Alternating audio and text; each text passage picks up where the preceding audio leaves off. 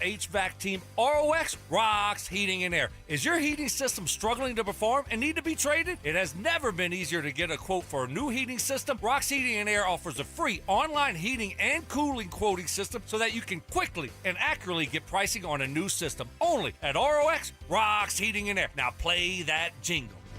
HVAC service, installation, repair. ROX rocks heating and air. Woodley's Fine Furniture, specializing in custom upholstery, solid wood, and the most comfortable leather furniture imaginable. You will not find better built furniture than at Woodley's. Visit woodleys.com today. The Stokely and Evans with Mark Schlereth podcast is brought to you by Xfinity. Introducing the 5-year price guarantee. One consistent internet price for the next 5 years guaranteed. Denver Sports 104.3. The Fan. KKFN and KKFN HD1 Longmont, Denver. You're listening to Denver Sports 104.3. The Fan. Denver Sports 104.3 The Fan presents Dover and Cecil. Can I kick it? Can I kick it? It's Friday, gotta get down on Friday. Friday, you ain't got no job, and you ain't got to do. Today's Friday. Thank God it's Friday!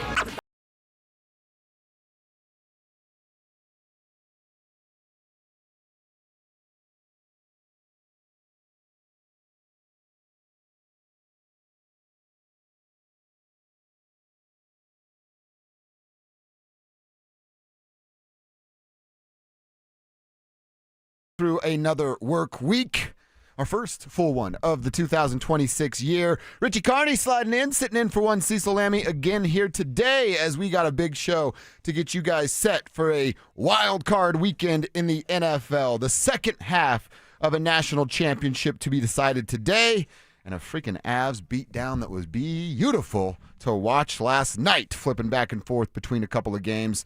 We want to hear from you guys. We start the show the same way every single day.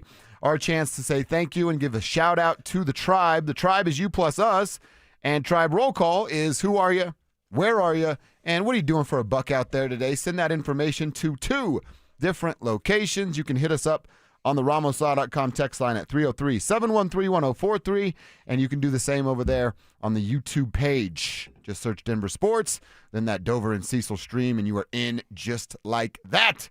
Cecil tends to do the monitoring of the YouTube. That's kind of his baby. Yep, I'm on it. You're the guy on it. for it I was today. on it yesterday. All right. There was speculation about whether or not I was going to respond to the chat from some of the usuals, and I tried my best to oblige as best we could. You did a great job. We're fired up to be here for a Friday edition of the program. And again, tribe roll call. Who are you? Where are you? What you doing for a buck out there today? First an Avs beatdown. That was a ton of fun going back and forth. We were all texting in the group chat of like, look, I wasn't watching full Avs. Was mostly dedicated to some football, but getting back and forth as often as I can. And then every time I flip back over, a goal, another goal, another goal, another goal. You said the same thing, like go out to take the trash out, come back in, 9 goals have been scored. I was listening to the game in my car and pulled in my driveway. Was like, I forgot to take the trash can in. So I parked, went, pulled the trash can in, went and grabbed my bag and my stuff, brought it inside, set everything down, turned the TV on.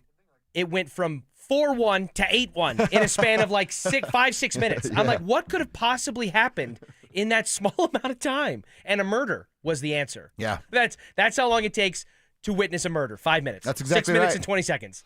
It was absolutely incredible. Everybody getting in on the action. And one of the cooler hockey things is the old Gordie Howe hat trick, right? Which we all love, a goal, an assist, and a fight in a game. Not only did Josh Manson achieve that, his first ever multi-goal game. That kind of both of those kind of surprised me. But a little Gordie bit. Howe really surprised me. He's a scrapper. Exactly. And he's been in the league for a good amount of time. Yeah. So the first multi-goal, it's just, I don't know. I was surprised to hear that. And then to do it in front of Pops. That's the icing on the cake. Dad was there, former player, former coach. He was there to take it all in. That's freaking awesome when you can perform at your best. And it includes punching another guy in the face in front of your old man. What more could you ask for, frankly? Yeah. I mean, have you ever gotten a fight in front of your parents?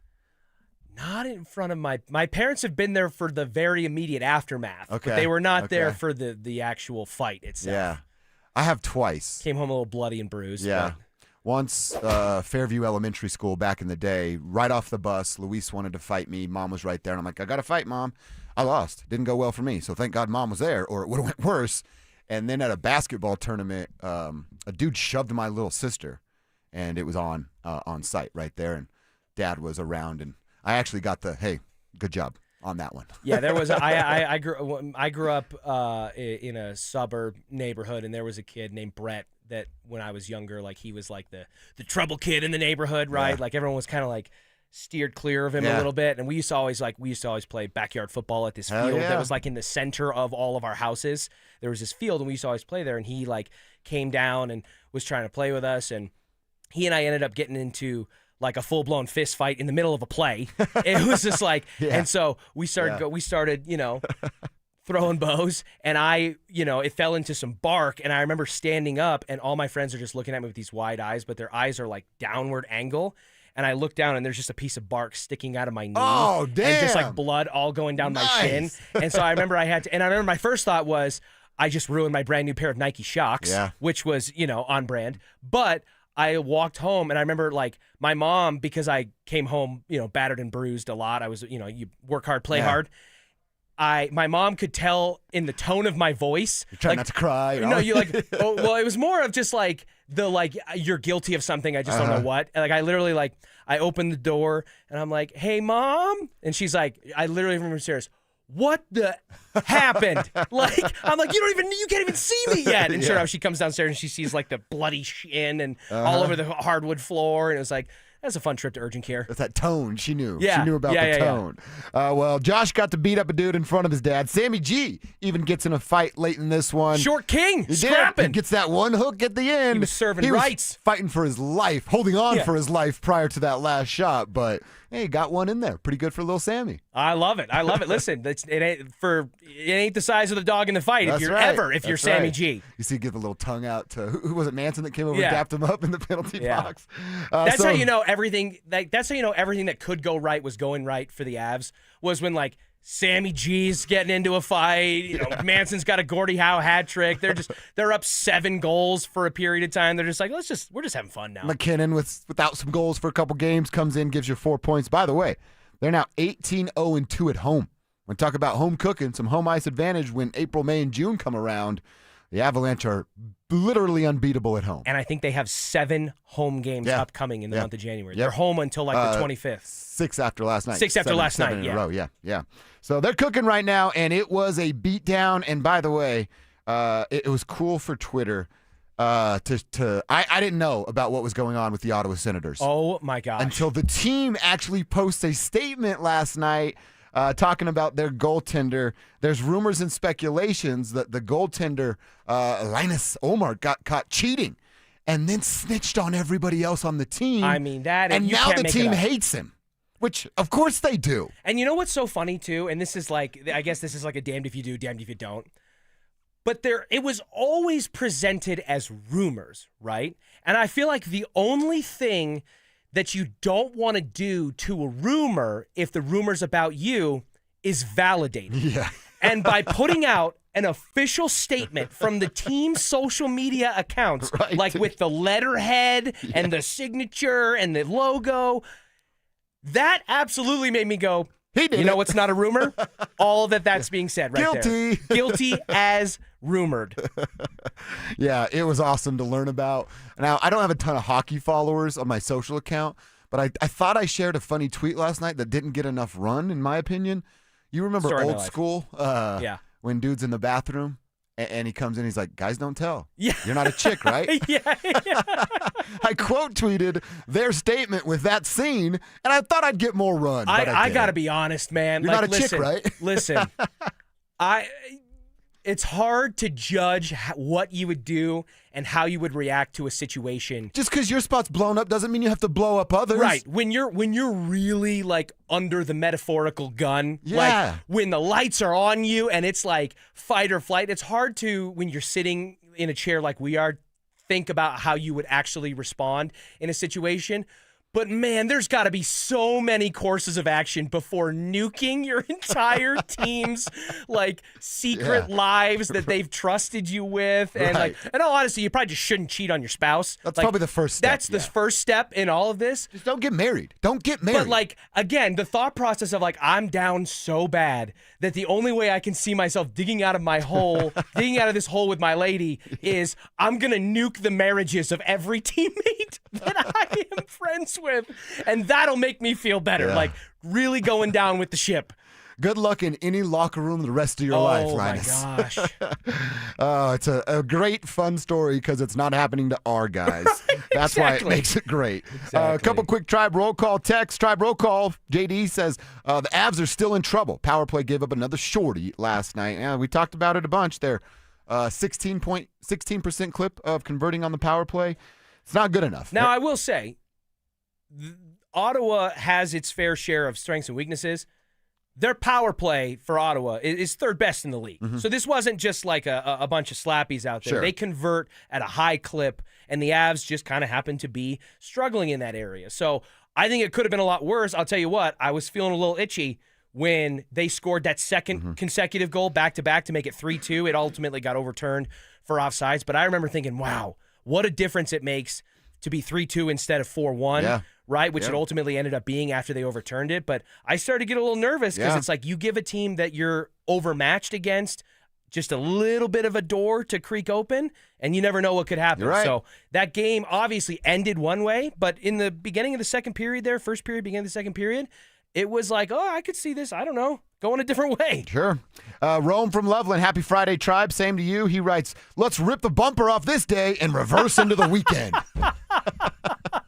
You son of a gun, Rome. I did tell. That's good. That's a good one, and I feel like there's potential for this to become like a verb, right? Like at my expense. A little bit, but like I told, I brought in breakfast as I do every Friday for the morning show. They put it in order, and I deliver it to them since they're here, grinding away on the air. And I came in this morning, and Mike Evans was a little testy. I'm like halfway down the hall. I got there, you got a drink carrier, you got the big bag, got to have extra hash browns, got to do this and that and that. And I hear from down the hall, Mike barking to Stokely, like, why isn't it here yet? Mind you, it's before 8 a.m. Yeah. Like, we're pre-8 o'clock in the morning. And I come around the corner, and you could tell he was a little flustered, right? He's like, oh, I didn't know you were here. Great, yeah, all this stuff. And so then Stokely and I are kind of ganging up on him. I'm like, you should be careful how you talk to people because I could Josh Dover you at any given moment. You could walk out to your truck at 10 o'clock in the morning and go, that's not how I left my bumper. Tribe helps Tribe. I got people on the case. We're all good, and Ty's going to be taken care of.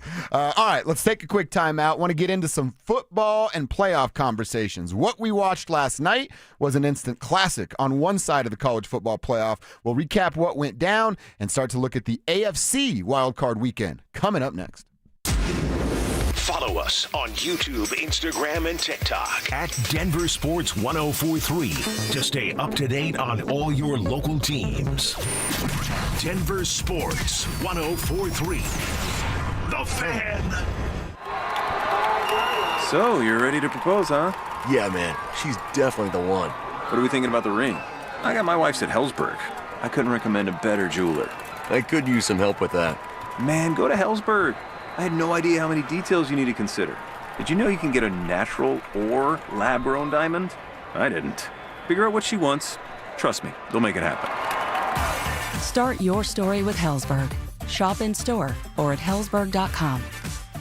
You gave years, maybe decades to your job. You showed up, worked hard, and planned for retirement. But now, the company's changed. Or maybe you've taken a buyout or been forced into early retirement. So, what happens next? I'm Jeff Jr., founder of Trajan Wealth. And if you've built up a 401k or thrift savings plan, now is the time to ask, is that money really working for you? Many workplace retirement plans offer limited options and even less guidance. At Trajan Wealth, we help people just like you roll over their accounts into IRAs with more flexibility and personalized investment strategies built around your goals. For households with $500,000 or more, let us build you a personalized plan. We operate on veteran values, service, trust, and doing what's right. Your next chapter starts now. Call Trajan today, 720-204-8100. That's 720-204-8100. Advisory services offered through Trajan Wealth, LLC, an SEC-registered investment advisor. See website for details. I dared Archwell Health to keep track of my vitals and my grandkids' names. I dared Archwell Health to simplify my prescriptions, so Max and I have more time to play. Good boy. And I dared Archwell Health to be closer than my neighborhood coffee shop. Our members dared us to do more as a primary care provider for adults age 60 and up. So we made it our mission. Visit archwellhealth.com and become a member today. Archwell Health. We dare to care. Who wants the lowest rate for life? I do. I do. Everyone does, but it's only U.S. Mortgages. Lock in a low rate today, and if rates fall in the future, we will redo your loan and lower your rate without any lender fees, including the appraisal. There's no limit to the number of times you can do this. Always have the lowest rate for life. Get our 475 5-year fixed rate, 5.89 APR. Call 303-LOW-RATE or online at usmloan.com. All loans subject to approval and change. See website for complete details. License number 392126. Enjoy this run to the playoffs and be safe when you're going to the games or to parties. If you do get into an accident, make the right call to Flanagan Law. While the other guys blend in, I stand out. Look for the Shamrock. Flanagan Law, your advocate when you need it most. Hey Broncos country, it's Terrell Davis here. It's a new year. It's time to work on a new you. At Fitness Gallery, we have deals everywhere, up to 50% off. Visit one of Fitness Gallery's 7 convenient locations from Colorado Springs to Fort Collins. We have you covered. Stay up to date on the Broncos and the latest news from around the league with our NFL insider James Palmer, exclusively on Denver Sports 104.3 The Fan. Mondays on The Rundown with Richie Carney, Tuesday afternoons on The Drive, and Friday mornings on Stokely and Evans with Mark Schlereth, all season long. Denver Sports 104.3 The Fan, DenverSports.com, and the Denver Sports app. Denver Sports 104.3 The Fan presents Dover and Cecil.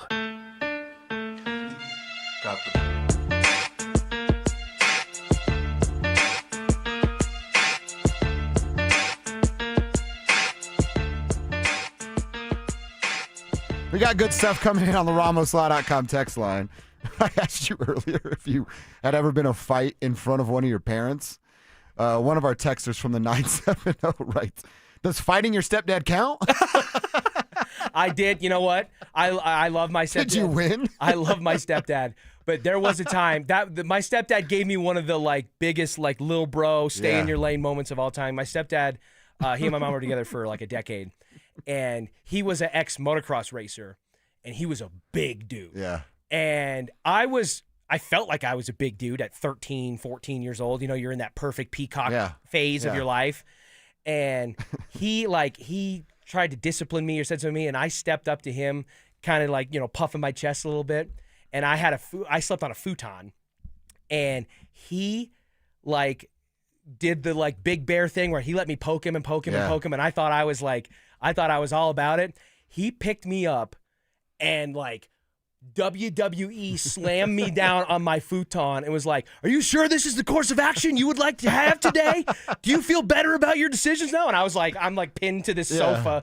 You know what? That was one of the first times where I was like, I'm not as big as I think I am. That's right. This is good for me. This is good for me.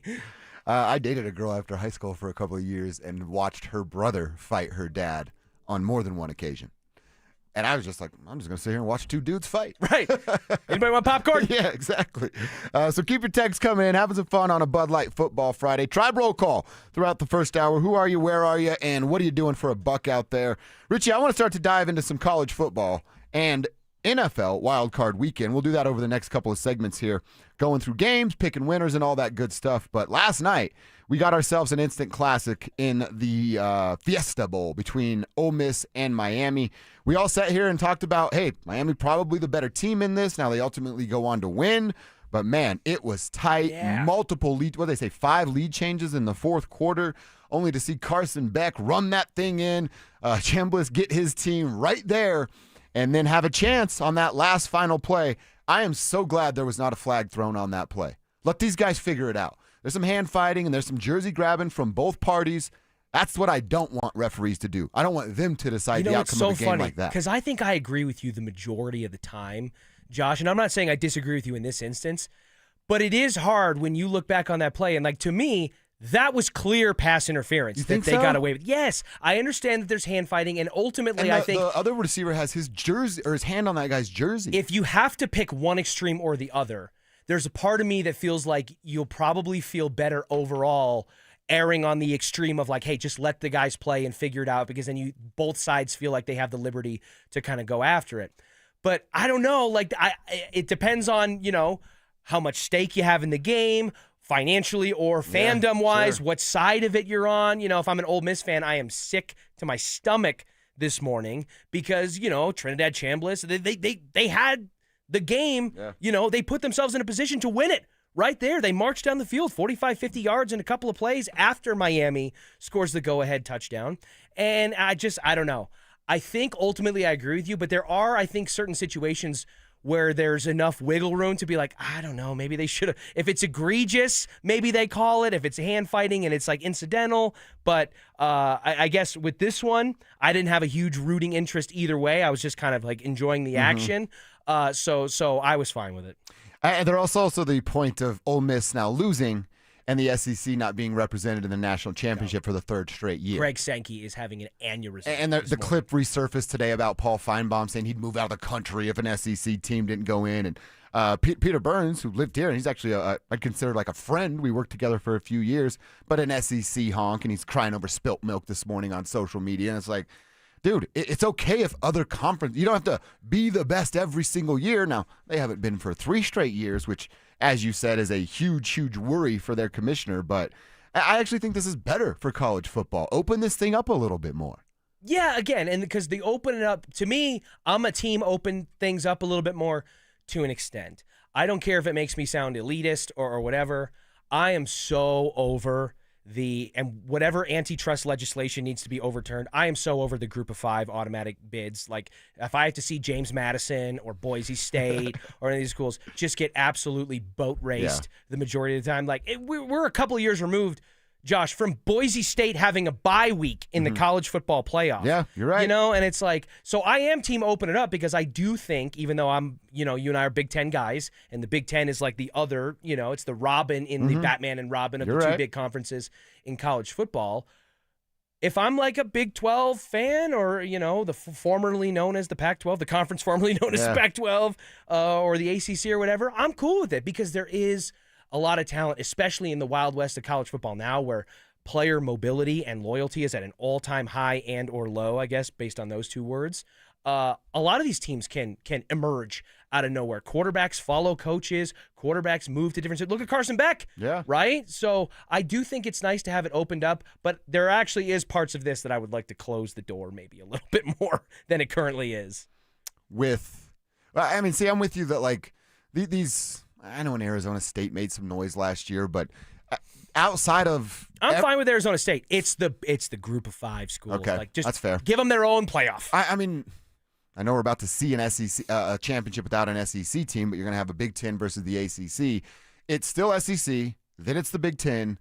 Then you can kind of argue for who gets to pick up the scraps underneath that. Yeah, no, totally. Drew, you disagree. What do you say? 1,000% disagree. It is not the SEC on top, and it hasn't been for a while. No, Ohio State. Since NIL became a thing. I'm talking about the landscape of college football, not how we currently sit right here today. No. Really? Sure, you don't think the SEC has the biggest footprint in college? That's the perception. Football? The biggest footprint, the biggest financial gain, the most money coming in, the biggest TV deals. They have that. Revenue matters, Drew. Well, more than winning sometimes. The Big Ten gets more revenue than the SEC does. Their TV deal is better. I'm seeing it. And guess what? Big Ten has FU money that the SEC does not have. Well, I'm a Big Ten guy. I'm not good anymore. with this. No. Why? Because they got more wealthier donors. Do you know who the biggest donor is for Indiana football? No. Mark Cuban. Yeah. Mark Cuban, of all people. That's just Indiana, like the newcomer to the block. Think about what Ohio State's got, what Michigan's got, what Wisconsin and Penn State. Michigan State now. I was like, dude, you're going to sit there and not mention Michigan State Michigan out of $401 million donation from a single donor? You're not getting that in the SEC. Like these and Matt Ishbia. Ever?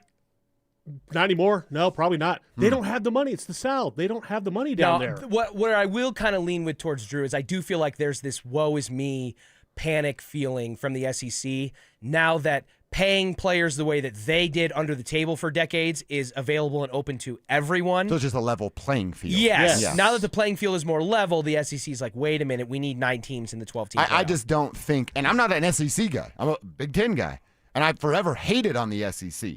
But I'll ask you too, Drew. You think they're going to stay down? You think the money's going to continue to be hard to come across? I guarantee you in the next couple of years, there's big-time donors coming around with these $500 million the group that they decided to invest in an organization. The SEC is not going away or going to be down for long. Well, and I wouldn't even say it's down. It's not what the perception of the conference actually is. Like, the SEC has a massive advantage because you think about it. Who owns or who basically runs the SEC? ESPN. Mm-hmm. Who runs the college football playoff?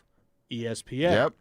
So don't you think that these talking honks go on College Game Day every week? Nick Saban and Pat McAfee and Kirk Herbstreit, and just blowing bubbles at the SEC. You didn't mention Peter. I didn't mention Peter because it's an SEC network thing. Whatever. I was talking about Kirk's dog. Anytime you mention Kirk Herbstreit, you have to mention that. No, you're right. You're right. My bad. It's in his contract. It's in his contract. Yeah. But like, there's this inherent advantage that they have being looped in with ESPN, and that's why the perception is what it is.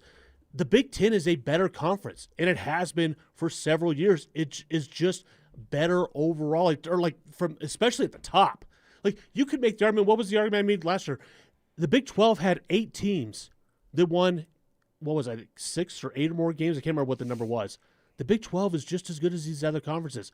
But the perception out there, because of the ESPN, propaganda machine, is that the SEC is just the big bad SEC that is the most dominant conference top to bottom. That's not the case. So you think the Big 12 is as good as the SEC? I do. Wow. I do. You watch more college football than I, but I have a hard time agreeing with you on that take. I do. The SEC, all right, would Alabama have beaten Texas Tech this year? Yes. Really? Yeah.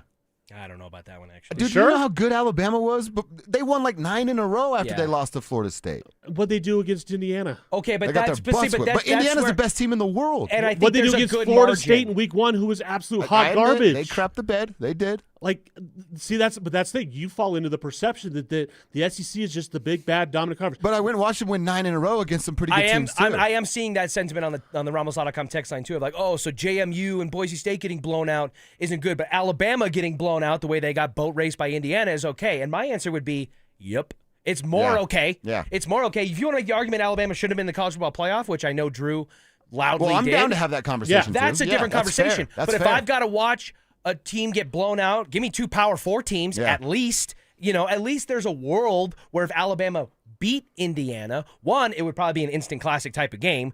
2, it's like that's the University of Alabama. Mm-hmm. That's a proud college football program. I can't believe I'm defending the SEC. Look I what know. you guys have made me do. I don't want to do this. We'll get back to it. We'll have a conversation about Indiana, Oregon tonight and pick who's going to be the other half of the national championship while Miami gets ready to go do it on their home field for the first time ever in college football. Let's look at these AFC and NFC wildcard matchups coming up next.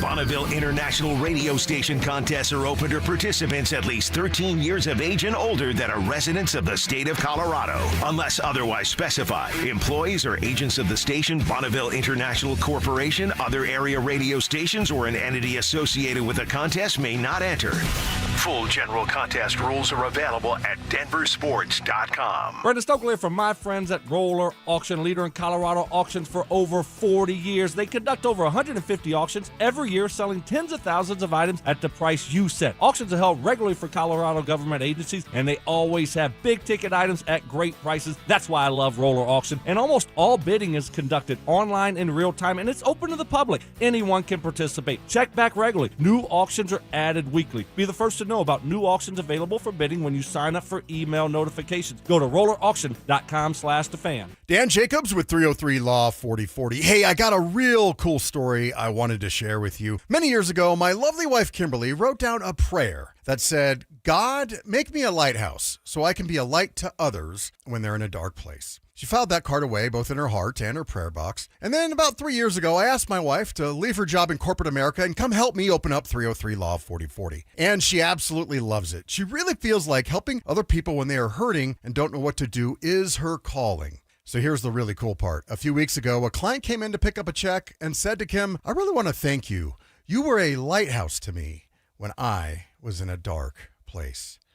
It gave me chills when Kim told me that.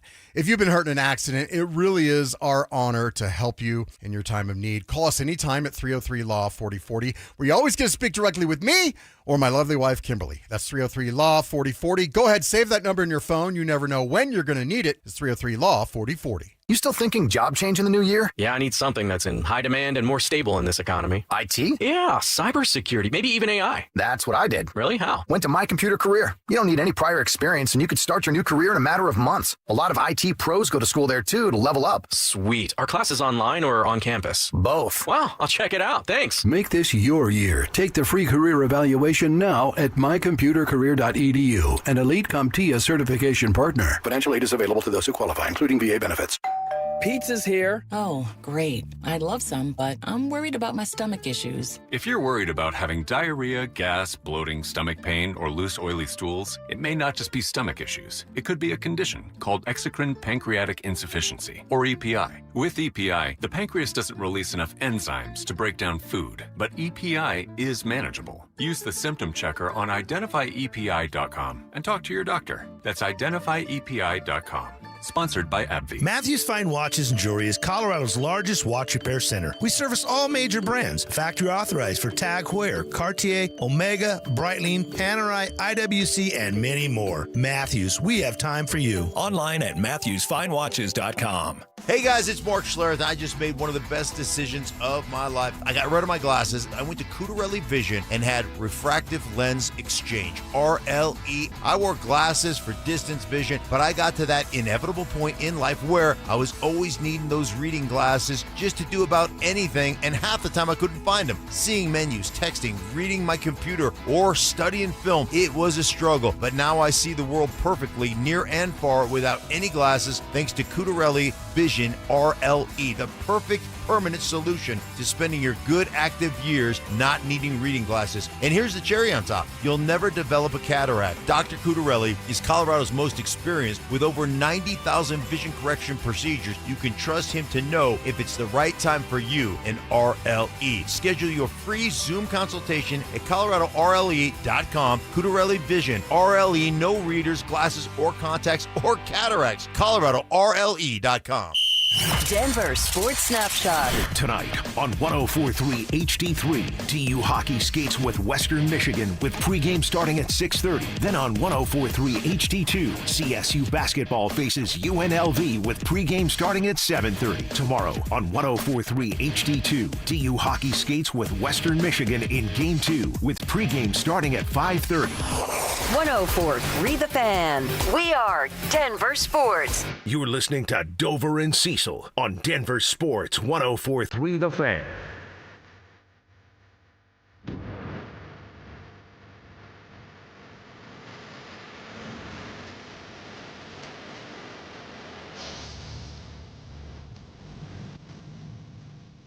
You know, Richie, this Such a great band. It's a great band. I've seen these guys in concert so many times. They got a big old fat, I don't know if he's fat anymore, but when I was going to the shows, big old fat bass player, shirt off, cigarette after cigarette after cigarette. He never stopped smoking cigarettes. It was actually impressive. I wasn't even mad. I can genuinely say that I feel like this song did subconsciously affect like my preference in like girlfriends and girls when I was younger. You were looking for Nola with a nose ring? My high school girlfriend was like a punk rock Warped Tour nose ring. Nice, dude. It was like, Skater chick. Yeah, absolutely. I'm into that. You know I'm into that. We want to talk about the AFC and NFC playoff pictures. We want to continue to hear from you guys. Also a collegiate gymnast, but oh, that's not bad either. For some Tribe roll call, see my guy Fatty Matty, that's what he calls himself. He's Tribe roll call. They're in Wheat Ridge. We appreciate you, Maddie, for checking in. Keep them coming. 303-713-1043. All right. The weekend, we have college football tonight, which we'll talk about Indiana and Oregon as the show goes on. 2 football games at the NFL level on Saturday, 2 again on Sunday, and then you'll get that Monday nighter to wrap up Wild Card weekend. Let's just go in order as to which the games are going to be played. First up, tomorrow afternoon at 2:30 Mountain Time, you get the 4-5 seed in the NFC. The Panthers and the Rams will do their dance. The Rams are already a double-digit favor on this game. It's a 2:30 kickoff on Fox. I don't know anybody in the world that thinks the Panthers have a chance here except for the Panthers. Yeah, and listen, I think the Panthers have sneakily played some good football. They're taking steps in the right direction. Down the back stretch of the season, I think Bryce Young, especially given how things started in Carolina for him and how much dysfunction they've had, their owner is when he's not, making bad decisions. Yeah. He's like taking hats off of hostesses and dumping drinks out of his balcony on the stadium. Hasn't been in a bad headline for a few months, so that's like a good thing. Yes, for but him. So I do think that they kind of just get overlooked, and there's maybe some justification for that. But I think they've been playing good football. That being said, I think that the spread is justified to be where it's at. I think Matthew Stafford, even if he doesn't win the MVP, because it's basically between him and Drake May, even if he doesn't win the MVP, he's playing at an MVP caliber level at, 36 years old now. Mm-hmm. Doesn't seem to be – Father Time seems to be busy doing other things when it comes to Matthew Stafford for now. I think they roll. Yeah, I'm with you. I think they do the same. The Panthers are just – they might be, like I said, they are taking steps in the right direction. They might be that division stinks so badly. We might see them in the postseason. 3 teams tied at 8 and 9, right in that division. And they have some tiebreakers. So it should be a beat down there in that first game. Game 2, it might be a little winter wonderland between the Bears and the Packers. This one's going to be on Amazon Prime at 6 p.m. Obviously a division rivalry, a long-standing rivalry, where the Packers currently set at a 1.5-point favorite, so basically a pick 'em in this game. What's going to happen with the Bears? That's the question here. Will Caleb Williams ball out? Do his playmakers show up on the outside? I think if he can move the ball downfield, I'm leaning towards the Bears, but I don't have a real sense of confidence in this game. Yeah, this is a game where I think both teams are. You can kind of use the same question for both of them: is which team are you going to get? Which Bears team are you going to get? Which Caleb Williams? Which quarterback are you going to get? Which Jordan Love are you going to get, right? I've compared at times Jordan Love in ways to Bo Nix, because when Jordan Love is on, he's unbelievable. He's amazing to watch, and that offense is explosive and high-flying. But when Jordan Love is off, that Packers offense looks as mortal as any team in the NFL. Now, I think Jordan Love's proven to have a little bit higher ceiling at times and more consistency than maybe Bo Nix has in his young NFL career. Yeah. That being said, I watched the Bears-Packers game toward the end of the season. The Bears ultimately won it, but the Packers were just injured to death. Yeah. I mean, it was one of those games where you're like, how are they going to pull this off? Love hasn't even played in a couple weeks, right? No, they were starting Malik Willis, and he actually played pretty well, like had him in a position to win. I think you would want to lean toward the Bears in this situation for the fact that they have so many of the hallmarks of a successful playoff team. They run the ball exceptionally well, and they've got 2 guys that can do it pretty equally well. Caleb Williams, with the weapons that he has around him, if he can maximize that, especially on the boundaries with the talent they have on the outside at receiver. The only thing that makes me a little bit nervous is the Bears defense, I think, is good, but I do think that some of their games and some of the performances that they've had to put their team in a position to win have been created by some pretty fortunate bounces in the turnover department. Like, if this Bears defense doesn't force turnovers, I don't think they're as shiny as maybe they get credit for, because I think they bend pretty heavily to allow teams to get into the red zone where anything can happen. Well, we always ask the question, head coach, quarterback, who's better, the duo of it. LaFleur and Love have done it longer, but, dude, Ben Johnson is such a good coach, such a great coach, and he's gotten Caleb to a spot where some I'm of us weren't sure he's going to go. I'm going to take the Packers in this. Okay, I'm leaning towards the Bears, so we'll disagree on that one. To Sunday we go, where the first game Sunday might be the best of the weekend. The Bills and the Jags, a 3-6 seed on CBS with kickoff at 11 a.m. The Bills a slight favorite at 1.5 points here. This has so many things to it, like the Jags, this hot team, figuring some stuff out. Liam Cohen, probably the coach of the year.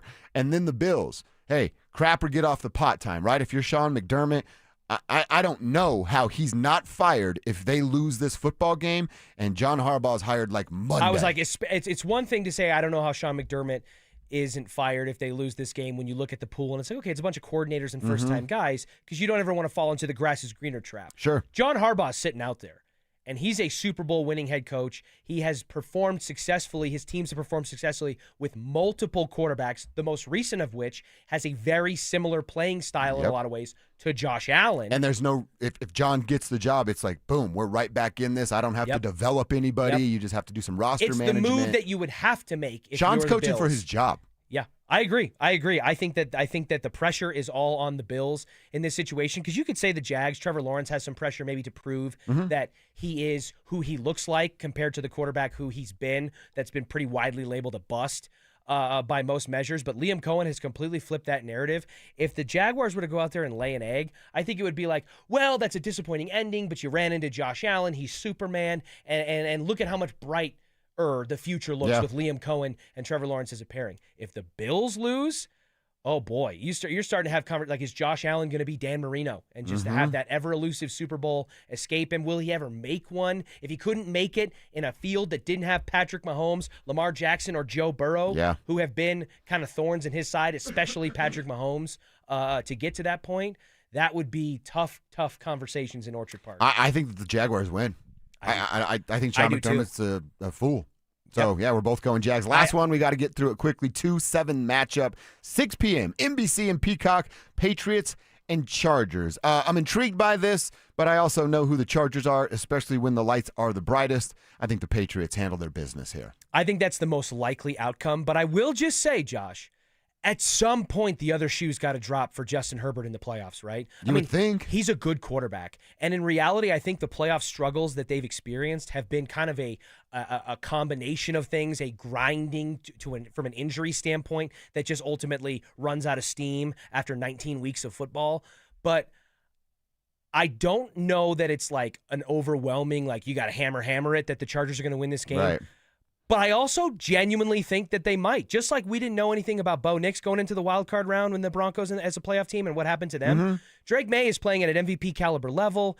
They haven't played the strongest schedule, but I don't think that's always a determining factor of how well a team does. This Patriots team could absolutely go out there and lay an egg, just as probable as they might go out there and dominate teams. Dude, to your point, it's only a 3.5-point spread here. So the guys in Vegas that they're doing all right out there.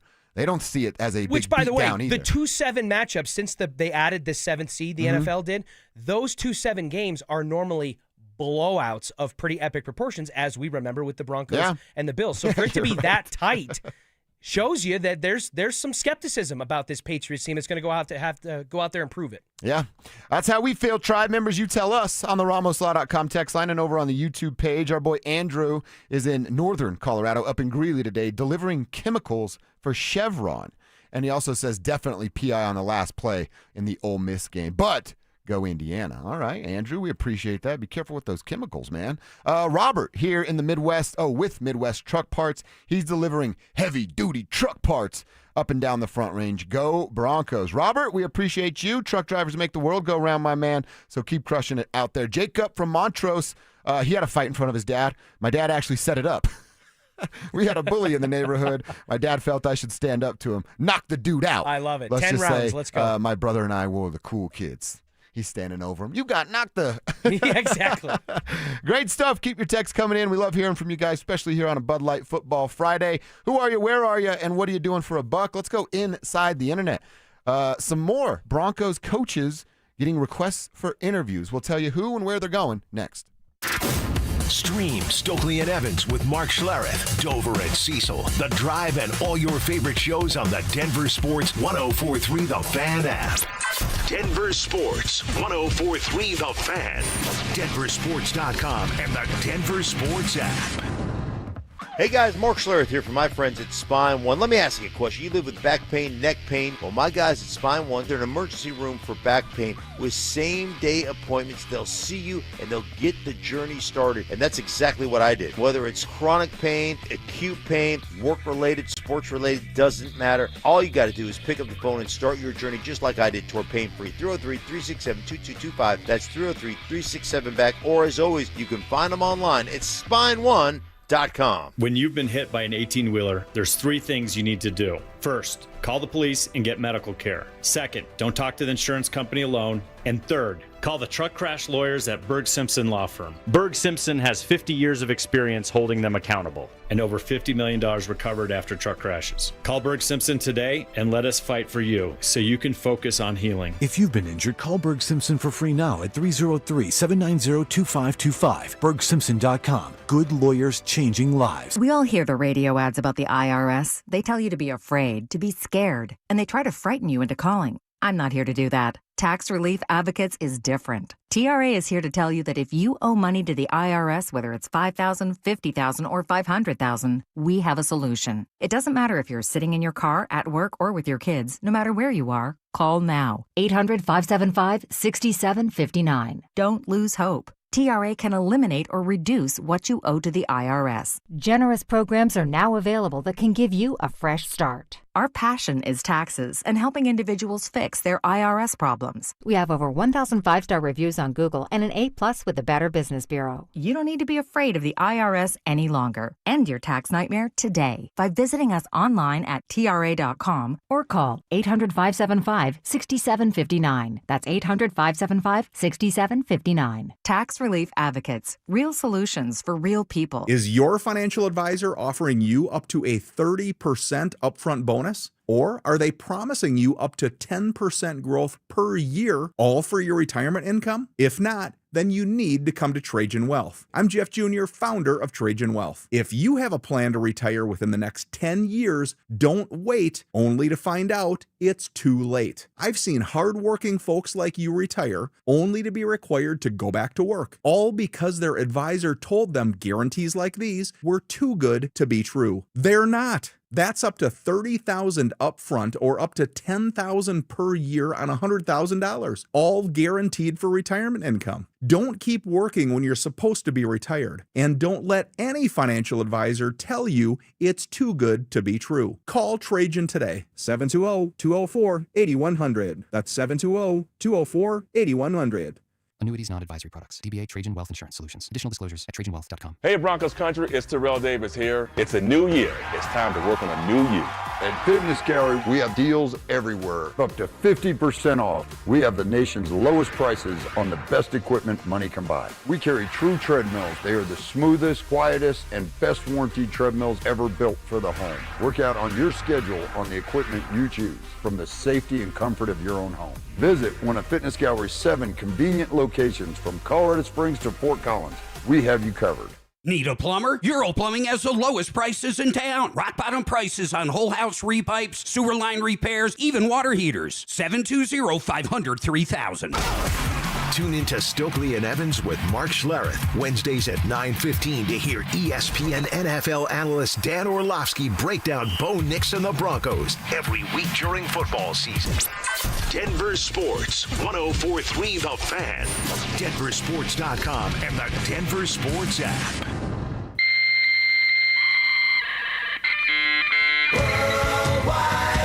From conspiracy theories to cat videos, the World Wide Web can be a terrifying and beautiful place. So strap in and follow Dover and Cecil down the wormhole as they take you inside the Internet. This, Jen, is the Internet.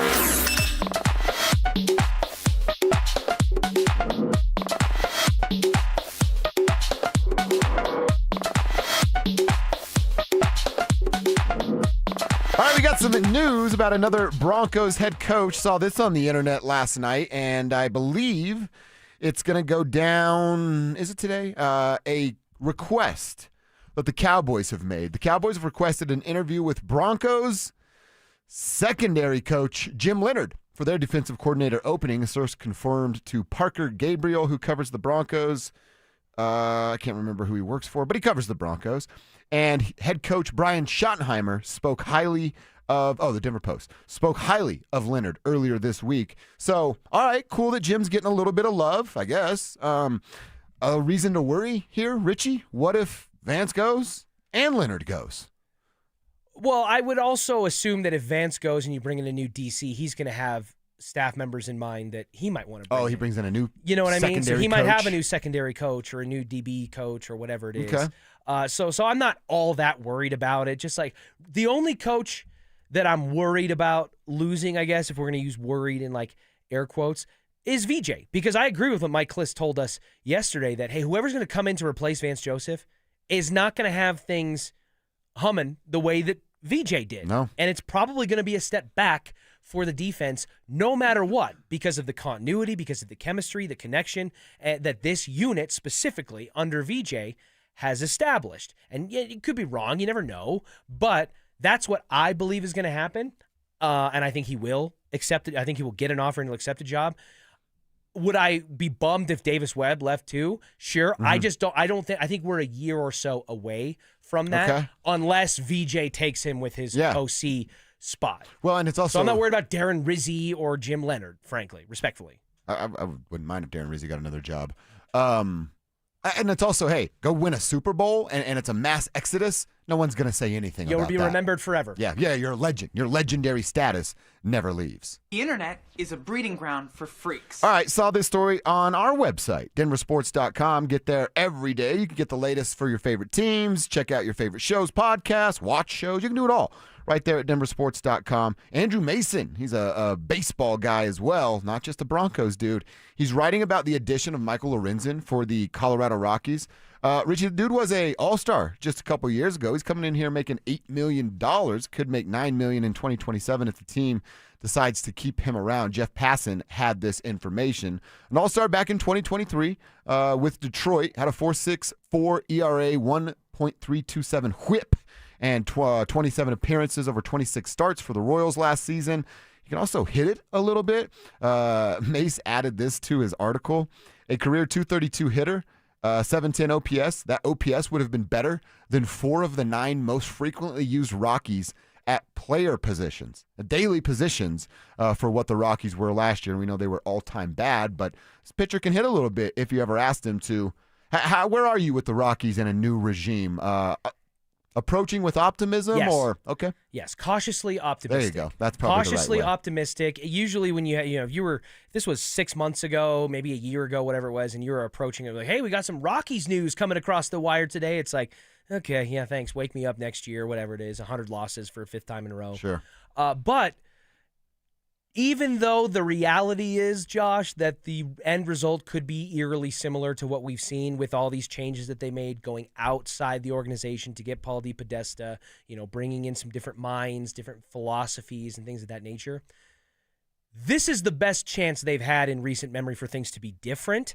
And even though I'm fully prepared for us all to be having the same conversations and feel that crushing weight of defeat and irrelevance that the Rockies kind of bring with them, you never know, man. And it's going to be, and if there is change, it's going to be a slow change. So I'm accepting of that. So I'm intrigued about all these little moves now, just because there's enough change has happened to pique the interest back to say okay, well, let's approach this with fresh eyes. Yeah, and that's where I'm at. Do I think the Rockies are going to go compete next year? No.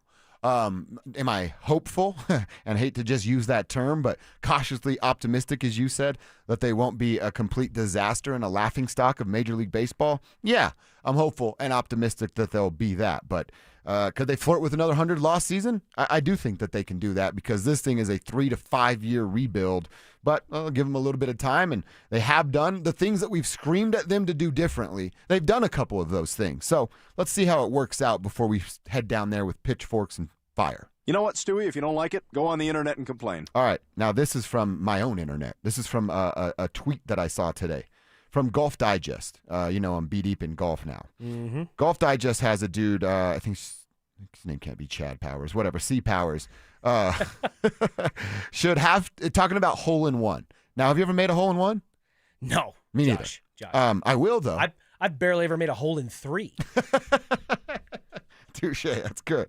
Well, there's this tradition in golf that's really stupid, and this is what I like about younger guys getting into golf. You could push out all these old fuddy-duddies that have stupid rules. Golf is a sport that definitely, I like to respect tradition, and the PGA has that, but you don't realize how stuffy certain things are until you're presented with it. Like the waste management is that for golf. And even though maybe you don't go full that direction, I love that waste management has a place and a tradition in the sport. Yeah, and it's just like Dude, I got to wear a collared shirt when I play golf? That's so stupid. If I want to wear a tank top when I'm playing golf, I could wear a tank top. Why do I have to wear slack pants? If I want to wear basketball shorts when playing golf, I'll wear basketball shorts. Oh, yeah, you're a barefoot golfer, too. I'm a barefoot guy, too. Yeah. Although, I did it last season, and one of the guys like, it's all on that grass. And then that scared me Chemicals, a little bit. right? Yeah. Well, Golf Digest asked the question if you should have to buy everyone in your round drinks after you make the hole-in-one, which, again, is one of these old fuddy-duddy traditions in golf that I think is absolutely stupid. Yeah. Immediately, it should be the other way around. Conventional wisdom says, you do something awesome, you should be celebrated, not in charge of celebrating. It's not if, it's a win. I'm going to get a hole-in-one. I'm not buying anybody drinks. And if you think you're going to get a drink out of me, we'll fight before I buy a drink for you. I'm never going to do it. I will never do it. Drew Spivak has worked at a golf course. I want to know how you feel about this, Drew Spivak. Buying drinks for your crew if you make the hole-in-one. That is one of the dumbest things in golf. I thought I was so prepared for him to say something. I thought you were going to go me off because he worked at a golf course at times. So the rules, It's such a silly rule. I made the hole-in-one. You should be buying me the drinks. We should be celebrating me at that moment. I can't even figure out. I'm sure the text line, the Ramoslaw.com text line knows, or that it's pretty common knowledge, the origin of that, of why it came that way. But my brain actually can't wrap around how that came to be the thing of you did this amazing thing that's so hard. It's the biggest accomplishment that an amateur golfer can make. Shell out $100 to buy yourself drinks. It's crazy. It's what? Yeah, it's absurd. Of all the crazy, dumb, silly, absurd things about golf, which Josh, I know you and I both absolutely love the game of golf. Yeah, this might be at the top of some of the stupidest things. That it's just come up imagine a groom on a bachelor party having to pay for all the groomsmen's drinks. Yeah, good point. You know what I mean? I'm the one getting celebrated. Think about this. I play golf alone a lot. And I get paired with randoms that I don't know or have a relationship with. You think those knuckleheads are getting my money? No. I don't know right, you. the random twosome that you got joined in with. And honestly, after we just hung out for 4 hours and I don't know you, I'm done hanging out. I might FaceTime my bros and be I just got a hole-in-one. You know what I mean? I'm not buying you guys drinks. Wait, so if you do that, do you have to FaceTime and then you have to Venmo them some money to go buy a drink? Have a drink on me here real quick. As I just did a hole-in-one. It's so silly, man. The dumbest rule ever. It really is. In golf. I'll get a hole-in-one and I'm not buying anybody drinks when that goes down. That's what's happening inside the internet. We like to have some fun with that around 10:45 every single day. Now that the Broncos are close to knowing who they're going to play in the postseason, I want to have a conversation about what the divisional round could mean. They won 14 games. They're the number 1 seed in the AFC. Is that good enough to have this be called a successful season no matter what happens next weekend? Let's answer that next. Follow us on X at DEN Sports 1043 for up-to-the-minute information and opinions on all things Denver sports. Also, we can still call it Twitter, right? Denver Sports 1043 The Fan, DenverSports.com, and the Denver Sports app. Colorado roads are icy. Accidents happen. When they do, you're in luck with Flanagan Law. I'm Samantha, the personal injury lawyer who stands out from the rest of the guys. Look for the Shamrock. Flanagan Law, your advocate when it matters most. This new year, get started on your next success with University of Maryland Global Campus. Apply by February 11th and get your application fee waived. An accredited state university, UMGC offers online and hybrid classes, along with more than 135 degrees and certificates in fields like business, cybersecurity, healthcare, and more. Gain the skills you need to achieve your career goals. Get your application fee waived through February 11th. Learn more at umgc.edu. Certified to operate in Virginia by Chef. My name is Whitney Allen. I am a widow. My husband Ryan died. We never thought in a million years we'd have to use life insurance. The unexpected happened. With Ethos, it is so fast and easy. It's 100% online. You can get a quote in seconds, apply in minutes, and get same-day coverage. No medical exams, and you can get up to $3 million worth of coverage through Ethos. Get your free quote at ethos.com/game. That's ETHOS.com/game. Time spent on application may vary. Online health questions required. Your air duct cleaning experts, Ductworks. Hey guys, feeling cooped up this winter? Mark Schlereth here. You know these Colorado nights can get freezing cold with your furnace running non-stop just to keep things cozy. But here's the thing. While your heating system is working overtime, it's also blowing dust, dirt, and debris through your air ducts and straight into the air you breathe. That's where Ductworks comes in. your trusted air duct cleaning experts. Using a powerful combination of scraping and vacuuming technology, the DuctWorks team clears out years of buildup, grime, and other gunk hiding in your ductwork. The results? Cleaner, fresher air, better energy efficiency, and a healthier home or office for you and your family. Don't wait until spring. Breathe easier now with top-rated service from DuctWorks. Call them at 303-425-0985 or visit them online today at ductworks.com for a free residential or commercial estimate. 303-425-0985. I wish I'd gotten treated for my erectile dysfunction sooner. Men, I hear this all the time from our patients. This is Jeff for the Rocky Mountain Men's Clinic, and if ED is a problem in your life, resolve to get it treated today and stop having it affect you and the one you love. ED is simply a medical condition, and it's fully treatable. And at the Rocky Mountain Men's Clinic, we have treatments that are effective in well over 90% of cases, which means if you're like most guys, your ED will be a thing of the past. In fact, you could be having great sex within a day or two of your first appointment, and you'll likely find you're performing like you haven't in a long time. It's the new year. Resolve to get your ED treated and change your life. Call us at the Rocky Mountain Men's Clinic. Your initial visit is only $99 and includes blood work, a medical consult, and if medically advised, a test dose. And if that test dose doesn't work in the office, your visit is free. Call 720-440-7900 or go to RockyMountainMen'sClinic.com. We have 5 offices across the Front Range to serve you. Rocky Mountain Men's Clinic, a Promenic restorative health practice. Tom's Garage Doors, Tom's Garage Doors. When it comes to garage doors, no one knows more. We got a call late New Year's Eve. A father with big plans for his family the next day said his garage door spring just snapped. He couldn't get his car out and wouldn't be able to get his family to where they needed to go. He felt stuck and alone. So we showed up fast with the right spring and the right parts to fix it right. We didn't talk about the price. We didn't wait till the morning. We fixed it right then. Because at Don's Garage Doors, it's never just about the job. It's about the person behind it. The dad, the veteran, the grandpa, the neighbor. Hi, I'm Tommy Mello, owner of Don's Garage Doors. When you need help, we're the ones that show up. Call Don's Garage Doors today or schedule online at donsgaragedoors.com.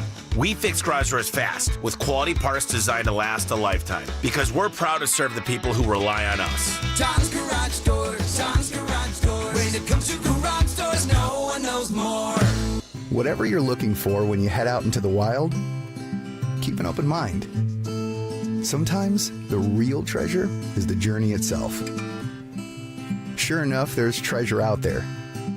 Sometimes it's something you didn't expect to find. And more often than not, it's as simple as the memories you make. Make some memories of your own with a new vehicle from Corwin Toyota. Family driven for over 100 years. Catch Telestrator Tuesday weekly on Stokely and Evans with Mark Schlereth, where Stink or Stoke dive into the past weekend's games with a coach's eye, using insights into what went right and wrong on critical plays. Telestrator Tuesdays, powered by Colorado Credit Union. Love where you live, love where you bank. KKFN and KKFN HD1 Longmont, Denver. You're listening to Denver Sports 104.3. The Fan. Denver Sports Snapshot. Tonight on 104.3 HD3, TU hockey skates with Western Michigan with pregame starting at 6:30. Then on 104.3 HD2, CSU basketball faces UNLV with pregame starting at 7:30. Tomorrow on 104.3 HD2, TU hockey skates with Western Michigan in Game 2 with pregame starting at 5:30. 104.3 The Fan. We are Denver Sports. Denver Sports 104.3 The Fan presents Dover and Cecil. Can I kick it? Can I kick it? It's Friday, gotta get down on Friday. Friday, you ain't got no job, and you ain't got to do. Today's Friday. Thank God it's Friday!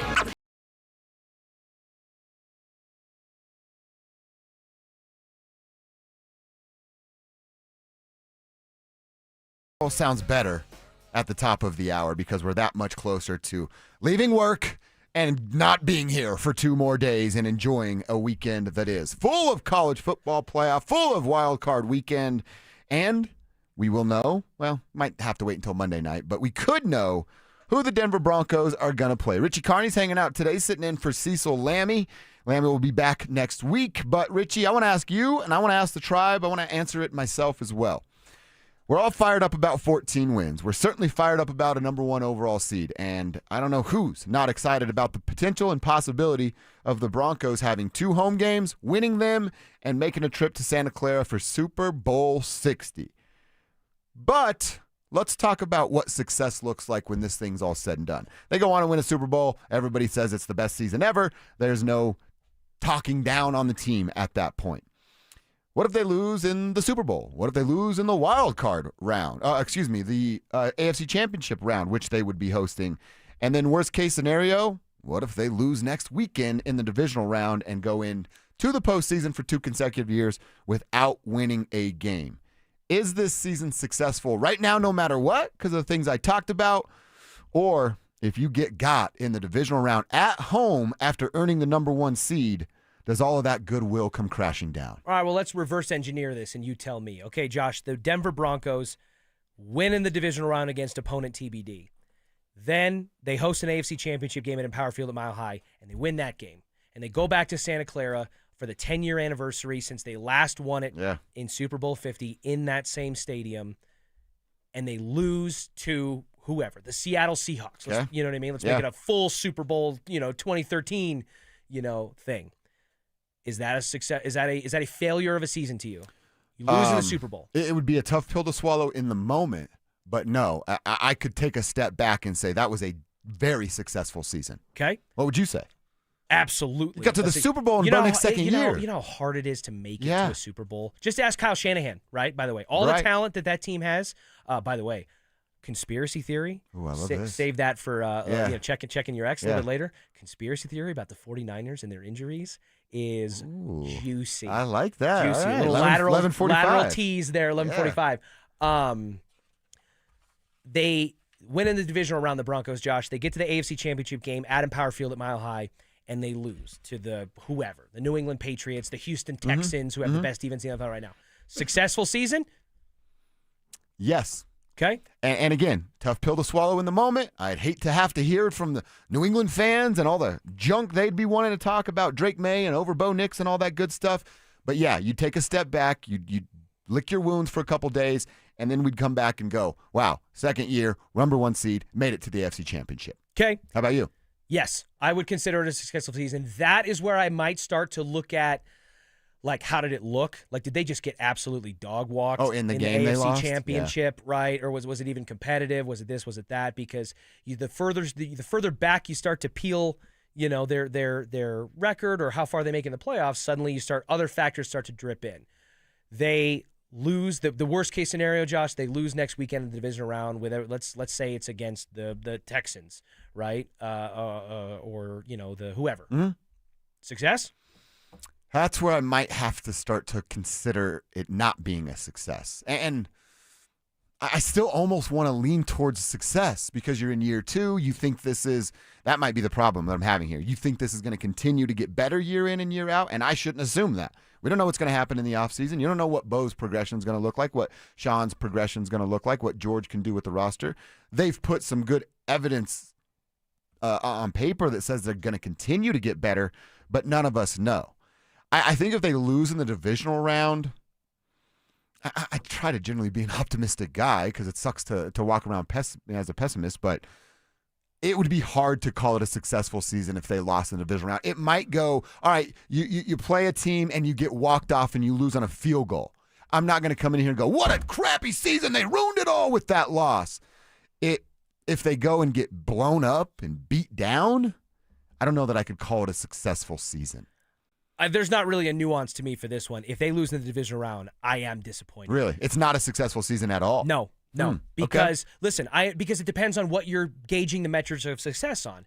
I don't use a fixed metric because if you used a fixed metric to say, hey, is this a successful season based on the fact that where we thought they would be in August at the end of training camp compared to where they are now, boy, did they outkick that coverage, right? Yeah. I don't use that. I use a sliding scale. And some people think that's fair, some people think that's not.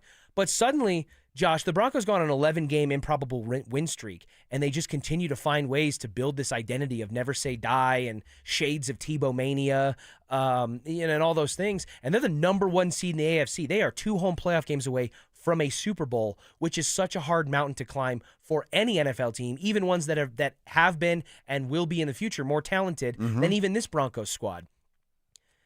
And you go out and you lose in the divisional round. What do we know about the Broncos that we didn't know last year? We felt like they could make noise in the regular season with Bo on the back half of last year. What we didn't know is whether or not they could win a playoff game. If they go out there and they lose with a bye week, an extra week to rest and get prepared, regardless of whoever the opponent is, that to me is a huge, huge bummer and would put a big old black eye on what was otherwise a pretty awesome season. Yeah. See, when you explain it that way, I can see it from your perspective. That offseason, Josh, we're still going to have conversations. Is Bo Nix a regular season darling? Well, because can the Broncos win a playoff game? I'm holding on to hope that they're still going to get better, and that's probably irresponsible of me to do. Because there's no proof of that. Especially when you factor into all these scenarios, whether it's losing the Super Bowl, AFC Championship game, divisional round, Josh. The Broncos, whether they like it or not, whether it's fair or not, have changed their perception to the point where we are now talking about this is a team that is firmly in a Super Bowl window on a quarterback rookie contract window inside of that. And so if they go out there and they lose in the divisional round and they've now gone to the playoffs for 2 consecutive years and have yet to win a game, that's just another year of eligibility in this Super Bowl window burned. And those go by quicker than people think. So, again, I think that if they lost in the AFC Championship game, there would be shades of that. But it's easier to rationalize, hey, we were 4 quarters away from a Super Bowl. We ran into a top-tier competition in the AFC. Whether it's the defense had a bad day, the offense just wasn't good enough, you lose in a shootout, or whatever the nuance of the game is. It's easier when you're in your conference championship than if you don't even win a game in the postseason, and the first opportunity you have to correct the narrative of the 31-7 loss to the Bills is you just go out there and you lose Well, again. you know what else happens? You're kind of hinting at this. You lose in the divisional round. The people that never believed go, told you. And we've been right the whole time. As the number 1 seed, Josh, with all the green lights you caught and all the miraculous comebacks that they were able to engineer on their own, you had every advantage. You got the first round bye. You got home field advantage. You got a reseeding format in the playoffs that guaranteed you played the lowest ranked team in the postseason, regardless of how it shook out. So you had every advantage, and you still couldn't find a way to capitalize it. That raises a lot of questions about a team. I don't even want to think about it because I think the Broncos are going to go out there and they're going to win. There you go. But I'm just telling you, that is, to me, a hard, definitive line where my stance switches from, hey, I can find reasons that are plenty optimistic and successful and happy about this season, even though they lost before a Super Bowl, but I can't get there unless they get out of this divisional round. A lot of the text lines agreeing with you, calling for a minimum of 1 win. One of the texters having fun, but like, hey, if they don't win, we got to talk about Sean Payton, which would never be the case. They're having some fun with it on the text line, but most people agreeing with you. Tribe, you tell us. What would it look like? What would you feel like if they were to lose in the divisional round? No matter what happens in the playoffs, can you call this a successful season? Yay or nay? On the RamosLaw.com text line. Don't forget to put your name on the end of your text at 303-713-1043. Quick pause on the football conversation to look ahead at what the Nuggets and Avs have on their schedule. Can Jamal and Peyton Watson continue to carry the Nuggets when they return to Ball Arena tonight? And will the Avs power play ever show up? Maybe it's this homestand that they get it going. We'll look at the Nuggets and Avs weekends next. Follow us on YouTube, Instagram, and TikTok at Denver Sports 1043 to stay up to date on all your local teams. Denver Sports 1043. The Fan. When the new year hits, every business could use a little something to stay ahead. A lift, a jump start, an edge, or perhaps a boost.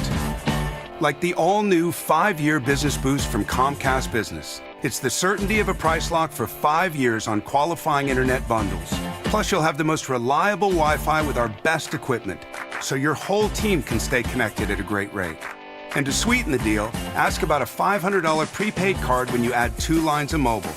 It's the boost your business deserves. So sign up for the 5-year business boost and get a 5-year price lock on ultra-reliable Wi-Fi. Plus, ask about a $500 prepaid card. Comcast Business, powering possibilities. Ends 2/22/26. New customers only. 1-year contract required for guaranteed rate. 5-year pricing applies to monthly service charge excluding taxes and fees. Best Wi-Fi based on Open Signal Awards USA. Fixed Broadband Experience Report, May 2025.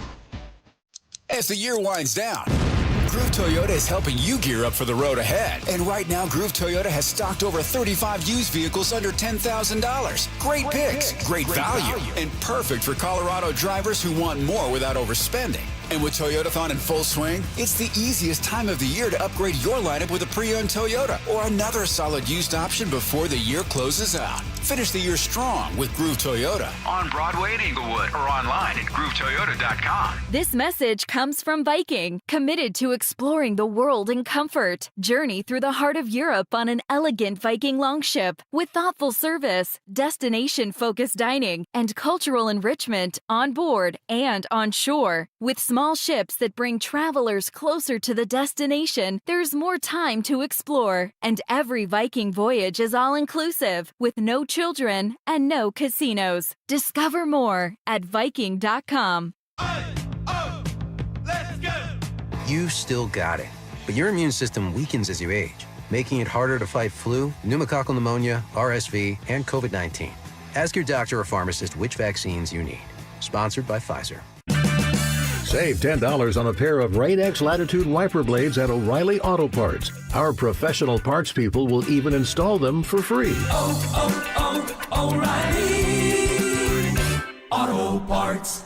Hey, it's Mike Evans. How about a New Year's resolution where the commitment takes just one day and yet the results last a lifetime? Address years of hair loss like I did with Dr. Tanya Paul's and Advanced Hair's simple one-day treatment using your own natural hair. Advanced Hair restores your bald spot, receding hairline, or thinning, and they guarantee your new hair will grow for life. Celebrate the new year with a free consultation, $250 off, and 250 free hair grafts. Call 720-459-HAIR or AdvancedHair.com. Happy New Year, Susan. I really appreciate you picking up the bill for lunch. I'm happy to. One of my New Year's resolutions is being better with money. So I've started using Upside, the free app that pays you cash back for buying gas. Wait a minute. Are you saying you actually get paid cash when you buy gas with the Upside app? Yes, I earn cash back just for buying the gas I was already buying. Does that actually add up to anything? I'll make $200 to $300 this year. Wow, that's serious extra cash. I'm downloading the Upside app now. Download the free Upside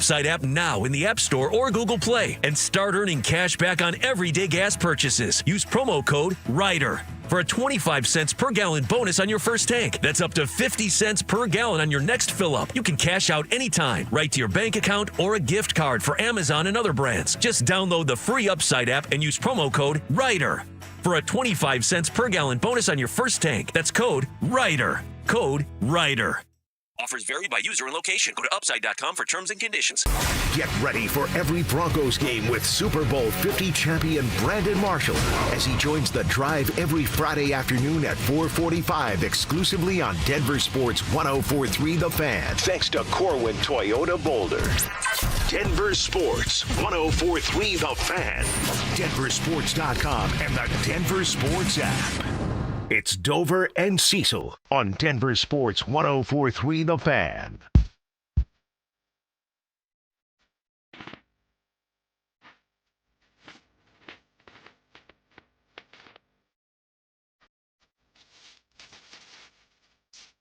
All right, quick little football break to look at what the Avs and the Nuggets have in front of them this weekend.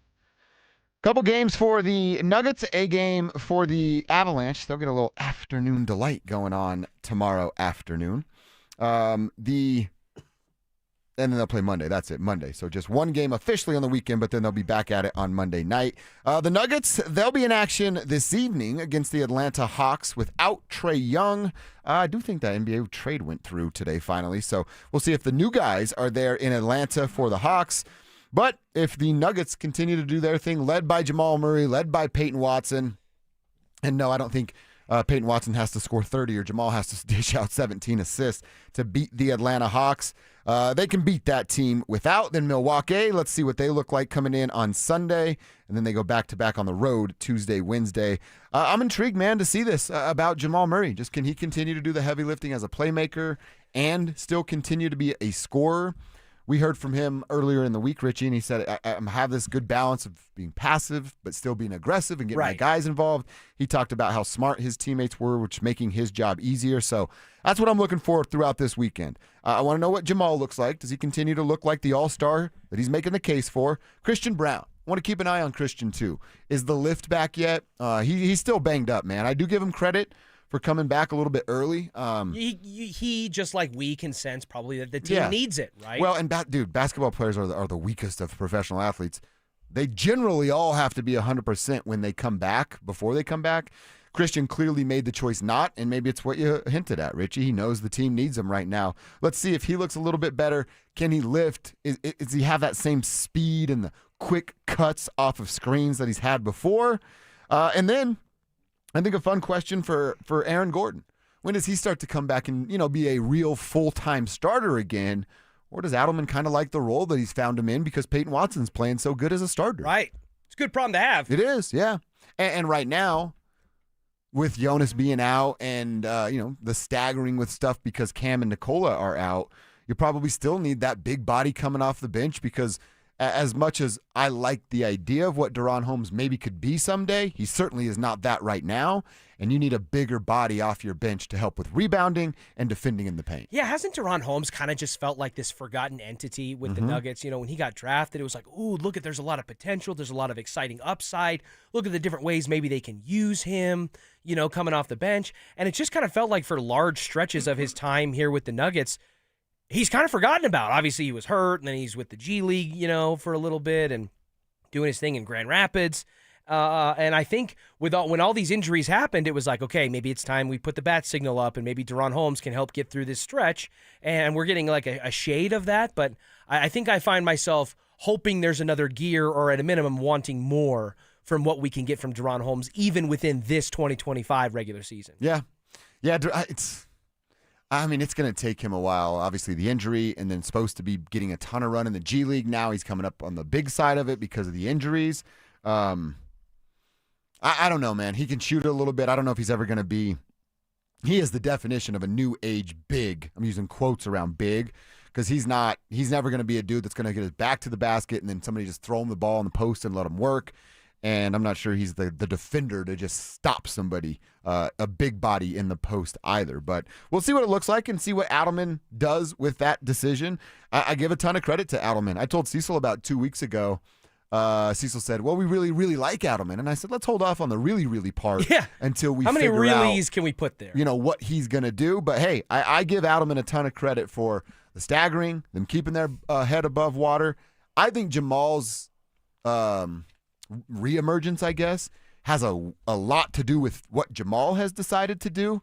But David Adelman's the head coach right now. He's getting a version out of Jamal that Michael Malone never did, so he gets a little bit of credit too. I'm seeing something on the RamosLaw.com text line that I want your thoughts on, because I'm sure that this texter, the 2898, is not the only person that maybe feels this way. Cam Johnson is way worse than MPJ, or am I way off with that thought? What say you, Josh? Way off on that thought. I agree with you. You're seeing, and look, I get it. I know why you're saying that, because you see highlights and total scores for the night for Michael Porter Jr. Watch a Brooklyn Nets game. Watch how bad that team is and watch how much freedom that dude gets to play ball and basically shoot green light anytime he wants. Michael Porter Jr. is still a better shooter than Cam, and I don't know that will ever change. Cam never found his way. That's what stinks about the timing of his injury. He was starting to do that. And I've actually arguing with somebody on Twitter about this over the last couple of days, and they continue to argue. But I think Cam Johnson is a better basketball player. He's a hooper. Michael's a shooter. Yeah. Cam's a hooper. One's more complete than the other. Yes. Cam can do so many different things for his team than that of Michael Porter Jr. I don't want that to be like Michael Porter Jr. sucks and should have never been on the Nuggets. No. The dude helped them win an NBA championship. I'm always going to have some respect for MPJ for that, but if you think Cam Johnson's better for the Nuggets than Michael Porter Jr. was, we're just going to disagree forever, because I don't think that's true. Other way around. If you think Michael Porter Jr. is better for the Nuggets than Cam, Yep. Yeah, no, I agree with you. And again, I think this is kind of similar to the evaluation with Christian Brown, right? Where you're taking a very small sample size the first half of an NBA season where it started with him trying to find his footing. And I think maybe we underestimate the leap that a player has to take, the changes mentally, physically, to his game, whatever, that a player has to make going from a system elsewhere in the NBA to playing in a Jokic-centric system. I don't think Cam Johnson was ready in some ways for the passing ability of Nikola Jokic, finding him in spaces that majority of the NBA doesn't seem to want to attempt, with some of these no-look cross-court through the key passes. And I think it just took some time to find footing and rhythm, just like it did for Michael Porter Jr. for whatever variety of reasons. So you have that. Then all of a sudden he gets banged up. He's got like a bone bruise in his knee or whatever it is. So again, you're taking a small sample size that's small already that also had some factors like injury and working in a new system for the first, a major time in his career. I guess he went from Brooklyn to Phoenix to Brooklyn, whatever. But I don't think we've had enough opportunity to really see what Cam Johnson can do to make a definitive statement, oh, yeah, this guy's way worse. Michael Porter Jr., we had a long runway to get to that point. Yeah. And it fell off pretty hard when you're talking about how little he maybe gave you at times on the defensive end, although he got a little bit better on the back half, but especially playing with like two healthy limbs like he was at the end, it just wasn't right. And you could tell, I think, mentally, he wanted more than what the Nuggets wanted to or were willing to give him. And he was never going to get that here. No. When Joker and Jamal are here, the best he'll ever be is third fiddle. Yep. And he doesn't want that. Jeremy Grant did it. There's been players that have done it, and they go off to whatever degree of success they want to be able to find. 289 is a good texter. He's always chiming on the show and asks, well, what about being healthy the last 2 seasons in Denver? But that's it. Michael Porter Jr. is literally healthy the last 2 seasons in Denver and none of the 5 previous before that. And he did make what I equated to some significant enough changes stylistically in his game, trying to make more of a paint presence to take advantage of the size, physical mismatch that he presents. He's got that KD build of like, I'm 6'11", and I can get it from almost anywhere on the court from a shooting perspective. But I think he... early in his career, I think he lacked a lot of intensity and quality play defensively. And I feel like especially, and this never really seemed to change all that much, he never really developed as anything other than like a cherry picker, spot shooter in the corner. Like if the ball always ended with him in the progression. And when he wasn't the primary focus of whatever that set or run was, he was kind of just a wacky inflatable arm man standing out there. That's exactly right. That's exactly right. One of the texters, 345, says... I didn't throw their name on this. Oh, Cam still hasn't truly developed and found his way with the Nuggets, but was he doing what Michael Porter Jr. was doing with the Nets? And yes, he was. That's why Cam was so appealing. Yeah, their points per game, their three-point shooting was almost like you could draw a direct straight line between the two. It was very comparable, and that's what led me and I think many others to believe, okay, this is a guy that can give you basically a net neutral, a wash offensively, but what he's able to do with the ball in his hands as a ball handler that the offense can move through instead of being the end of the line like Michael Porter Jr. often was. And from the defensive standpoint, makes the MPJ Cam Johnson thing a net positive in favor of Cam Johnson because offensively, they presented on paper very, very similarly. 100%. 100%. We didn't get to the Avs. We will do that. They are, like I said, on the ice this weekend. They got a Saturday afternoon game against the Columbus Blue Jackets. Let's see if they can. One of our texters said, well, they scored 2 power play goals last night. Oh, so it's just magically fixed because they got a couple last night against a team that wants to beat up their goaltender. I don't think I'm ready to admit that it's fully fixed yet. Let's see if they can continue to do that. Let's go over under a half a power play goal Saturday and see if they can get there, and then we can start to adjust accordingly. All right, who will be the toughest test for the Broncos? Richie, I want to get back into that conversation about the divisional round. Let's answer that and discuss whether or not we forgot something yesterday when we talked about things that need to be better for the Broncos in the playoffs. That's coming up next. Stream Stokely and Evans with Mark Schlereth, Dover and Cecil, The Drive, and all your favorite shows on the Denver Sports 104.3 The Fan app. Denver Sports 104.3 The Fan, DenverSports.com, and the Denver Sports app. Enjoy this run to the playoffs and be safe when you're going to the games or to parties. If you do get into an accident, make the right call to Flanagan Law. While the other guys blend in, I stand out. Look for the Shamrock. Flanagan Law, your advocate when you need it most.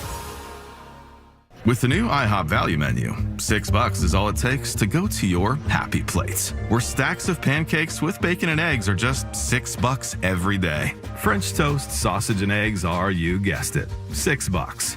And fluffy omelets come with a side of pancakes and only cost $6. Go to your happy plates every day at IHOP. $7 in some locations. Available every day for a limited time at participating restaurants in the U.S. Hours may vary. No substitutions. Not valid with other discounts or promotions. Prices may vary. Wesley Financial Group is not a law firm. I'm Chuck McDowell, founder of Wesley Financial Group. Did you buy a timeshare because they told you it was a great investment? That's a lie.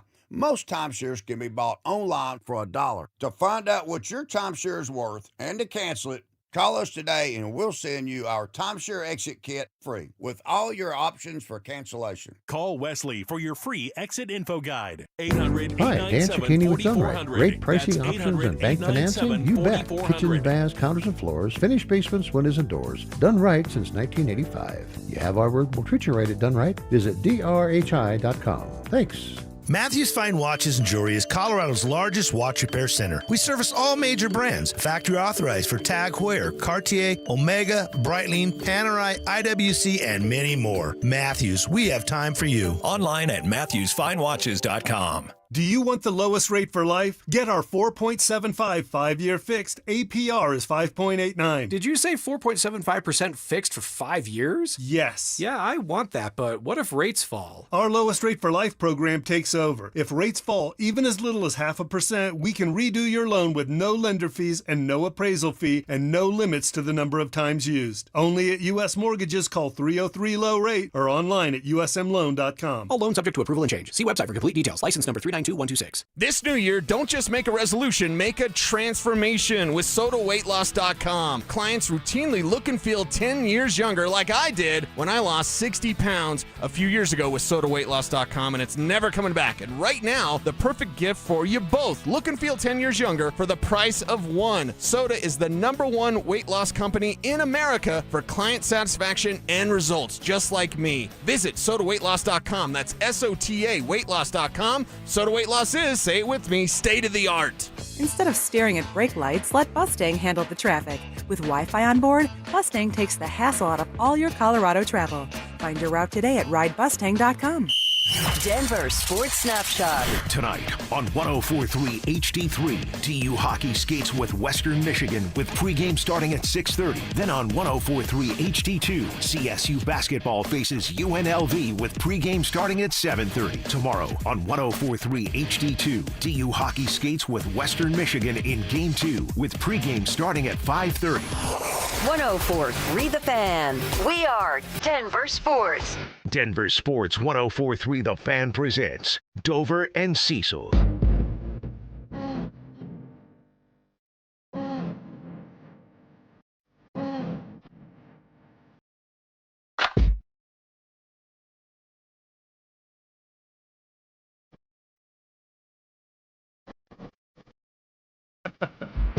Good text coming in on the RamosLaw.com text line. We're going to get back to the Broncos here. But I see my guy Larry in Parker. He's texting in at 303-713-1043. Late start to my morning, so just checking in with the tribe. I love what the Nuggets are doing, being so short-handed. And this is the optimism we're looking for here, Richie. He says, but let us not forget, the Rockies have not lost a game in over 100 days. Everything in life, Josh Dover, is about perspective, okay? Perspective is key, and from a Rockies perspective, things from a win-loss perspective can't be going much better. Yeah, that's exactly right. I like that look there, Larry. That's the way to do it, my man. Rodney checking in, telling us about the Nuggets, where they are. Oh, he said he can't get an apple-to-apple comparison with Cam and MPJ. That's exactly right. And the additions, this is what Rodney's saying, of Tim Hardaway Jr., Val, and Brucey coming back, not possible if Michael Porter Jr. stays around. Yeah, and that's such a that might make it worth it right there. And this gets brought up too with the Miko trade for the Avs, right? Of like, yeah, I heard the morning show guys talking about this morning. Like the Miko trade is still a TBD, and there's a subsection of people that think that the Avs could have made all the moves that they made post Miko trade without trading Miko. They would have just done it later, you know what I mean, Yep. from a timeline perspective. I just firmly disagree with that, and I think the same to be said about the Nuggets. Like, all those moves, all the aggression that Ben Tenzer and Jonathan Wallace had in the offseason, the appropriate level of aggression, I might add, for a team that's as firmly entrenched in a title window with the best player in the world on the roster, That doesn't happen without the first domino falling being getting rid of MPJ, bringing in a better contract for a player that you think is going to give you at a minimum a net neutral exchange that allows you to have that kind of flexibility and then push up to the aprons first and second the way that they have over the next couple of years. It'd be interesting to see kind of what happens. Michael Porter Jr. is already rumored to be on the trade market in Brooklyn. And people think that's why they're showcasing him so much. The Warriors are possible interested. He's got a relationship with Steph. Now, I don't know if Michael gets them over the hump and puts them back in a championship window, but it'd be a nice addition there. Draymond and MPJ. Oh, on the wow. Same team. I didn't even think about that, dude. Yeah. MPJ is going to do something that'll piss Draymond off, and that'll be, potentially another Jordan Poole Jordan situation. Poole him in the car. Yeah. All right, well, we'll get back to some Nuggets and Avs conversation. Love hearing from you guys. Keep the text coming in on the RamosLaw.com text line at 303-713-1043, and then the same deal on the Denver Sports YouTube page. Subscribe while you're over there for us. That'll go a long way. All right, Richie, I want to ask you this question again to get the tribe involved in this conversation. We talked about deficiencies yesterday with the Denver Broncos and said, hey, what could hurt them in the postseason? We didn't mention one thing that the morning show has on Joel Klatt and Dan Orlovsky every week that both of them mentioned, and I thought to myself, man, are we giving them a pass where we shouldn't be giving them a pass? We'll start with Joel Klatt. He's worried about the Broncos' line. I don't get it, dude. I don't get it. I don't understand this offense. I've never been a huge believer in some of these players on the offensive line. We've been over that on these conversations, and I don't understand. Is it too much in the game plan? Are they trying to do too much run game? You and I have also talked about this. Listen, if you try to be good at everything in the run game, you will be good at nothing. Mm-hmm. And there are times when I feel like there is spaghetti on the wall with Denver's run game. They're not trying to major in anything. All right, so is that nitpicking from Joel Klatt? It kind of sounds like that there at the end. All right, they're not great at one particular thing. I wouldn't call them terrible at one particular thing either, would you? No, I think that, that starts to get into the argument of like, hey, they're the jack of all trades, master of none. They're decent at a handful of things, but they don't do anything like overly exceptionally well. I would actually argue that they do. Now, he's just talking about the run game. The Broncos of playoff teams in the NFL right now have given up the least amount of sacks by like an unbelievable margin. But if you're talking about the run game, it's kind of, there's probably two schools of thought, right? Is the run game vanilla and basic because from a schematic standpoint, they're trying to do too much, right? And that's how you become okay at a few different things, but not great at anything. Or is the personnel overhyped and overrated to the degree that they're not as good or not good enough to do the things that the Mark Schlerers, the Joel Klatts, et cetera, want them to do, even the Dan Orlovskys, right? It becomes a little bit of a chicken or an egg. And ironically enough, we talked about Riley Moss yesterday, right? And I kind of mentioned that I think Riley Moss does better overall than people give him credit for. But when he messes up, it's like very, very bright, vocal, visible, all of it. You can't hide from it.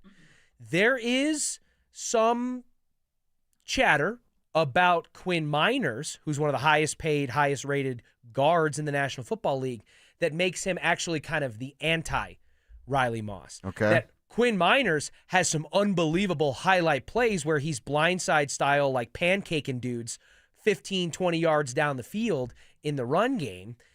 Shades of the guy who was smacking trees during the draft process in the middle of Wisconsin Whitewater. But that overall, maybe Quinn Miners' play at the guard position isn't all that stellar or all pro level. He has like really visible, obvious, awesome highlight moments, but the rest of it is kind of, so he's almost like the anti-Riley Moss in that regard. And maybe the Broncos offensive line is getting a little bit of a rub because the run game has been super inconsistent. I think we've lowered our bar on what we're satisfied with in the run game, especially post J.K. Dobbins injury. Agreed. To where we've just accepted that, hey, maybe it's never going to look like it does with Jahmyr Gibbs and David Montgomery or Saquon Barkley or, shoot, to be frank, as much as we would love to see them come to Denver, even like Jalen Warren and Kenneth Gainwell for the Steelers, who in their own right are a pretty productive duo. Well, and then all those teams that you just mentioned, go back to the schematics of it. they have an emphasis on running the ball. Yep. This coach has an emphasis on throwing the football.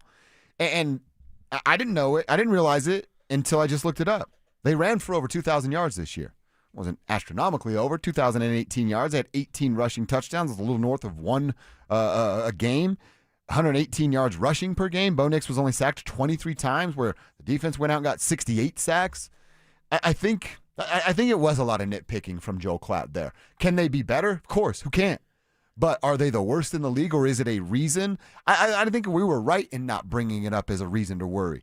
If I had to list, we did it. When we list the things that we're worried about, the offensive line is on the bottom of my list. Because we brought up the run game as a potential thing to be concerned about, but it was more centered around, is Sean Payton going to have a plan that maximizes the backs he has in the backfield, and what should that percentage look like? And can the Jaleel McLaughlins and the R.J. Harvey convert and capitalize on the opportunities they're going to be given? Not, hey, are those guys going to be getting Ashton Gentied, hit 5 yards in the backfield because it's just a sieve, there's Swiss cheese up on your front five. That was kind of the tone of our conversation, whereas it sounds like, the Joel Klatts and maybe the Dans and certainly the Mark Schlereths maybe put a little bit more of the blame or the onus on the big uglies up front. Does Schlereth say the offensive line needs work? Schlereth has consistently said he thinks this overline is wildly overrated. Really? Now, Schlereth was a pretty damn good offensive lineman himself, and maybe there just comes with a little like, oh, these guys are getting rub and shine, but they haven't really proved anything. Maybe Mark's got a little bit of that in him. But if there's going to be somebody that I trust to break down offensive line play in the National Football League, and specifically here with the Denver Broncos, there's probably no one better qualified to do it than our boy Stink in the morning. So I am inclined to tip the cap and bend the knee slightly when Schlereth says, this is what it is. I've had a couple surgeries, none of those, and none of them came playing offensive line. So yeah, when Stinkless talks, listen to him about offensive line play. I did break my femur though. He's got all the surgeries, but I have the surgery. You know what I mean? Yeah. You had to break out the compression cast. Stink never felt what I felt. No, that's true. But you also have never, well, maybe I shouldn't say never. I was going to say you've also never actively, regularly, pissed your pants at work, and to the degree where it got you a nickname. Not yet, that anyway. Has stuck for, that's why I said maybe I shouldn't say ever.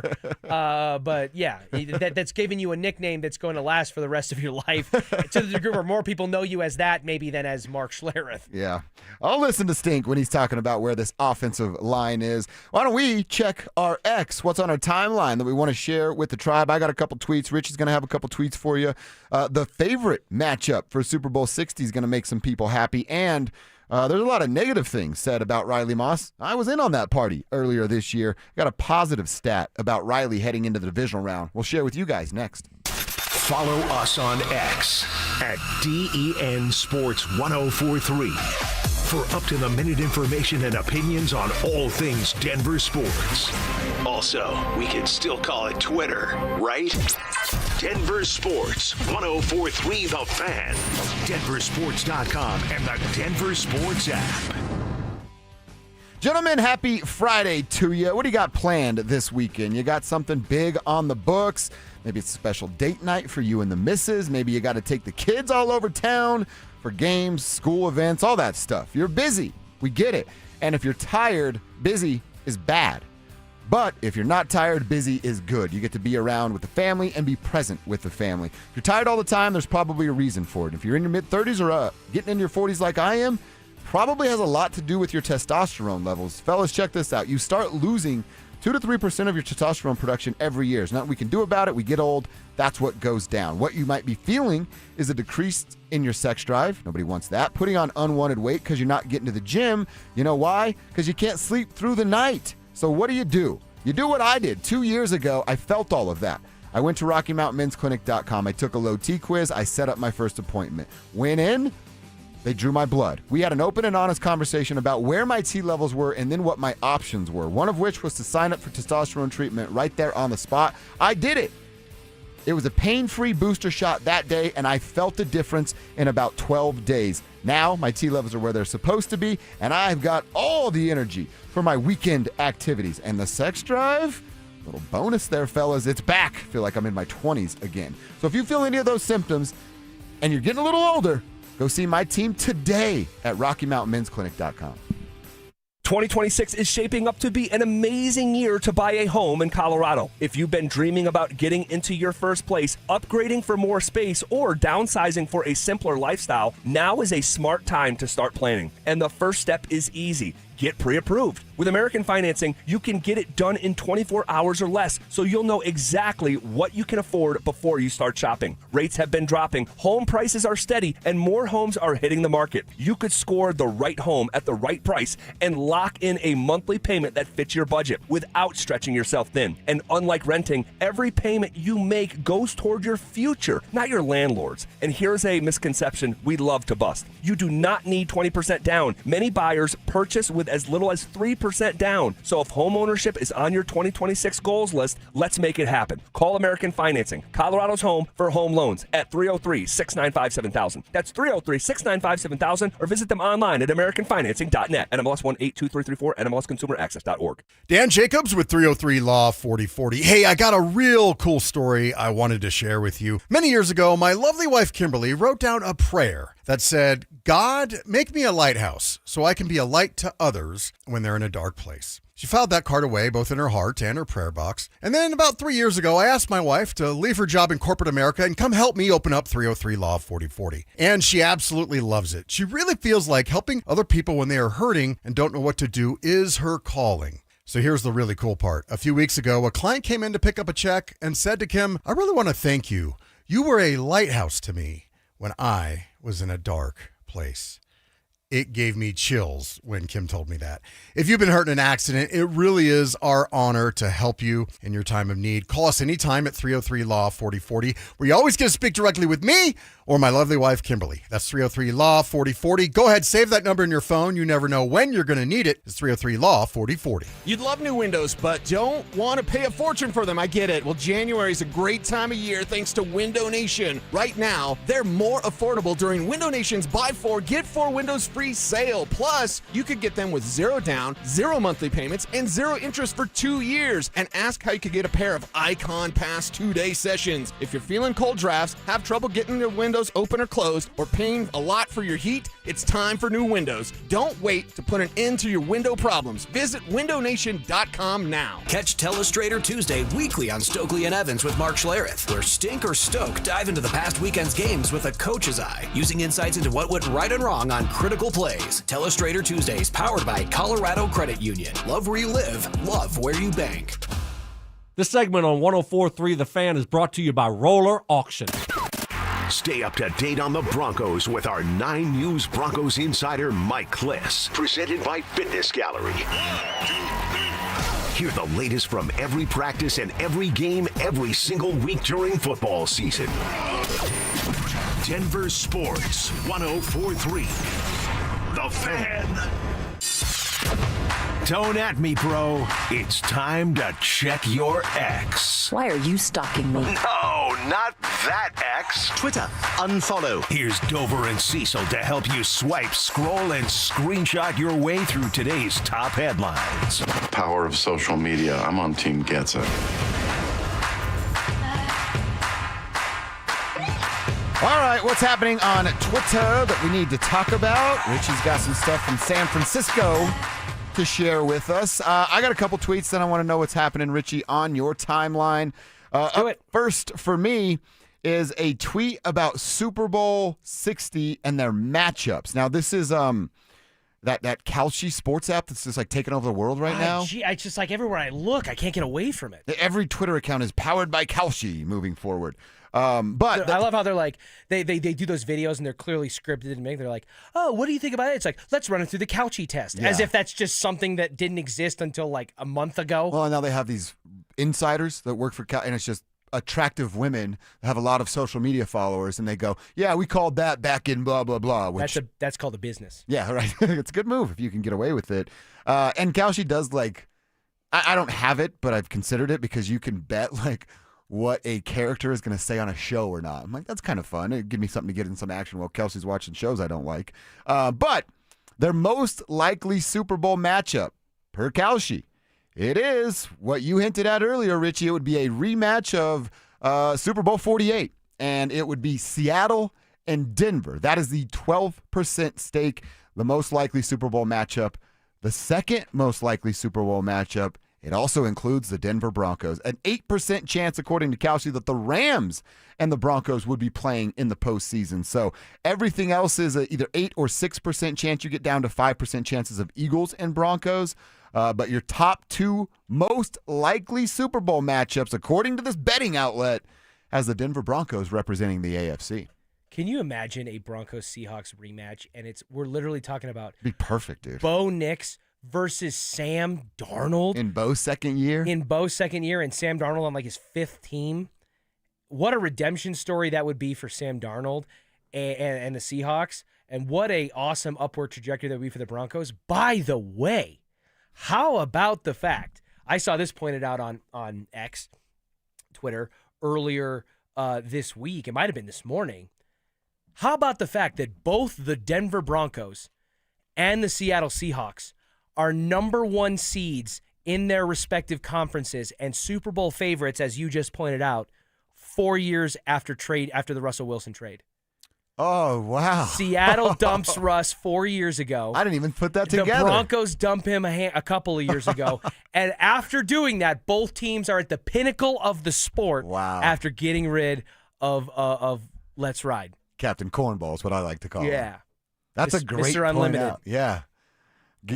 Cut the dead weight, right? Cut the dead weight. You gotta get rid of that guy. That is damning evidence. Wow. Of like what you were doing to weigh down the team. Now, Russell Wilson was the fastest quarterback to 100 wins. He brought the Seahawks to 2 Super Bowls, won 1, should have won 2, frankly, with the whole Marshawn Lynch thing at the goal line. But if there's not a clear indictment of the state of where Russell Wilson is at and from a team perspective, what you're capable of with and without, there's your answer right there. By the way, you see Russ still saying I'm not going to retire? Yeah, and doing the classic like, well, I played through a hamstring injury. You didn't know about it. Oh, but, what a tough guy. Yeah, exactly. You don't get to make the injury excuse. I think I proved what I'm capable of in Dallas. Oh, they had that one game. Yeah. All right, Russ, keep telling yourself that. All right, last one for me, Richie. And like I said, Riley Moss has taken a lot of heat from me. I've been all over Riley Moss through a good chunk of this season. Now let me give a positive twist from NFL Stats on Twitter at NFL_stats. They have a tweet with the most passes defended in 2025. Mike Jackson has 19. That's the top of the list. But he's tied with the guy in the orange and blue. Riley Moss also has 19 passes defended. DJ Turner right under him at 18. Actually, Emmanuel Forbes, Tyson Campbell also with 18. But Jackson and Moss lead the NFL in passes defended in 2025. He got a lot of opportunity, and he knocked a lot of balls away too. Yeah, that's what comes with playing opposite the defensive player of the year, right? Is you're going to get teams that are going to say, hey, there's a pretty darn good chance we're not going to beat this guy, Patrick Surtain, more often than not. That means we're going to try to beat you. And I think that some people are going to look at that and say, well, oh, of course, he led the league or he had the most in it because he had way more opportunities than a lot. Who's in control of that? Not Riley Moss. You just got to play the balls that are in front of you and at a league-leading rate, or what'd you say he was tied with? Top of the list, Tied at the top of the list. Nobody other than one person did it as good, and nobody did it better than Riley Moss. Yeah. And I think, again, that goes back to, I think Riley Moss, it's very popular to hate on him. You know, Scrappy Will's written articles about benching him or trading him. Oh, that's right. Will was calling for his job. Whatever it is. And, you can't put him out there and this and this and that. And again, nobody's arguing that he hasn't had some moments that are like, yikes. And if it happens in a playoff game when, let's say it's a 3-point game late in the third quarter, early in the fourth quarter, and the Broncos are on a gotta-have-a-stop situation, and there's a pass interference call because Riley doesn't get the benefit of the doubt due to all the penalties, those conversations are going to be spurred up again and emotions are going to be high. But, man, just like I think we have conversations about John Harbaugh and the Ravens, like, ooh, you fired a guy like John Harbaugh, you're going to find out maybe what a lot of other teams found out, that it's hard to find good head coaches in the NFL. I would be willing to bet that just like we say, VJ leaving, the person who comes in, if he does take another job, is probably not going to be as good in that situation. Yeah. I wouldn't be surprised at all if the player that replaces Riley Moss, maybe it's even Jahdae Barron, right? At least right off the rip, we see a little bit of a dip in production there, or it looks eerily similar to the point of like, there's some struggles. Okay, maybe Riley wasn't as bad as we thought in hindsight. Yeah. Look, we're not holding and grabbing. He was doing his job with 19 passes defended from Mr. Riley Moss. All right, Richie, what's going down on your Twitter timeline? Okay, so I've got this. I came across this conspiracy theory about the San Francisco 49ers that was aggregated together. This guy, Evan Hand on Twitter, he's not the originator of the conspiracy theory. He's just aggregating the information that so many people are putting out there. Josh, it's fair to say that the 49ers are pretty consistently considered one of the most injured teams in the NFL, right? And that's basically what's held them back, Kyle Shanahan and company, from Super Bowls. I think I saw this. Okay? Yes. So there is a conspiracy theory. Yeah. It's the facility, right? That says that the location of Levi Stadium is directly responsible for these injuries because 100 yards away from the current location of Levi Stadium is a massive electrical substation building. Like, again, if you look at it on Google Maps, huge building dedicated specifically to the passing and regulating of electricity. 100 yards away from the stadium and the practice field. Since the 49ers moved to Levi Stadium in that location in 2014, there has been a massive uptick and a spike in injuries, specifically Achilles and patellar tendon ruptures, right? They have a way higher than league average of those injuries. And it's not just the 49ers. Other teams' players getting injured when they're there. Levi Stadium. More opposing team players get injured at Levi Stadium than at a lot of other places around the league. So the conspiracy theory is that the electromagnetic radiation, these electric frequency waves that are coming out of this substation are essentially microwaving the cartilage. Like cooking your tendons. Making them softer, less calcium or cartilage, whatever, makes them firm and dense. Therefore, they're easier to rupture. And this guy points to multiple, scientists and or people who have kind of put this theory out there. There's a retired 49ers player, John Feliciano, that literally confirmed, this theory has been floated around the locker room for years. They did like the Geiger counters for like radioactive for like Chernobyl. Well, they did that for electricity, right? This person went out there and put it to the test. He took one of those like electricity Geiger counter, I don't know the name of the device, and went to go take readings at the practice facility or outside the practice facility in the field. An acceptable baseline level of electromagnetic radiation in certain situations on this scale would be a 0.5. Okay. When he went to Levi Stadium and he pointed the little thing there and measured the radiation, it came back at an 8.5. What?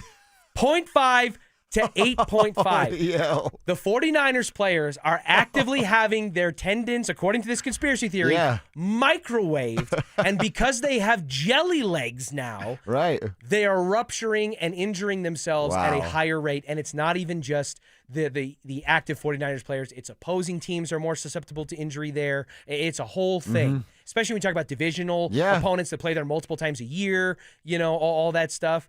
If you're there for a joint practice in the summer, and you come back for a game. My God, dude. I went down that wormhole and I was, first of all, who doesn't love a good conspiracy That's a great theory, one. That's right? a great one, too. But this one, I mean, again, it's not just some guy barking on a couch. He's pointing to, like, people who've gone out there and done measured readings, and 49ers players are confirming in the locker room that, former 49ers are saying, hey, no, we heard about this. We've been worried about it. It was in the locker room, so this guy's not just making this up out of thin air. I loved that little mini X wormhole last night. And you wonder how much bigger this can go. Like, how many more people are going to run with this?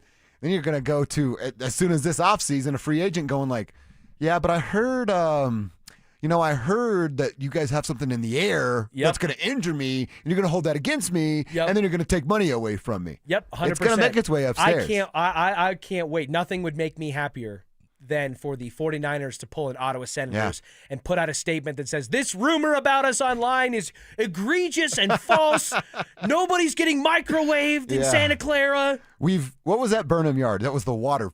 Yes, Denver Water. Plant, right? Okay, so no radioactive waves. Just got to worry about the water company. Just got to worry about the quality of the ground there that you're going to build that's on. right.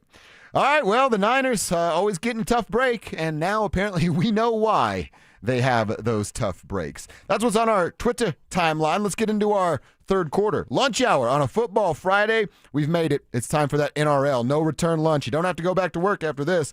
Ole Miss couldn't get it done. So Miami is awaiting the winner of Oregon and Indiana tonight. We'll look back at that game ahead of tonight's game, plus a look at the AFC wildcard games and tell you who we want to win so they come to Denver next week. That's coming up next. Follow us on YouTube, Instagram, and TikTok at Denver Sports 1043 to stay up to date on all your local teams. Denver Sports 1043. The Fan. How about a simple New Year's resolution, one that even I could achieve? Reverse the clock on hair loss with Advanced Hair's simple one-day FUE treatment. You will feel more confident and more youthful when you witness your own natural hair growing into those places that have been balding or thinning for years. From Advanced Hair's breakthrough technology to their highly experienced team, there is no one I trust more in hair restoration. Their simple FUE treatment begins to regrow your own natural hair the very next day, and your new hair is backed by the Advanced Hair Guarantee. I know from personal experience, Advanced Hair's exceptional standard of care makes your comfort and your results their top priority. Celebrate this new year with a fuller head of hair and get a free consultation, $250 off, and 250 free hair grafts. Call 720-459-HAIR. That's 720-459-HAIR. Discover what meeting your resolution could look like with the before and after pictures at advancedhair.com. Taxes was feeling so stuck. Sitting in traffic, squeezing into a parking spot, all to squeeze in getting tax help during your lunch break. Now Taxes is a TurboTax expert who does your taxes for you, while you go about your day getting real-time notifications about their progress and the most money back guaranteed. Now this is Taxes. Intuit TurboTax. See guarantee details at turbotax.com/guarantees. Only available with TurboTax experts. Real-time updates only in iOS mobile app. This is the story of the one. As an HVAC technician, he and his digital multimeter are in high demand. So when a noisy office HVAC turns out to be a failing blower motor, he doesn't break a sweat. With Grainger's easy-to-use website and product information, he selects the product he needs to keep everything humming right along. Call 1-800-GRAINGER, click Grainger.com, or just stop by. Grainger, for the ones who get it done. Men, the new year is here, and if you're like many of us, you're ready to improve your health. But if you're feeling low energy, not sleeping well, or not seeing results in the gym, keeping that resolution can be tough. This is Jeff for the Rocky Mountain Men's Clinic, and if those symptoms sound familiar, we can likely help. They often point to low testosterone, and treating low T is what we do. But this year, we're also helping men go further with 4 targeted body composition plans featuring growth hormone peptides, NAD+, GLP-1s, PDA, and more, designed to boost energy, support metabolism, enhance recovery, and accelerate fat loss. With our low T treatments combined with our body composition programs, most men notice real improvements. More energy, better focus, improved sleep, stronger workouts, and often a renewed sex drive as well. So call us. Your initial visit is just $99 and includes blood work and a medical consult. And if you start on treatment the same day, your visit is free. Call 720-440-7900 or visit RockyMountainMen'sClinic.com. Featured therapies are compounded and have not been evaluated nor approved by the FDA. Provider prescription required. See website for details. Matthews Fine Watches and Jewelry is Colorado's largest watch repair center. Hi, I'm Scott Matthew. We service all major brands. Factory authorized for Tag Heuer, Cartier, Omega, Breitling, Panerai, and IWC. We service Rolex and many more. Our on-site watchmakers are Wolfstep, SADA, and CW21 Swiss certified. With up-to-date factory training, our watchmakers can handle any of your watch repair needs. Matthews, we have time for you. Matthews Fine Watches and Jewelry in the Highlands Ranch Town Center and online at MatthewsFineWatches.com. Are you one of those people who dread going to the dentist? If so, have you tried sedation dentistry? Learn more about sedation dentistry at coloradosedation.com. Sit back, relax, and dream with the most experienced sedation dentist and staff at Clarkson Dental. Hey Broncos country, it's Terrell Davis here. It's a new year. It's time to work on a new you. At Fitness Gallery, we have deals everywhere, up to 50% off. Visit one of Fitness Gallery's 7 convenient locations from Colorado Springs to Fort Collins. We have you covered. KKFN and KKFN HD1 Longmont, Denver. You're listening to Denver Sports 1043. The Fan.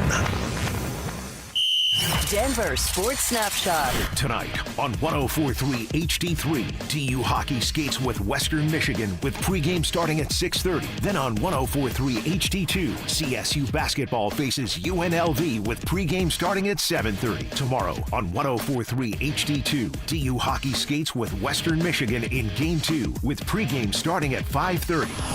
104.3 The Fan. We are Denver Sports.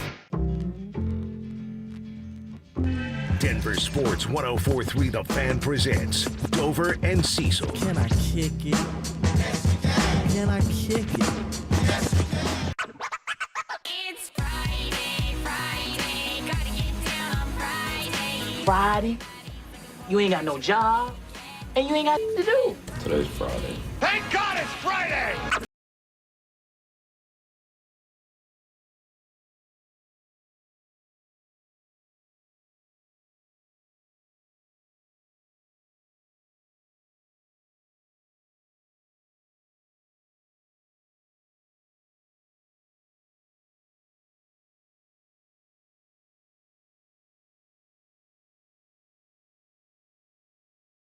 This time every week, it's over. Work week's done. NRL, that's what we like to call it, a no-return lunch. You leave the laptop up, the office light on, door open, leave, and do not return. No one will be the wiser, and your weekend has officially begun. Love it, man. That's what's going down right now. So if you're hitting your no-return lunch, we can't really do enjoy that.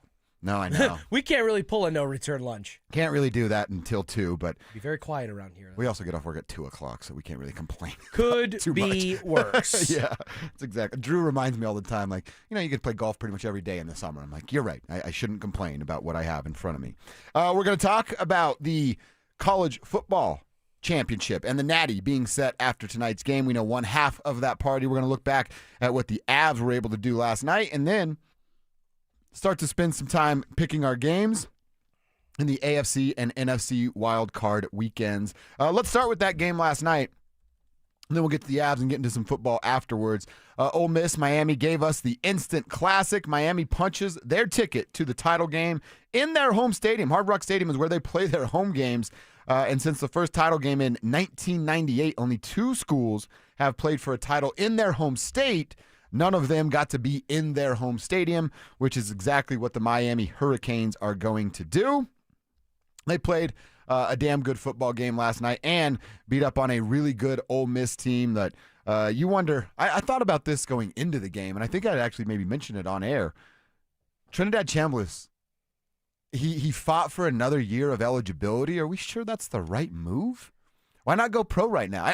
He's probably going to make $5 million next year at Ole Miss, but you might be a first-round draft pick in the NFL because the quarterback class is weak. It's all about the timing, man, and that's why it's so crazy because you can't pick or predict. You can pick when you decide to leave, but you can't pick or predict what the college football landscape is going to be, how strong or how weak a class is going to be. You can project, but then over the course of a season, guys come out of nowhere, things change. Quarterbacks are overdrafted more than any position in the NFL, so there's already going to be bumps and rises in the first round for guys that maybe are, that was the narrative around Bo Nix. He's a third-round graded quarterback that got drafted 12th overall, and I think he certainly proved that he was worthy of a higher pre-draft evaluation than that.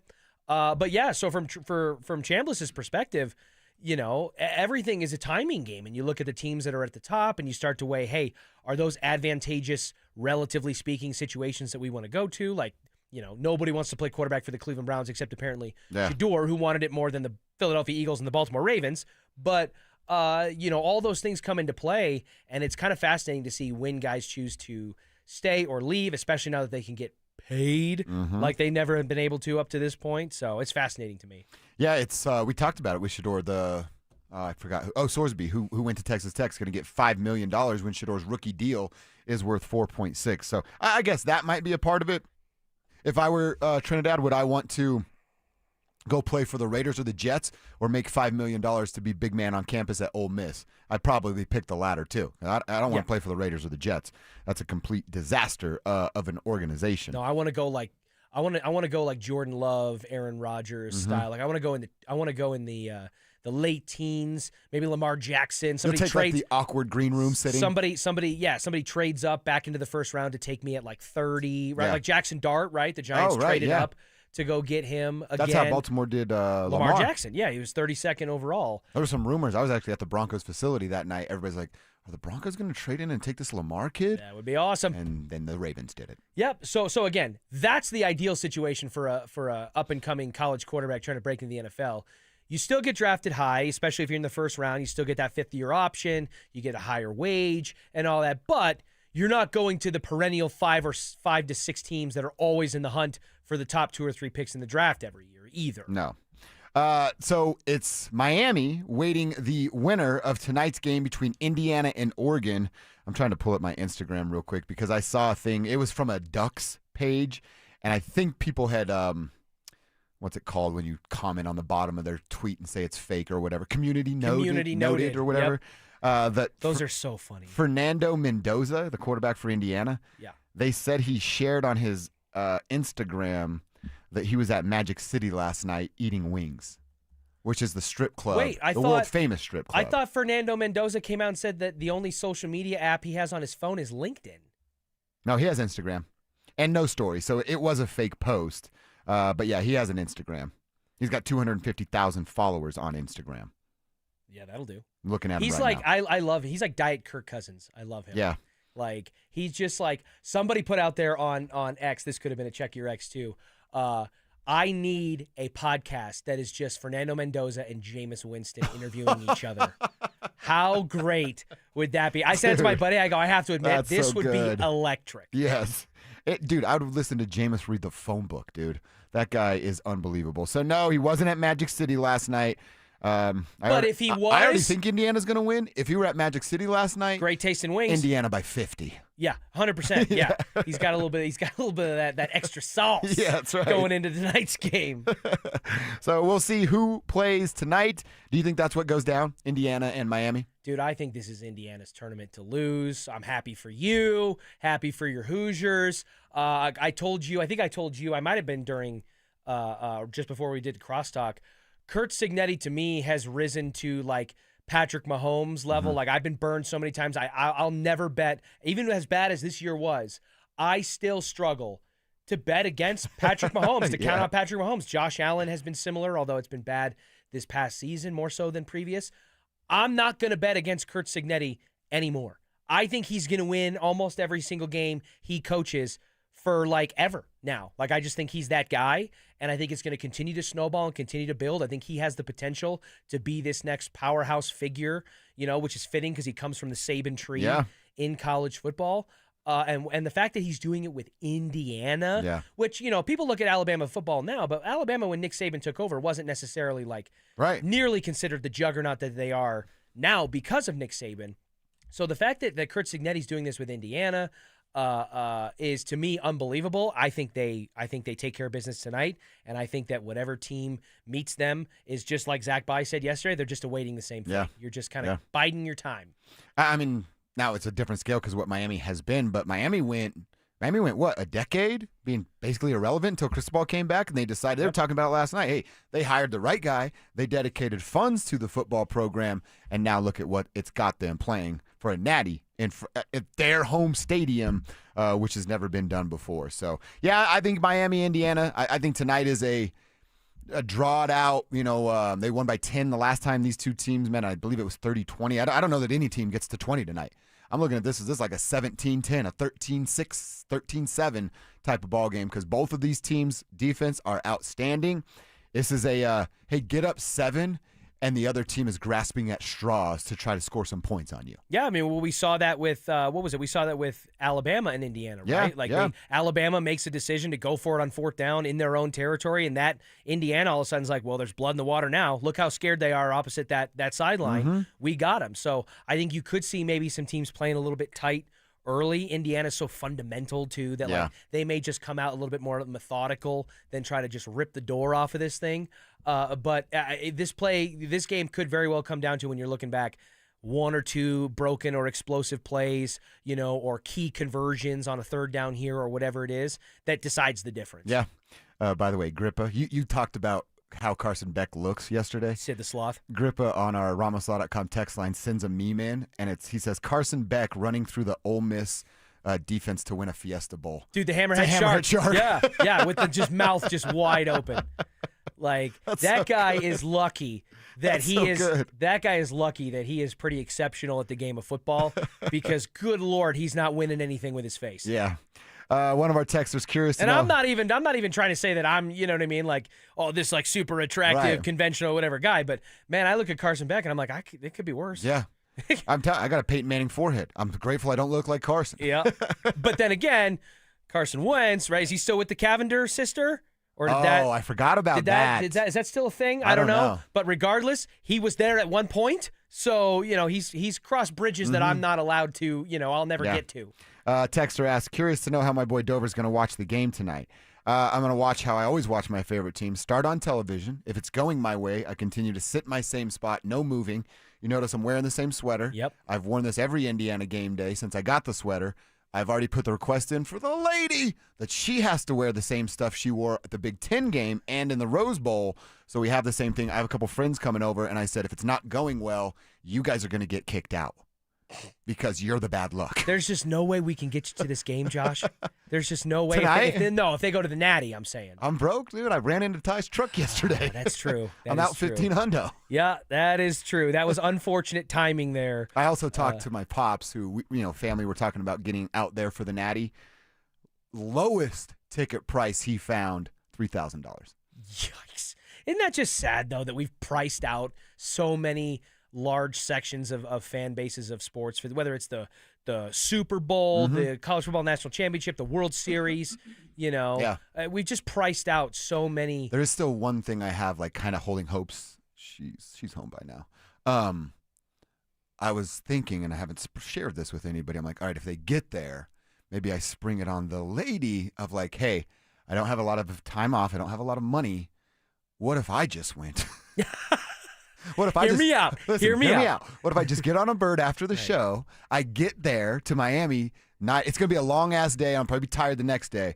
But I get there Monday right before the game, go watch the game, right back to the airport, board back, get a red-eye to Denver, and I'm back in the city within 7-8 hours. Dude, I love it. Listen, you miss 100% of the shots that you don't take. And can't you just see it?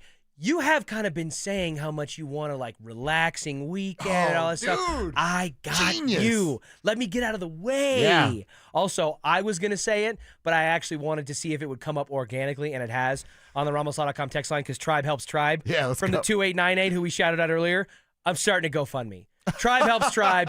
We can get Josh Dover to the national championship if Indiana makes it to see his favorite school. What I think will be a dominant victory and raising that crystal trophy at the end. Yeah, I think I might be able to pull that up. And if we actually have a spa day that we've been sitting on. I can tell why one of your friends go with you to spa day. Take my spot at the spa. Go do that. Help me help I'll you. be traveling all day. It's going to be boring. You don't want to be a part of that. Yes, 100%. I can hear it. I'm convinced. Yeah, you just convinced Josh, I need to come over and be like, look, when I went to Super Bowl 50, it was the most magical moment of my life. This is a once-in-a-lifetime opportunity. Indiana, they're not even a football school. They're never, ever, ever going to be in the situation. Now they win 8 titles in a row or something. But right.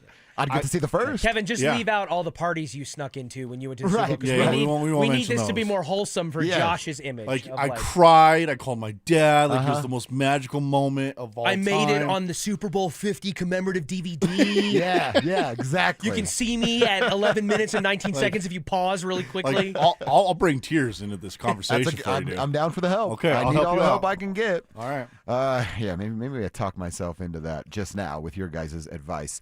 Can't wait for the game tonight, and then obviously Monday we'll know what the national championship is. We'll be a week away from it, so we'll be fired up to be talking about that.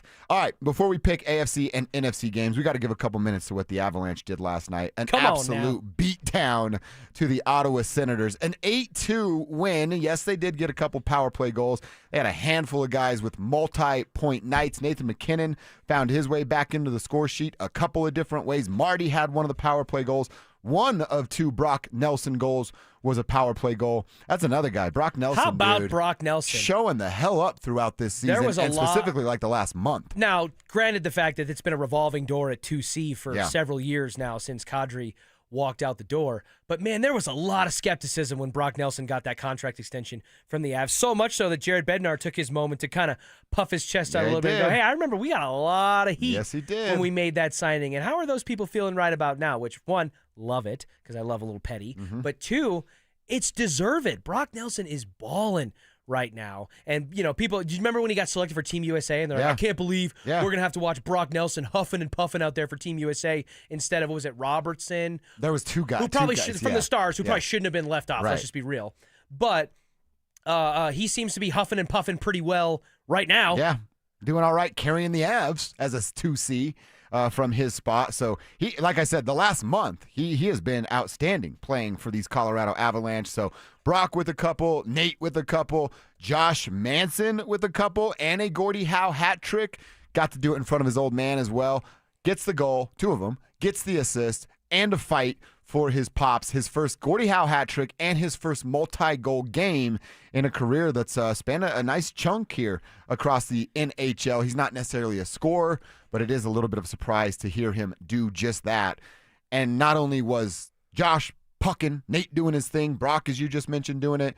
Dude, they scored 5 goals in 6 minutes and 20 seconds in the second period. I couldn't believe it. I told the story earlier. I was listening to the game on the radio, driving home, and I park in my driveway, turn the car off. It's 4-1, right? And we had just gotten over not that long ago the scare of like Ottawa scores, and then they overturn it because of offsides, and then all that. I take my trash cans in, put my stuff down, change my clothes, turn the TV on. It's 8-1 in a span of 6 minutes. Yep. I couldn't believe it. It was incredible. Same thing, like I said, I'm going back and forth, kind of flipping between football and hockey, trying to play the commercial breaks the right way. But it's the same thing. Go watch football, couple plays, a series, and then they punt, go back. Oh, they scored another goal. Couple series, a punt, go back. They scored 2 more goals. It was actually the 5th time since becoming the Avalanche that they've scored 6 goals in a period. I wouldn't think it had happened that much. I know they've been around for a while. 5 other times? But they've done that 5 other times. That's crazy. And it's the 12th time in franchise history tying a team record there. So you know what other stat I saw that just blows my mind? Nathan McKinnon, in the year of our Lord 2026, but in the 2025 season, has more 3-point games this season than 0-point games. Whoa. Nathan McKinnon has more 3-point games in this season than 0-point games. And that seems impossible. He just had 2 0-point games, right? So they're... Yeah, I guess. I'd have to go back and look. But they're close in timeline. Yeah, and maybe that's why the stat is being because he had 3 or 4 points last night. Last night at 4, yeah. So when I read that, again, it's just like the Avs are in that same kind of pocket as the Jokic-led Nuggets, where it's like every time Jokic and the Nuggets take the floor, I'm expecting there to be some we got another since Wilt moment, or we got another, this has never happened in NBA history, and blah, blah, blah. The Avs are having the kind of regular season where they're in that category of every game they continue to advance. They keep extending a home point streak. They stay undefeated in regulation at home. Nathan McKinnon has more 3-point games than 0-point games. They have the best start since the 1981 Boston Bruins or whatever it was. And sometimes you got to go back to the 29 Canadiens. It's just they're in that category of what we're witnessing is historically improbable. Yeah, you're 100% right. They're cooking right now, man. And they got a game on Saturday afternoon against Columbus. Then they'll do the dance against Toronto coming up on Monday night. But it's 7 straight games at home. Let's see if they can start to figure some things out. Get some continuity on that power play. Got a couple last night, but that's not the end-all, be-all for this team. All right, let's look at the AFC playoffs for a second. Real fast, Richie, you started it here. John in the Colorado Springs says, if you promise you're back on the radio the next day for the Tribe, I got 50 on it. Tribe helps Tribe. Hello, here we go. I'm just saying, these things can snowball. We're making a movement here. It would actually be I would be tired as hell, but it would be a fun story to talk about one night, one day, Miami, quick right? trip. Yeah. Yeah. No, and these are things that you... It's 7 hours of flying, 4 hours of football, and just chilling. These are things you never forget. When I was in college, I went to go watch Michigan State play in the Big Ten Championship in Indianapolis, and I didn't have money for a hotel, I didn't know that stuff. I found a way to get into the game, and me and a lady drove from East Lansing to Indianapolis just for the day of the game. What's the drive? What's the time? Gosh, I don't know. It was long, though. Okay. Stopped at a Steak and Shake in the middle of the nowhere Midwest. We did it, too, last time at the Indy. Yes. Yeah. Yes, that was my first time having Steak and Shake. Same for Kelsey. Life. She had never had Steak and Shake. And we get it, and she's like, Okay, it's good, and it was very cheap. What's the catch here? But I drove back after the game, which ended late. It was a night game, so I drove back after the game all the way from Indianapolis to East Lansing, several hours, whatever it was. And even though I was chugging energy drinks and doing things to keep myself awake while my partner was sleeping in the passenger seat. I'll never forget those memories, and that would absolutely be one for you for school, which, by the way, I saw people on the RamosLaw.com texting like, why is Dover a bandwagon Indiana fan? It's like, well, he grew up in Indiana and rooted for them for like the majority, if not all of his life. I was born in Indiana. I grew up here. I was just born in Indiana. I came here when I was 8 years old, something like that. And I still root for Indiana. Just never the football team. Right. Because there's been nothing to root for. Yeah.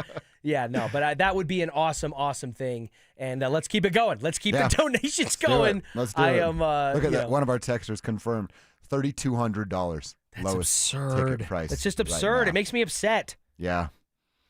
Hey, I could be a real turd and ask for a credential. Changes your viewing experience, but it does significantly reduce the cost. Right. Or you just get that credential to get in, tuck it in your shirt, and become a fan. That's right. Standing in no one would ever do in that, the aisleway, right? Making friends with the ushers. All right, let's start to look at this AFC playoff picture and the games that are going to go down this weekend. We'll spend the next segment or so talking about the games that we like, both on the AFC and the NFC side. In fact, we're actually going to start on the NFC side because that's where it starts tomorrow.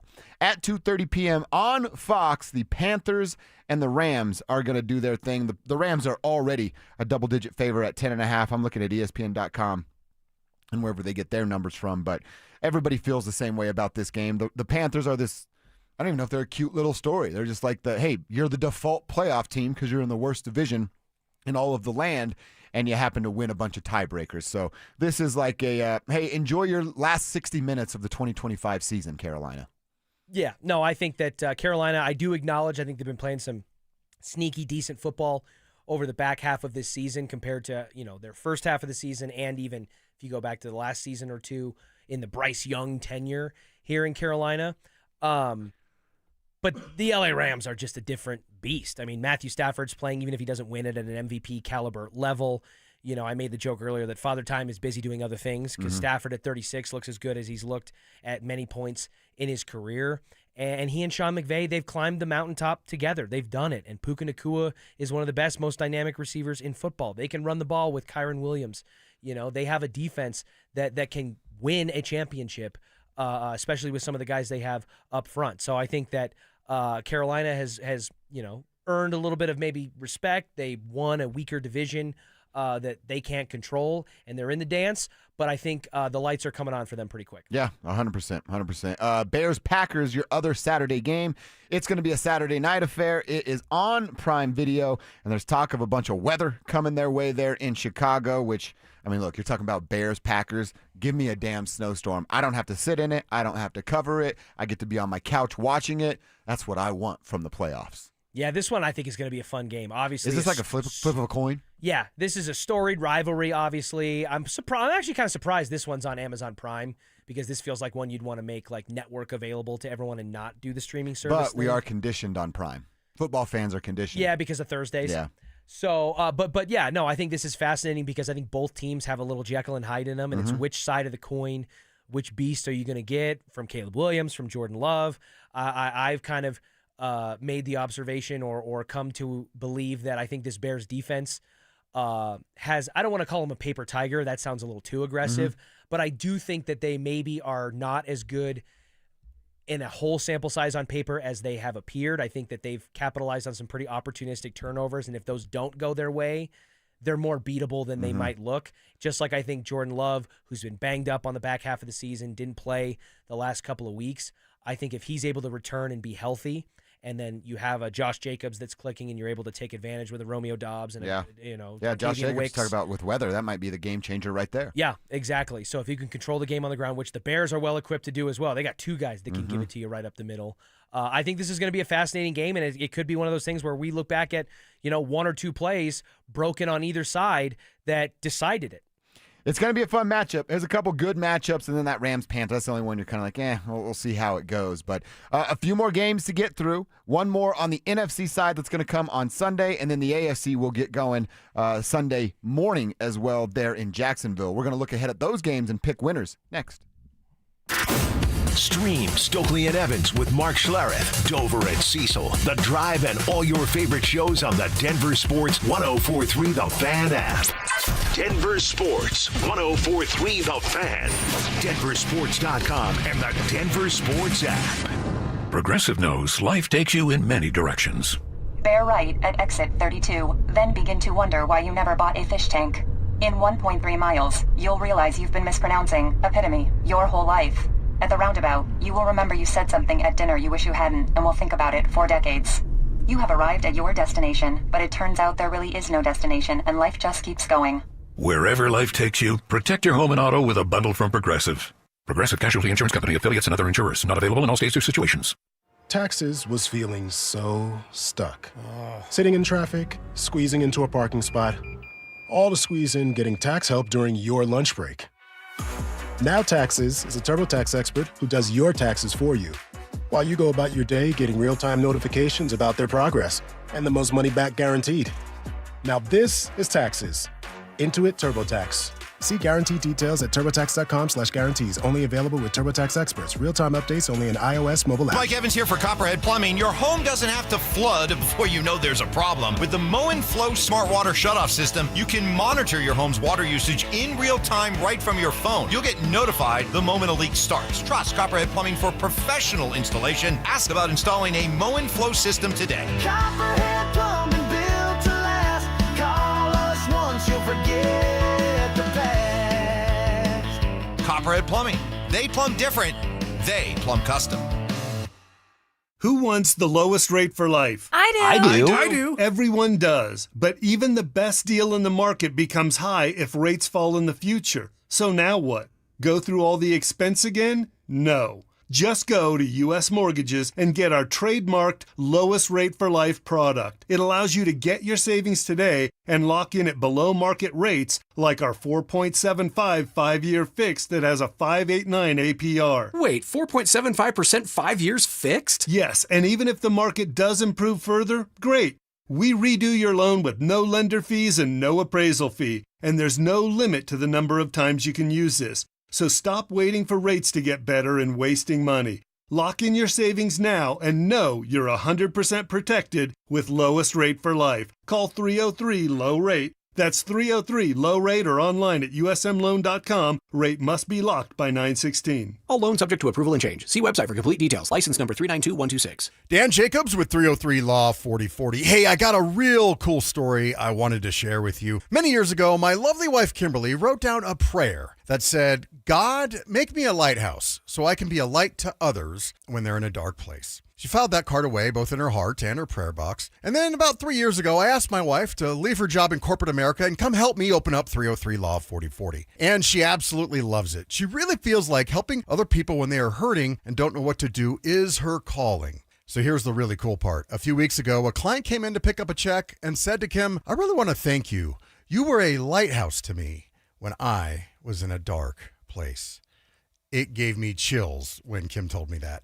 If you've been hurt in an accident, it really is our honor to help you in your time of need. Call us anytime at 303-LAW-4040, where you always get to speak directly with me or my lovely wife, Kimberly. That's 303-LAW-4040. Go ahead, save that number in your phone. You never know when you're going to need it. It's 303-LAW-4040. This new year, don't just make a resolution, make a transformation with SodaWeightLoss.com. Clients routinely look and feel 10 years younger like I did when I lost 60 pounds a few years ago with SodaWeightLoss.com, and it's never coming back. And right now, the perfect gift for you both. Look and feel 10 years younger for the price of one. Soda is the #1 weight loss company in America for client satisfaction and results, just like me. Visit SodaWeightLoss.com. That's SOTA weightloss.com. Soda Weight Loss is, say it with me, state of the art. Need a new water heater? Euro Plumbing has lifetime warranties, great financing, and low pricing. 720-500-3000. 720-500-3000.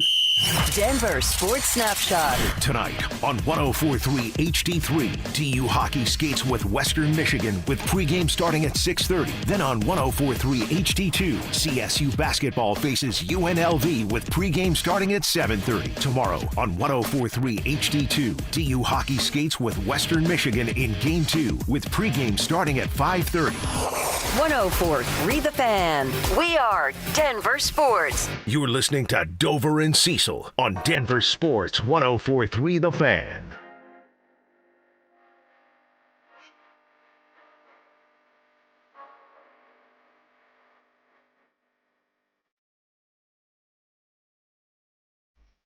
It's a nice Friday feeling too, Kev. It's a vibe. Yeah. Latin music is cool. I just want to dance. I was gonna say it just gets you moving. Like now I understand why everybody's so full of energy and they're just happy all the time. Right. They're just vibing. They got this kind of music. They're taking naps in the middle of the day. The Of course food, they got the energy. food is unbelievable. Now we just crushed some delicious Mexican food ourselves. Damn right we did. Shout out Quesarito. Think about we all had one except Drew because he's locked into his order. But It's like mine was in honor of I can't Nicola. get started. I can't get started on Drew's palate. He has the palate. He's a 40-something-year-old man. Who has Yeah. the palate of a 3-year-old. And by the way, for those that don't know, there's a lot of sports talk debate going on around here, right? Yep. We do it on air, we do it off air, we do it in between shows, we text each other, right? All that stuff. It's all we do. Actually, There might not be a better battle daily than Richie Carney and Drew Spivak over hockey, college athletics. It could be anything. Post on the internet.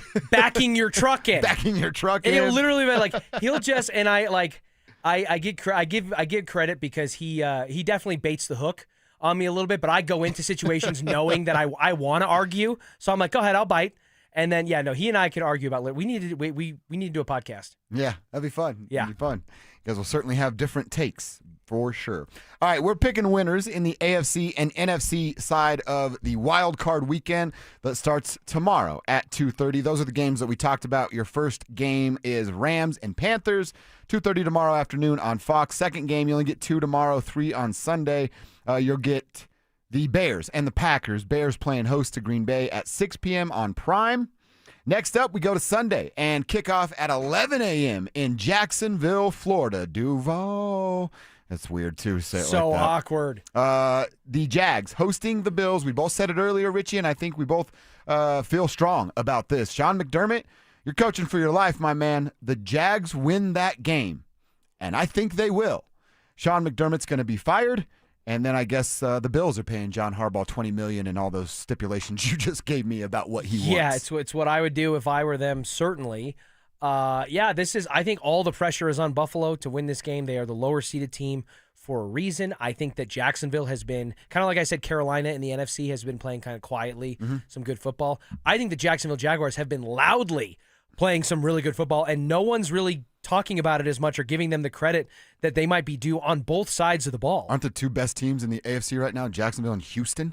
Yeah. And if everybody's we're talking about overlooking them. teams that are the hottest right now going to the playoffs, yeah. Jacksonville undoubtedly is in there, and Houston's got the best defense with a capable quarterback in C.J. Stroud, who's been to the playoffs every year that he's been The a last starter. time the Broncos lost, or the Texans lost, was the Broncos on November 2nd. Yeah. They're playing the best Yep, football. I think Jacksonville wins this game. Now, if Jacksonville, if the carriage turns back into a pumpkin, right? If the clock strikes midnight on the Liam Cohen, Trevor Lawrence kind of experience for this year, I'm not going to be like, where did this come from? Because there's a bad man named Josh Allen that plays quarterback for the Buffalo Bills, and he's won some improbable games before, and a lot of his playoff and postseason losses have been for virtually every other fault but his own. You're right. Yeah, what was the number? 33 points or whatever? His defense gives up an average of, again, these stats are courtesy of Zach Bai, who I feel like says them almost every single day because he has to witness it on a much more painful level than I do. The Bills' defense gives up, I believe, an average of 33 points per game in the postseason. Josh Allen, conversely, has the best touchdown-to-interception ratio in the postseason in NFL history. Wow. And it's not been enough to get him to a Super Bowl. And look, yet. would I be surprised, like you said, if we get here Monday and the Bills are the team remaining and they could be on their way to Denver? Yep. No, I wouldn't be surprised at that at all. Crazy that they're a 6 and they're firmly in that category, right? Is that worst case scenario that it's Buffalo coming next week? That's a fun question. Because we talk about the best case scenario, right? Everyone's like Steelers, please, everybody wants please. the Steelers. What's the worst case scenario? I mean, shoot, the Chargers are the 7, right? So I don't think that'd be the worst case scenario because that's a divisional opponent that you have some familiarity with. I'm telling you, I don't really want the Texans around here in the divisional round. That's the 5 seed, right? Yeah. So that would be the like every upset would have to have no. That would be chalk. Because lowest seed. It'd be yeah, chalk. so it would be chalk except 4-5. Yeah. Which isn't really. Is anybody gonna call that an upset? Thankfully, I think that's the least likely upset to happen, in my opinion, in the AFC is the 4-5. I think all the other ones are greater than the Steelers finding a way to beat the Texans. So yeah, maybe Houston is a worst case scenario. Josh Allen makes me uncomfortable. It would be a rematch of last year, just at a different barn there at a Power Field at Mile High. What's the other? What are the options? The Bills are 6. The Chargers are 7. Yeah, so it'd probably be the Texans would be the worst case scenario. Because with the Bills, you go again. What I asked you earlier: head coach quarterback combo. Josh Allen's better than Bo Nix, but Sean Payton's as good or as better as Josh is at Bo. That's how much better Sean is of that Sean. And he knows how to make a proper analogy about teamwork. Yeah, Sean Payton does too. Exactly. He knows how to talk to a team without invoking some very odd comparisons. Yeah, might want to rehearse that one in the mirror, Coach. The sad thing is, I think he did. Oh, really? I bet he did. I don't think he just ripped that off the dome. He's at home. Like, I got a good one for the boys today. Yeah. Coordinated. Not a good choice of words. So we're both feeling the Jags, but I think we're going to agree here that neither of us would be surprised if Josh does put that Superman cape on and wills his team to the divisional round and a dance with the Denver Broncos. That 2-7 matchup. You talk about that'll be our nightcap coming up on Sunday evening. Oh, we didn't talk Eagles 49ers. Excuse me. There's a game 2:30 on Fox before our nightcap. The 3-6 matchups are just good. Jacksonville, Buffalo, Philadelphia, San Francisco. I don't feel as strong as the 3 seed in the NFC that I do in the AFC. I actually do think the Niners go in there and get a win. As long as their tendons are in place. I was going to say, I do too, and not just because I learned about their microwave tendons over there, just getting cooked on a day-to-day basis. But I think sometimes I personally, because I am so not a Jalen Hurts guy, I think sometimes I don't give the Eagles enough credit for the things that they do, and I overinflate what I think the 49ers maybe are capable of at times, despite being banged up and injured. Like, Trent Williams' status is in doubt, I believe, for this game, and there's a couple other players that are key contributors that we're not 100% sure are going to be available for San Fran. I like the potential for San Fran to win this game. I just don't know if I love it. Yeah, I am not a real big. I'm not down on Jalen Hurts like a lot of people are, and you just identified you are. I just can't stand it. Drives me nuts. Dude, your best playmaker, one, you don't give the best one the ball in Saquon Barkley, and the other one hates everybody else. Like, Saquon doesn't touch the ball, and AJ doesn't like anyone. Yeah, they're both crying for the ball in very different ways. Saquon is just like, hey, maybe this is because it's the best thing to do for our team. AJ, I don't know that there's an amount of targets that would satisfy AJ. I think he just wants out. I think he's going to try to force his way out this offseason. I think he might just pull the wide receiver diva move and just not want to play and try to go the route of the Stephon Diggs or the, whatever. It'll be somebody else's problem. Like he did. I mean, he left Tennessee to go to Philly. Yeah, remember it was this time last year, the book. He's reading the book, and everybody loves A.J. Brown. Insane. And now I think most of the world feels the way you do, because I know I'm right there with you. So I'm going to go Niners on that one. Look good in the Broncos uniform, though. I'm just saying. You want that problem for Bo, though? No. I just want an awesome wide receiver. Not that Cortland Sutton's not awesome. Yeah. I just would like some more playmakers on the outside. We get a daily diva wide receiver in our lives. He sits on that seat from 6 to 10 a.m. I'm good on A.J. Brown. Dude, quick sidebar. Did you hear all the nicknames that the Ramoslaw.com text line was coming up for Stoke? Stokely, no. Because he used to be called the slot machine, right? Yeah. And so now somebody changed his Wikipedia page because Mike's been making fun of the fact, which, by the way, I love Mike, right? So that's state of the art. Yeah. But Mike is body shaming Stokely for gaining a little weight. Somebody went and changed his Wikipedia page from the slot machine to the vending machine. And they put his weight at 260 pounds. And, Mike's making fun of the fact that he doesn't use his gym equipment anymore. He should have donated it to our DenverSports equipment drive and all this stuff. So they started coming out. Dude, it was this brilliant display of creativity from the text line, calling him like Faton Rouge. Oh, wow. And can I read his Wikipedia real quick? Yes, go ahead. After retiring from the NFL, he became a radio personality on 104.3 The Fan. Stokely, who is 266 pounds, considered Ozempic instead of working out and doing it the hard way. Dude, it is. That's on his Wikipedia page. I can't go back. I'll have to have Mike. Maybe Mike, if he's listening, can text us in some of the highlights. They were going through this morning. I was like teary-eyed laughing in my car at the brilliance of the RamosLaw.com text line with some of these names that I never would have come up with. Good. Jumbo Gumbo and Faton Rouge.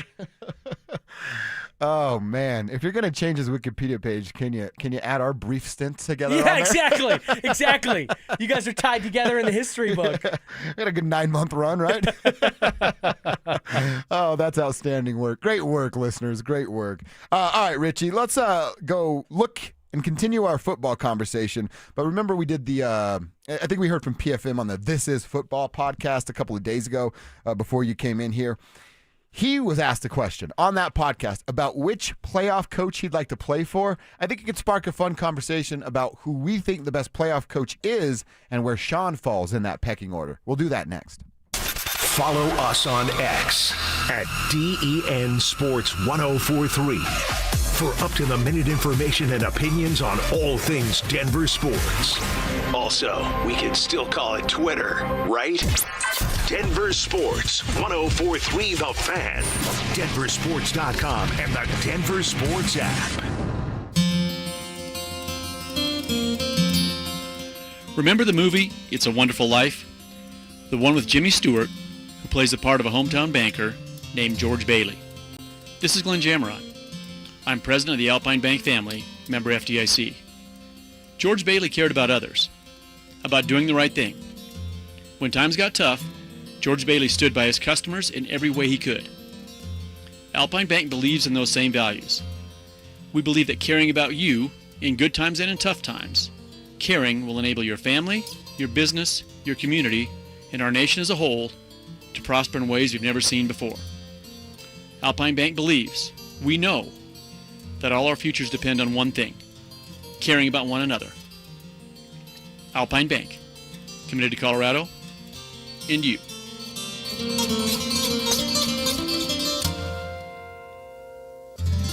Snapshot from Progressive wasn't created for just anybody. Oh no, we made it for you. Smooth accelerators. When that light turns green, you're off. Like a warm knife through firm butter. Going from 0 to the speed limit in an appropriate amount of time. Sure, your car has horsepower, but your horses prance around as silky smooth as your right foot. Fancy Prancerton. With Snapshot, safe drivers like you get personalized rates based on your driving habits. Sign up today at Progressive.com. Progressive Casualty Insurance Company and Affiliates. Snapshot not available in California or from all agents. Are you 50 or older? This news is for you. The CDC recommends you get vaccinated against pneumococcal pneumonia. Even if you're healthy, your age puts you at risk. People 50 or older are over 6 times more likely to be hospitalized with pneumococcal pneumonia compared to adults 18 to 49. Just one shot can help protect you. Learn more and schedule at vaxassist.com. That's VAXassist.com.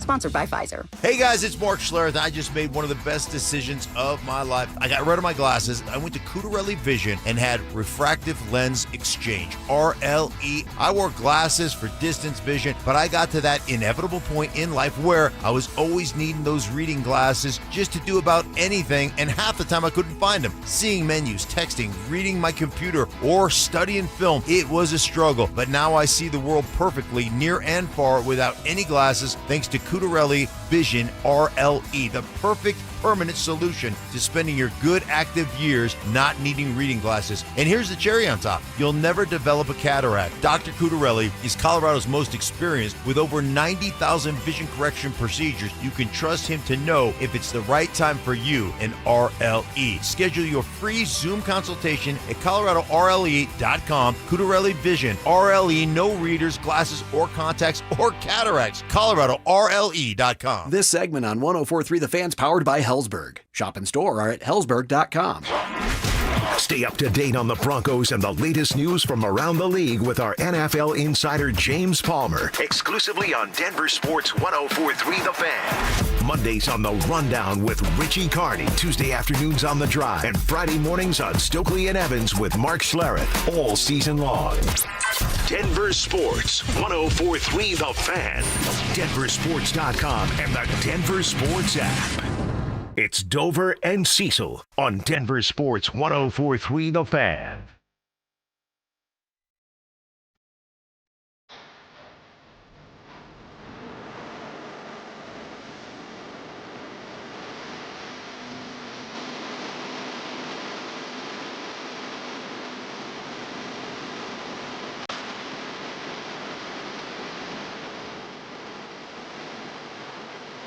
All right, let's hear from Payton. Little Peyton Manning conversation. He was on the This Is Football podcast, part of Omaha Productions, and asked a couple of different questions. One question, Richie, who's sitting in for Cecil Lammy today and yesterday, we're having some fun on a Bud Light Football Friday, was of the remaining playoff coaches, which head coach would Peyton Manning most like to play for? I'm going to go with Sean McVay, right? I feel like I'm just staying in the Mike Shanahan senior family here, all of his disciples. Everybody talks about the Bill Walsh coaching tree. I'm putting Shanahan right up there with him with all of his disciples. But I like the way Sean is accountable each week, right? If it doesn't go well, he gets up there and owns it. I never see him blaming a player, right? He starts with himself, and I like that in a coach. And even though as a player, I always said, it's not the coach's fault. We need to play better. But when your coach is up there taking that, make your players play harder for you. And I just think the job, he does as an offensive coordinator, play caller, while being the head coach. It's just hard to do these days, Kevin. It's hard to be a really good offensive coordinator and a good head coach at the same time. And Kyle does it well, but Sean does it extremely well at a high level.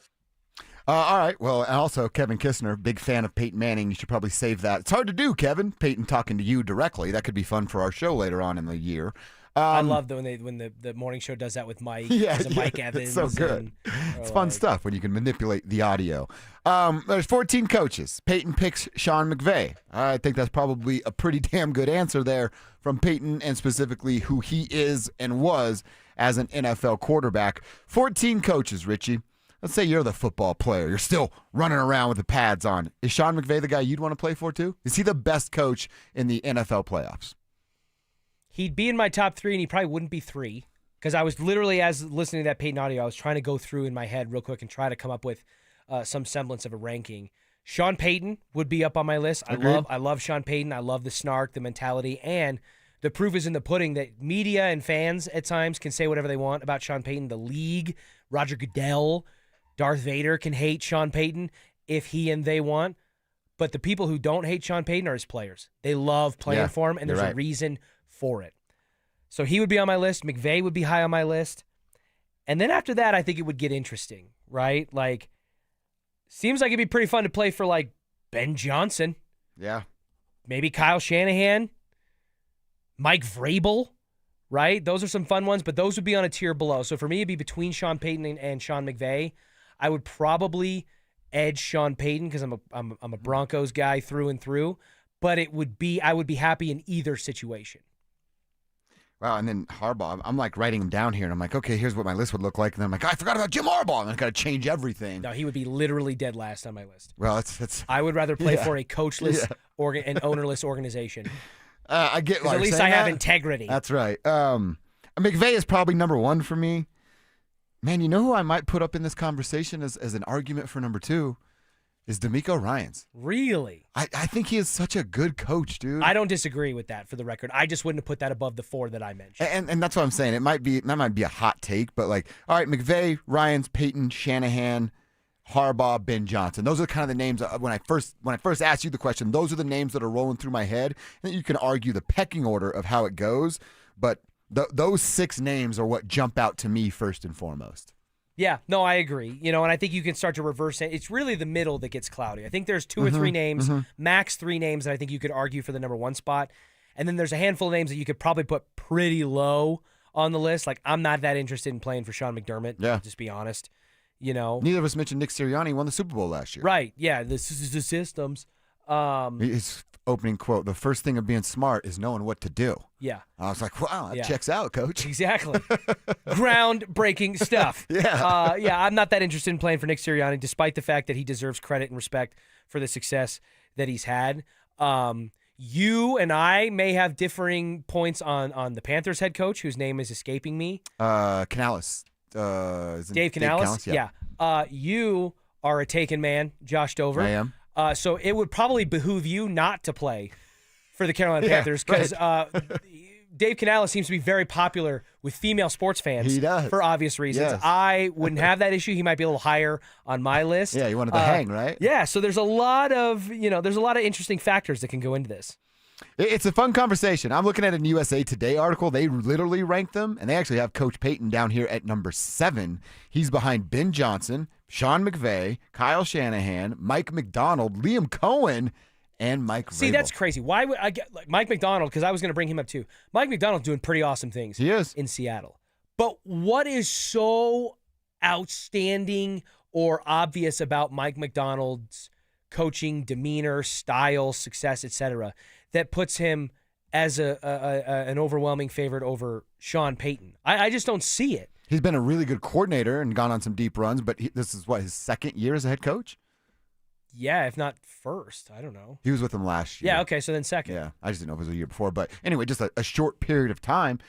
And his team achieved the same thing that Sean Payton's team achieved as the number 1 seed in the conference. Right, yeah. But again, I also just think that we're not inside the locker rooms. We only can observe what we can observe.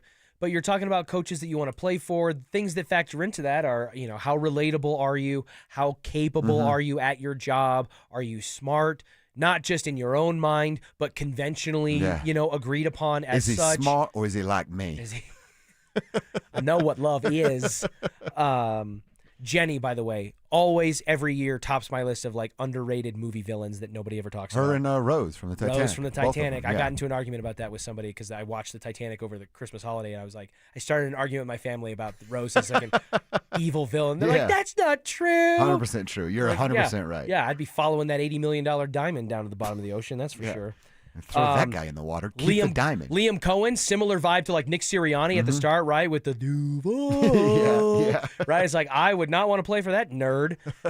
Looks pretty awesome now. He's doing all right for himself. Trevor Lawrence has got, and again, it's like unlocking and connecting with the players, right? Look at Trevor Lawrence. The team's buying him grills. Yeah. Ben Johnson's ripping his shirt off in the locker room. Sean Payton does his thing. He's got the Jordans. He dances with the team. The club dub or dub club, whatever it is. All that stuff. Sean McVay is just kind of an eccentric, quirky, fun guy. Kyle Shanahan, very relatable from a player perspective. It seems like the way he talks and the way they talk about him. I'm not that crazy about playing for Mike Tomlin. I'll tell you that. Oh, that's a good point. Yeah, I wouldn't probably want to do that either. Mike Tomlin at the bottom. And speaking of Mike real quick, I saw a report. Now, Mike Tomlin might be out of coaching or getting a new job. Travis Kelce might be retiring. Saw a story of both of them flirting with TV networks if they're off football next year. Travis would be fine. He knows what he's doing. He has a stupid podcast. He'd actually be probably pretty good. Dude, if Gronk could do it, Travis Kelce could do it. Good point. Good point. Tomlin, would he be good on TV with those catchphrases and a little like, I'm an old grumpy man that's smarter than everybody? Would that work on TV? No. I don't know if I want to be talked down to on TV. I don't think so, because I think that when you look at coaches, like super, super highly respected, tenured coaches that have transitioned to TV, like Tony Dungy comes to mind, right? Like, I love Tony Dungy. I think he gives great insight and analysis. I don't consider him like, stop what you're doing, must watch. Me neither. To bring a local example here of somebody who I think is tailor-made for their TV and their specific sport from an analyst perspective. Dude, I would love to continue to listen to Michael Malone with his snarky personality and his wit and his just like, I don't, give a you-know-what. He took a little snap at Perk the other night. Yes. And I was like, all right. Yes. I just like some guys are just, they're just built for it. They're just made for it. I do not think that I would be falling out of my chair to try to, make sure I tune into Tomlin on a broadcast booth. I honestly, and maybe it's just because of what we do for a living. I'm getting up at, Sunday mornings, TV's on at 10:15. I'm locked into the pregame shows. I don't do a lot of that anymore. No. kickoff. I'm in for kickoff, done after kickoff. Yeah, no, and that's not just a NFL thing. Like I find certain college football panels, pre and post game things hard to watch. NBA, especially on certain networks, is brutal to have to listen to. And the NHL has its back and forths and moments as well. I think they're probably a little bit closer together than some of the other sports. There's a wider gap. But yeah, no, I think that but like again, Sean Payton was in the booth prior to this. Sean McVay would be excellent in a booth. He's got that almost like Rain Man vibe where you just feel like he could break it down in this way that you've never imagined it. Peyton had that I'm better than you vibe. Yeah, that's how he'd roll. Maybe he just is. I don't know. I guess maybe that's the truth. I mean, the dude, he's better than me. He's turned this team. He's turned this team around from we've been around, Josh, for the depths of what this Broncos team has experienced, the worst stretch of football in franchise history, and hate him, love him, whatever. He has had a massive, massive, massive hand in turning this franchise around and bringing it back to the winning tradition that we all became so used to. And I think he deserves a lot of credit for that. And it's one of the reasons why I have grown to like him and maybe grown a new level of respect for him. Yeah. Because as much as he loves to talk that talk, Jarrett Bell, whatever the Yahoo Sports, Charles Robinson, whatever there is, he's walked enough walk to follow up that talk that makes me go, all right, I'm in. Yeah. You know what I mean? If you're a win, you can say whatever you want. You could run your mouth, you could talk your talk, and he is doing that now that they're winning. All right, fourth and final quarter. We call that victory formation on a Friday. Let's get into victory formation answering this question. Have the Broncos done enough to make this a successful season no matter what happens in the playoffs? We'll answer it. We want your answers next. Follow us on YouTube, Instagram, and TikTok at Denver Sports 1043 to stay up to date on all your local teams. Denver Sports 1043. The Fan. Ben Franklin here to talk to you about your water heater. A water heater is a vital part of your home's plumbing. When it doesn't work, it can really freeze up your routine. Call the pros at Benjamin Franklin Plumbing about water heater options for your home. Visit BenjaminFranklinPlumbing.com or call 877-BEN-1776 to request an appointment. The local pros call Benjamin Franklin Plumbing. Call for details. Independently owned and operated. Licensed in their respective state or county. If you're tired of your house feeling uncomfortably cold and shocked every time you open your electric or oil bill, it may be time to replace your windows. What's up, everybody? It's Cecil for Window Nation. January is actually one of the best times to do it, thanks to my friends at Window Nation. Right now, Window Nation's Buy 4, Get 4 Windows free sale is going on, making it a great time to replace all the windows in your home. And you can get them with 0 down, 0 monthly payments, and 0 interest for 2 years. There you go. Fantastic. Window Nation replaces old or builder grade windows with custom built high quality windows measured 3 times to ensure a perfect fit and year round comfort. Choose from over 1,500 styles and colors, backed by a lifetime warranty and installed right the first time by experienced professionals. Window Nation, proud to be part of Team Dave Logan, or corporate supporter of the Wounded Warrior Project. Hurry, this sale ends soon. Schedule your fast free estimate now at windownation.com.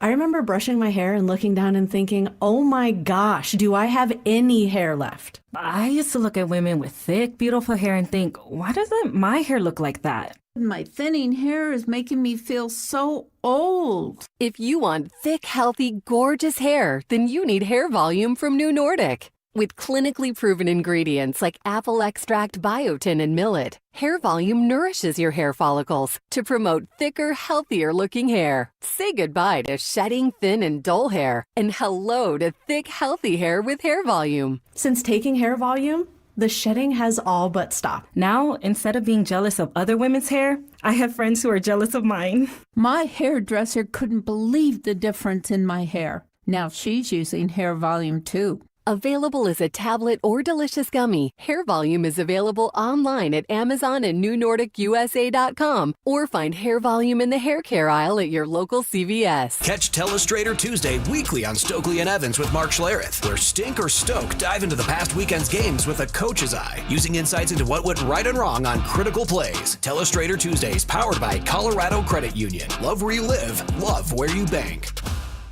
Whatever you're looking for when you head out into the wild, keep an open mind. Sometimes the real treasure is the journey itself. Sure enough, there's treasure out there. Sometimes it's something you didn't expect to find. And more often than not, it's as simple as the memories you make. Make some memories of your own with a new vehicle from Corwin Toyota. Family driven for over 100 years. Colorado roads are icy. Accidents happen. When they do, you're in luck with Flanagan Law. I'm Samantha, the personal injury lawyer who stands out from the rest of the guys. Look for the Shamrock. Flanagan Law, your advocate when it matters most. KKFN and KKFN HD1 Longmont, Denver. You're listening to Denver Sports 104.3. The Fan. Denver Sports Snapshot. Tonight on 104.3 HD3, DU hockey skates with Western Michigan with pregame starting at 6:30. Then on 104.3 HD2, CSU basketball faces UNLV with pregame starting at 7:30. Tomorrow on 104.3 HD2, DU hockey skates with Western Michigan in Game 2 with pregame starting at 5:30. 104.3 The Fan. We are Denver Sports. Denver Sports 104.3 The Fan presents Dover and Cecil. Can I kick it? Can I kick it? It's Friday, gotta get down on Friday. Friday?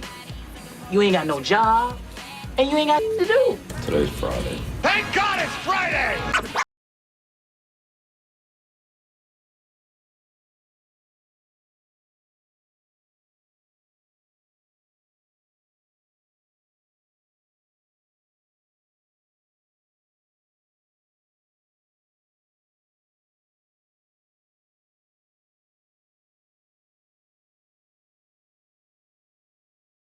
We're here till 2, then the drive comes in and takes over. Those guys are going to get you home from 2 to 6 tonight.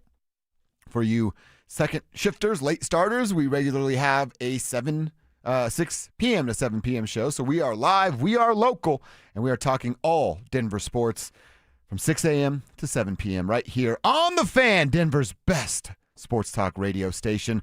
Appreciate you guys being with us. You can start calling some of your shots, right? Maybe there's no Broncos game, but if you have a mile-high moment of something that's going to happen throughout the playoffs, well, hit us up with that at 303-713-1043, ramoslaw.com text line. But congratulations, it's Friday. It's our final hour. We have made it to victory formation. We always love this as well. And that should send Bo Nix out for a victory formation. Victory formation here on a Friday, Richie, and I want to get into a conversation with you. Kev, I want your answer on this too. We haven't heard from you yet today on this subject, and of course the tribe. Always want to know what the vibe is in the tribe. The question is, what's success look like? Has a 14-win season with the number 1 overall seed in the AFC already checked that box? Is the 2025 Denver Broncos successful because of what they've already accomplished? Or does a playoff win come, or is a required playoff win come to mark this box of success? Have they already done that? Do you need 2 playoff wins? Do you have to get to the Super Bowl? You have to win the Super Bowl to make it a successful season? Kevin, why don't you kick this party off, because we haven't heard from you yet today. Are you satisfied with what you've seen so far? Not entirely. It's like we're like in a chemistry lab. We're still mixing chemicals, see which works. No, I want to see the finished product now. But in 2015, we never saw the finished product either. We saw still a lot of chemicals moving. Sure. And then the one main chemical we needed in Peyton Manning, it finally started working in the playoffs. I want to see that consistency out of Bo Nix. Don't worry about the footwork, dude. Just go make plays now. There's no more having to worry about this and that. Just go make the plays. Receivers, stop dropping the passes. Yeah, that's a big one. Nick Benito, Cooper, get that quarterback now. I know Sean Payton says he doesn't care about sacks. He wants pressures. Well, let's go make some defensive plays now. So I'm not fully thrilled of what the season has turned out to, but we're nitpicking. We have first world problems here. So you're right. The nitpicking, overall, I would say, okay, fine, 14 wins.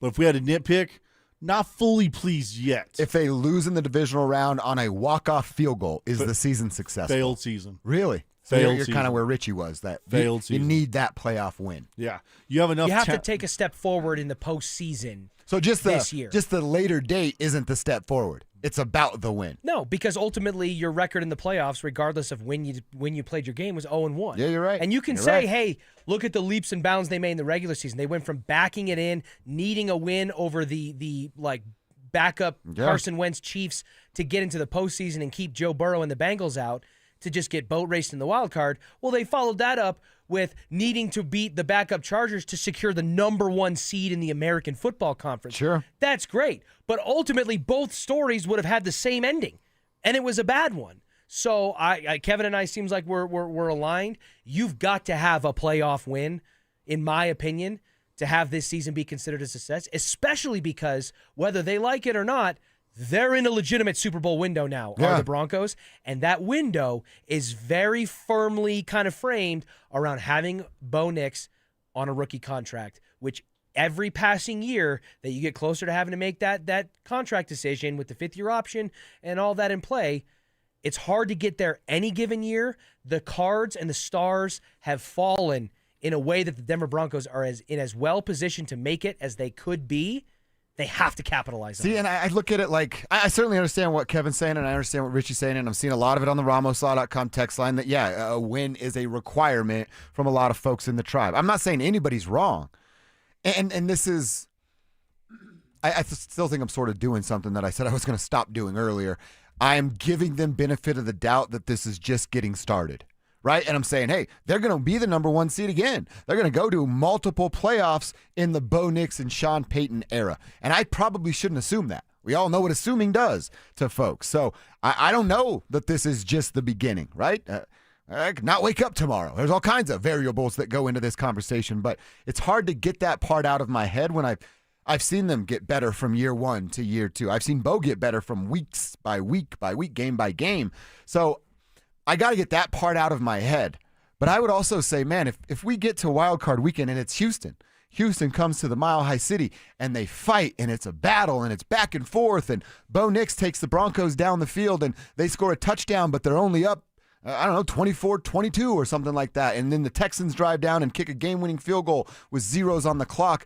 It's going to be hard for me to come in here that following Monday and go, wow, they weren't successful this season. You won 14 games. What was your objective? The objective is always the same, though. So if you don't reach your objective, you're a failure all the time.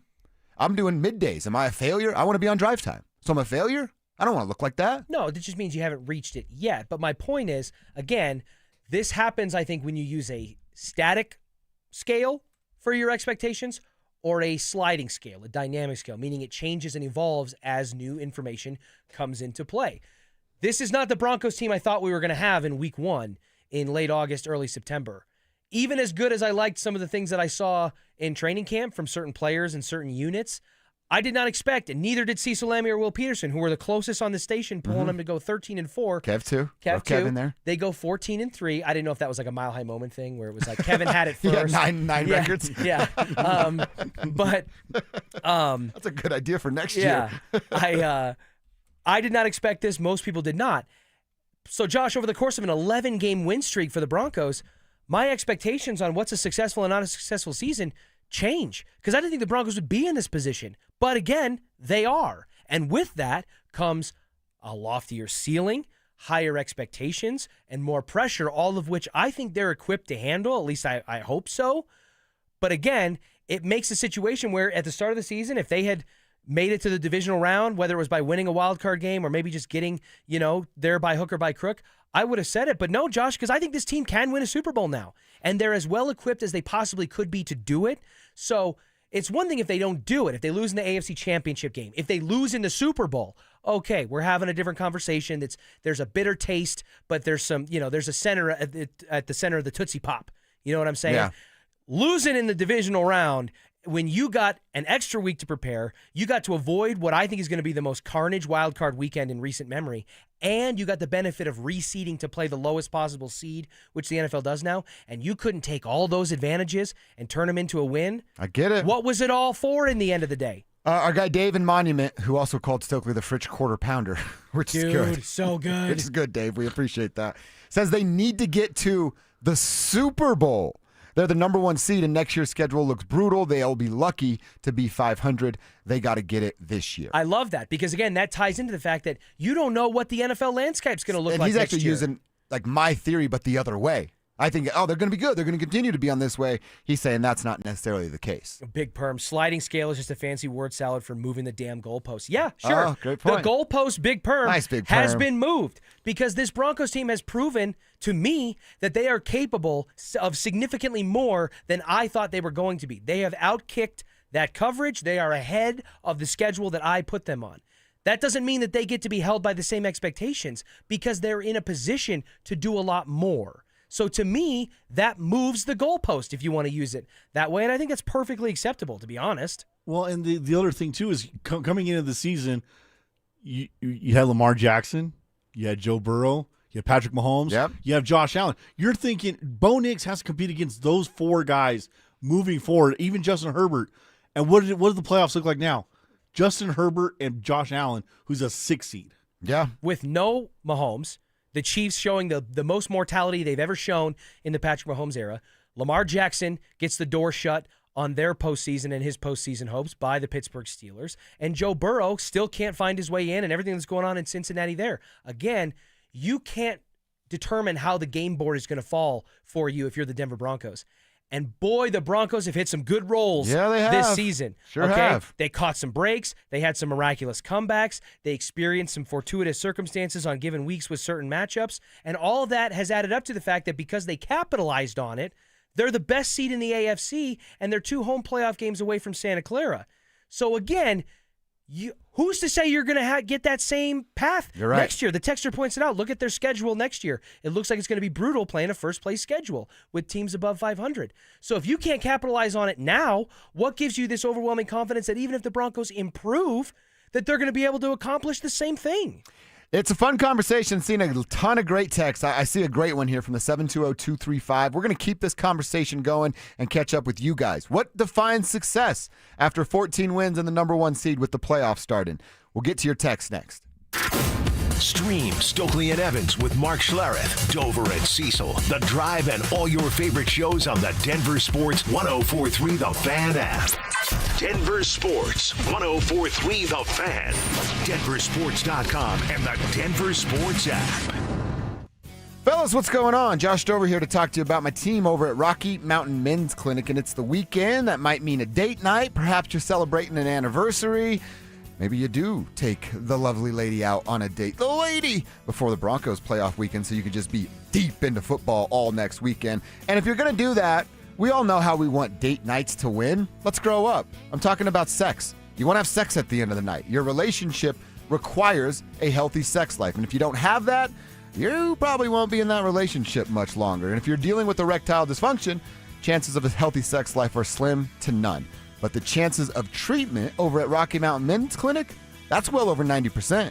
Some treatments can have you lasting an hour or more. Rocky Mountain Men's Clinic has served the Front Range of Colorado for nearly a decade and have successfully treated tens of thousands of men. Set up your first appointment. Talk with the Colorado licensed medical provider. They'll draw your blood, tell you what your T and PSA levels are, and if medically advised, they're going to give you a test dose right there in the office. If that test dose doesn't work, fellas, you're not spending a penny. But you hear what I said earlier? It works in over 90% of men. Call them today at 720-440-7900 or visit them online and start this process right now, fellas, at RockyMountainMen'sClinic.com. Babe, your arms look amazing. Working out is paying off. Thanks. I just wish my chest matched. No matter what I do, I'm frustrated with my man boobs. Hey, don't beat yourself up. More than half of men have gynecomastia. It's gland tissue, not laziness. Same thing is happening to my friend Trisha's husband. He went to Dr. Cameron Dastry at Modern Surgical Arts of Denver. For real? You get good results? He got great results. Call him, honey. Call today. They're offering complimentary consultations for the fan listeners. 303-470-3400 or at modernsurgicalarts.com. Hey, it's Mike Evans. How about a New Year's resolution where the commitment takes just one day and yet the results last a lifetime? Address years of hair loss like I did with Dr. Tanya Pauls and Advanced Hair's simple one-day treatment using your own natural hair. Advanced Hair restores your bald spot, receding hairline, or thinning, and they guarantee your new hair will grow for life. Celebrate the new year with a free consultation, $250 off, and 250 free hair grafts. Call 720-459-HAIR or advancedhair.com. When you've been serving Colorado as long as I have, you see a lot of new law firms come and go. Many of them aren't even from here. They don't know Colorado law the way we do. I'm Rob Wilhite of the Wilhite Law Firm. For 47 years, we've been fighting and winning for Coloradans. This is our home. We care about our community, and we care about the safety of every resident who lives here. So if you've been injured and need real Colorado experience on your side, call the Wilhite Law Firm, 303-GOOD-LAW. The Wilhite Law Firm. Experience you can trust, results you can count on. What's up, everybody? It's Cecil. You'd love new windows. I'd love new windows. That's why I went to Window Nation. Why? Because I live in Roxborough. I deal with a ton of wind and cold winter months. Well, that means the higher heat bills. I don't want that. Well, how do you fight that? You fight it with new windows. Right now, Window Nation's buy 4, get 4 windows free sale. You can get them with 0 down, 0 monthly payments, and 0 interest for 2 years. It's time. Don't wait to put an end to your window problems. Visit windownation.com now. It's windownation.com. Who wants the lowest rate for life? I do. I do. Everyone does, but it's only U.S. Mortgages. Lock in a low rate today, and if rates fall in the future, we will redo your loan and lower your rate without any lender fees, including the appraisal. There's no limit to the number of times you can do this. Always have the lowest rate for life. Get our 475 5-year fixed rate, 5.89 APR. Call 303-LOW-RATE or online at usmloan.com. All loans subject to approval and change. See website for complete details. License number 392126. It's a new year, and Aleve is here to help you keep your New Year's resolutions on track. Whether it's a daily walk, hitting the gym, or spending more time with friends and family, Aleve's got your back. With up to 12 hours of body pain relief per dose, Aleve keeps you moving with long-lasting body pain relief so you can chase those dreams and achieve your goals. Don't let body pain slow you down. Keep going with Aleve, because this year is your year. Try Aleve. Use as directed for minor aches and pains. Welcome back to Winter Hack Radio, the place for clever hacks to survive the season. Icy driveway? Well, try spreading sand or birdseed to help with traction. Snowy puppy paws? Well, grab a whisk, brush it off, done. Catch COVID-19? Well, just get... Actually, there's no hack for COVID-19. But if you test positive, prescription medications for COVID exist. Ask your doctor if they're right for you. Visit PfizerForAll.com to learn more. Sponsored by Pfizer. Tune into Stokely and Evans with Mark Schlereth, Wednesdays at 9:15 to hear ESPN NFL analyst Dan Orlovsky break down Bo Nix and the Broncos every week during football season. Denver Sports, 104.3 The Fan, DenverSports.com, and the Denver Sports app. Denver Sports 104.3 The Fan presents Dover and Cecil.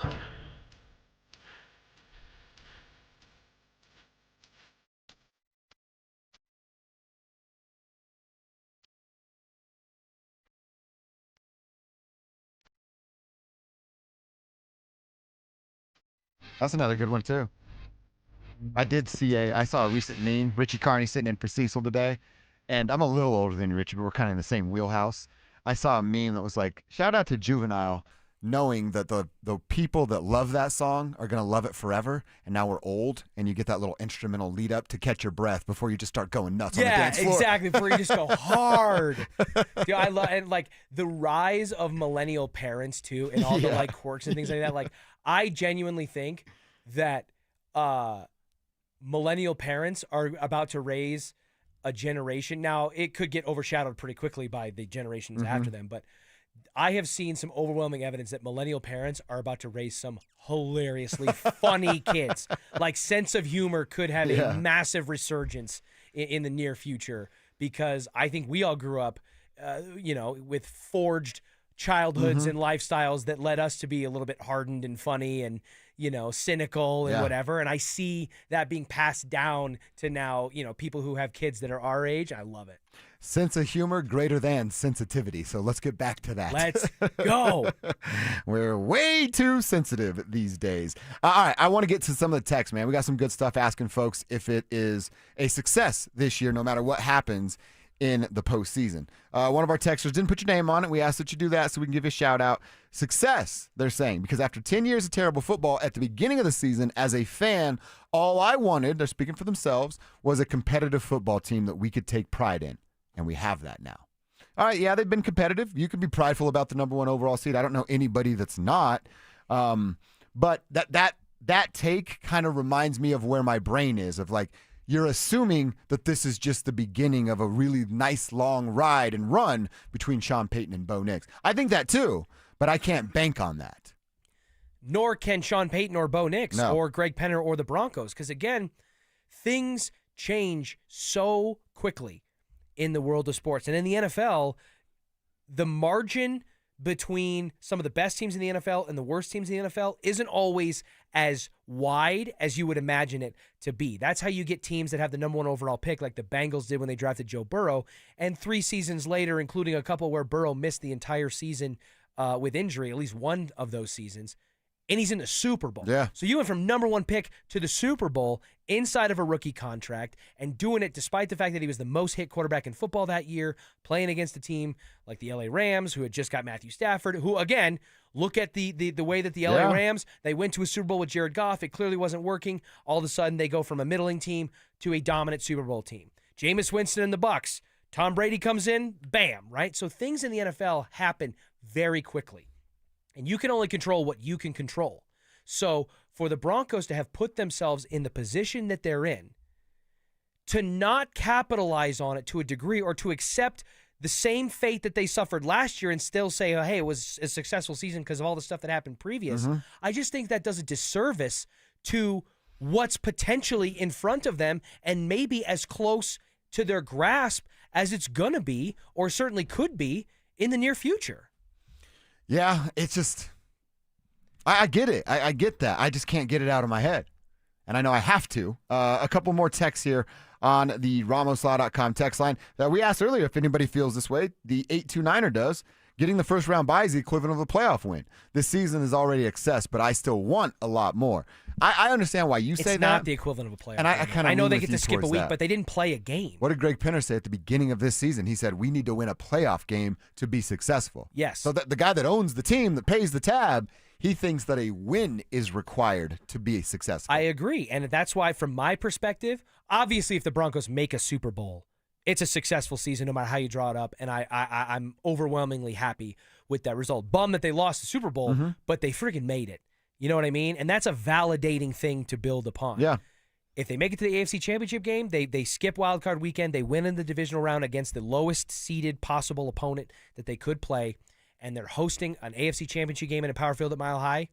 They lose that game, I'm bummed, especially because you're 4 quarters away from a Super Bowl at that point, and all those things that were still on the table are still there. But, man, you were 4 quarters away from a Super Bowl, and you won a playoff game to put yourself in that perspective. You took a noticeable, tangible, important step forward, validating that you can not just make the playoffs like you did in the wild card round and you got beat up by the Buffalo Bills. You can win a playoff game. If they don't do that, Josh, if they lose in the divisional round, we still have so many of the same questions about this team. And I think we look back negatively in hindsight about some of the regular season things because it's like, you know what? I think we talked ourselves into this team being better than they were. They caught so many green lights. They played XYZ schedule, blah, blah, blah. But in the end of the day, it didn't matter because when the playoffs came around, they folded just like they did last year. I think it's about validation, right? And what you just said is 100% accurate.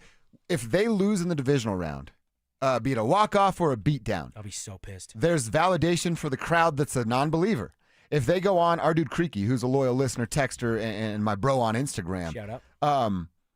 He said, it's a Super Bowl. Get to it. Don't have to win it, but you have to get to it to make it successful. Then that's validation. So I think that's what this brings. They go on a playoff run, losing the AFC Championship win, but you got there and you won one playoff game. It's validation for those of us that believe and go, yep, this is just getting started. If things remain right and everybody's healthy, the fit stays there, they don't get decimated from their coaching staff, this could be the beginning of it. There's validation for our belief.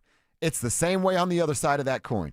If they lose in the divisional round, if they get their ass beat in the divisional round, it's validation for those that don't believe and go, yep, that fit that you guys tried to convince us, the Bo and Sean, it's not there, and this was the exposing of it. Yeah, and there's a spectrum to this. Our guy Rip, another loyal listener, who, again, what's up, Rip? We call Rip because he looks eerily similar to Rip from Yellowstone. But as I learned this week, sitting across this table from you, he looks exactly like the Modelo, like heart of a fighter guy in the commercials. Like I actually thought that was a photo of our guy Rip, but he texted me listening to our conversation just a few minutes ago and said, hey, anything less than winning a Super Bowl, because that is the goal for every NFL team when they start playing in each individual season, anything less than that is ultimately a failure. That's obviously the furthest end of the spectrum on one end, right? On the unforgiving end. Yeah.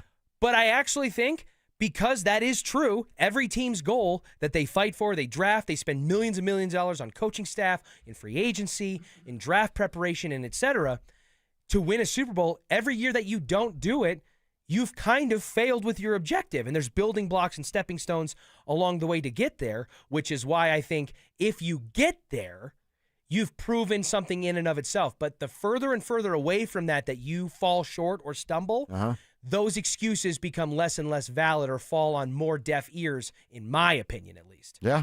Another good question from Jerry. What if you lose on a walk-off field goal and that team goes on to win the Super Bowl? I always talk myself into that. I hate that argument, by the way, that, you should want, if your team loses to a team in the playoff, you should want them to go on and win the Super Bowl. I do that all the time. Because that validates that, hey, at least you lost to the champs. I hate that loser's logic mentality. When the Baltimore Ravens beat the Broncos in the playoffs with the Raheem Moore play, you know what I didn't want the Ravens to do? Go win the Super Bowl. Go win the Super Bowl, which they friggin' did. Yeah. I wanted them to lose every possible snap after that. If my team loses, I want nothing to do with the victors. I'm not one of those like, hey, yeah, go, because you hear players do that, right? They lose. Hey, we go, lost to the champs. Go win it all, man. Yeah, that's great. I'm not a player. I don't live in that mentality, and most of the people on the RamosLaw.com text line aren't either, I would imagine. I don't want the team that beats my team to win anything. I never root for injury because I just think that crosses into some bad voodoo magic. But basically, I am of the mind of like, you know what?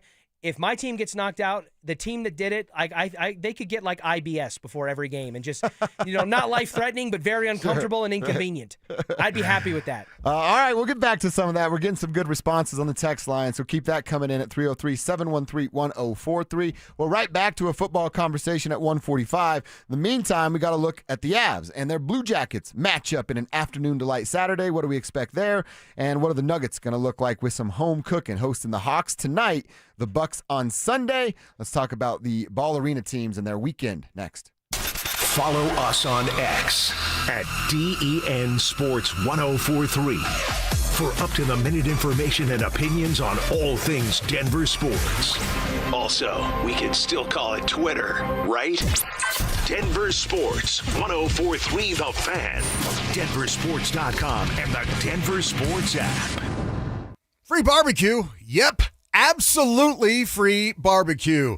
Hey, everybody, Dan Jacobs, the barbecue lawyer at 303 Law 4040. It's 2026, and we are taking our free meal program to the next level, and I want you to help spread the word with me if you can. I got a brand new smoker, and this thing's a beast. It's over 6 feet tall, so we can cook that 1,000 pounds of free barbecue each and every month. Here's what you do. It's Eastern Hills Community Church, 4 to 6 p.m. every first and third Thursday. I'm smoking up delicious pulled pork or my addictive copycat Chipotle recipe, and we're serving it up for free. You just get in line, you pop the trunk, we put free groceries in your trunk, and then we ask you how many meals you need for the night. It's that simple, no questions asked. It's at Smoky Hill and Arapahoe Road every first and third Thursday, 4 to 6 p.m. Help us spread the word, and if you have any questions, you can always call me. The barbecue lawyer's number is 303 Law 4040. Matthews Fine Watches and Jewelry is Colorado's largest watch repair center. Hi, I'm Scott Matthew. We service all major brands, factory authorized for TAG Heuer, Cartier, Omega, Breitling, Panerai, and IWC. We service Rolex and many more. Our on-site watchmakers are Wolfstep, SADA, and CW21 Swiss certified. With up-to-date factory training, our watchmakers can handle any of your watch repair needs. Matthews, we have time for you. Matthews Fine Watches and Jewelry in the Highlands Ranch Town Center and online at MatthewsFineWatches.com. Hey, Colorado, when you're in the market for a new truck or SUV, head to Johnson Auto Plaza. Explore their huge selection of new Chevy, Buick, and GMC trucks and SUVs. Find your new truck or SUV at JohnsonChevyBuickGMC.com. Stop in and experience the Johnson advantage that so many now know. Johnson Auto Plaza is your truck and SUV headquarters. Just north of E470 on Highway 85, Johnson Chevy Buick GMC.com. Men, it's the new year, and for many of us, it's a time of deciding to make positive changes in our lives. This is Jeff for the Rocky Mountain Men's Clinic, and if you're suffering with erectile dysfunction and are tired of the frustration and embarrassment ED causes, you should call the Rocky Mountain Men's Clinic today, because there probably isn't a better resolution you can make than to be done with ED. You see, ED doesn't just affect you, it can also affect your partner, even if they don't talk about it. But here's some great news. If you're like most guys, the treatments at the Rocky Mountain Men's Clinic will give you back your sex life, because our protocols have success rates that work in well over 90% of cases. Seriously, you might even find you're performing like you haven't in years. So, make an appointment and get ED out of your life. Your initial visit is only $99 and includes blood work, a medical consult, and if medically advised, a test dose. And if that test dose doesn't work in the office, your visit is free. Call 720-440-7900 or go to RockyMountainMen'sClinic.com. That's RockyMountainMen'sClinic.com. We have 5 offices across the Front Range to serve you. Snapshot from Progressive wasn't created for just anybody. Oh no, we made it for you. Gradual breakers. You keep your eyes on the road, so you've seen it all. As long as it all happened directly in front of you. Like a Swedish masseuse, your foot knows exactly the right amount of pressure to apply to the brake. That's why your passengers feel totally relaxed with you behind the wheel and occasionally super sleepy. With Snapshot, safe drivers like you get personalized rates based on your driving habits. Sign up today at Progressive.com. Progressive Casualty Insurance Company and Affiliates. Snapshot not available in California or from all agents. With the new IHOP value menu, $6 is all it takes to go to your happy place, where stacks of pancakes with bacon and eggs are just $6 every day. French toast, sausage, and eggs are, you guessed it, $6. And fluffy omelets come with a side of pancakes and only cost $6. Go to your happy plates every day at IHOP. $7 in some locations. Available every day for a limited time at participating restaurants in the U.S. Hours may vary. No substitutions. Not valid with other discounts or promotions. Prices may vary. You gave years, maybe decades to your job. You showed up, worked hard, and planned for retirement. But now, the company's changed. Or maybe you've taken a buyout or been forced into early retirement. So, what happens next? I'm Jeff Jr., founder of Trajan Wealth. And if you've built up a 401k or thrift savings plan, now is the time to ask, is that money really working for you? Many workplace retirement plans offer limited options and even less guidance. At Trajan Wealth, we help people just like you roll over their accounts into IRAs with more flexibility and personalized investment strategies built around your goals. For households with $500,000 or more, let us build you a personalized plan. We operate on veteran values, service, trust, and doing what's right. Your next chapter starts now. Call Trajan today, 720-204-8100. That's 720-204-8100. Advisory services offered through Trajan Wealth, LLC, an SEC-registered investment advisor. See website for details. Need a plumber? Euro Plumbing has the lowest prices in town. Rock bottom prices on whole house repipes, sewer line repairs, even water heaters. 720-500-3000. This segment on 104.3 The Fan's brought to you by Fitness Gallery, selling the world's finest fitness equipment. Denver Sports Snapshot. Tonight on 104.3 HD3, TU hockey skates with Western Michigan with pregame starting at 6:30. Then on 104.3 HD2, CSU basketball faces UNLV with pregame starting at 7:30. Tomorrow on 104.3 HD2, TU hockey skates with Western Michigan in Game 2 with pregame starting at 5:30. 104.3 The Fan. We are Denver Sports. You're listening to Dover and Cecil on Denver Sports 104.3 The Fan.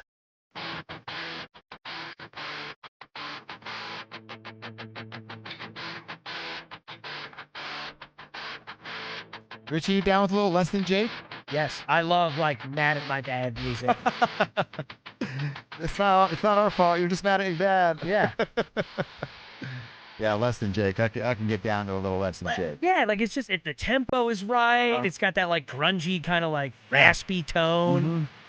It's good stuff. And it comes from an era still of music where lyrics like mattered and like albums told stories to a certain degree. They had themes. It's not just a bunch of collection of singles. Yeah. Like we get now. That's right.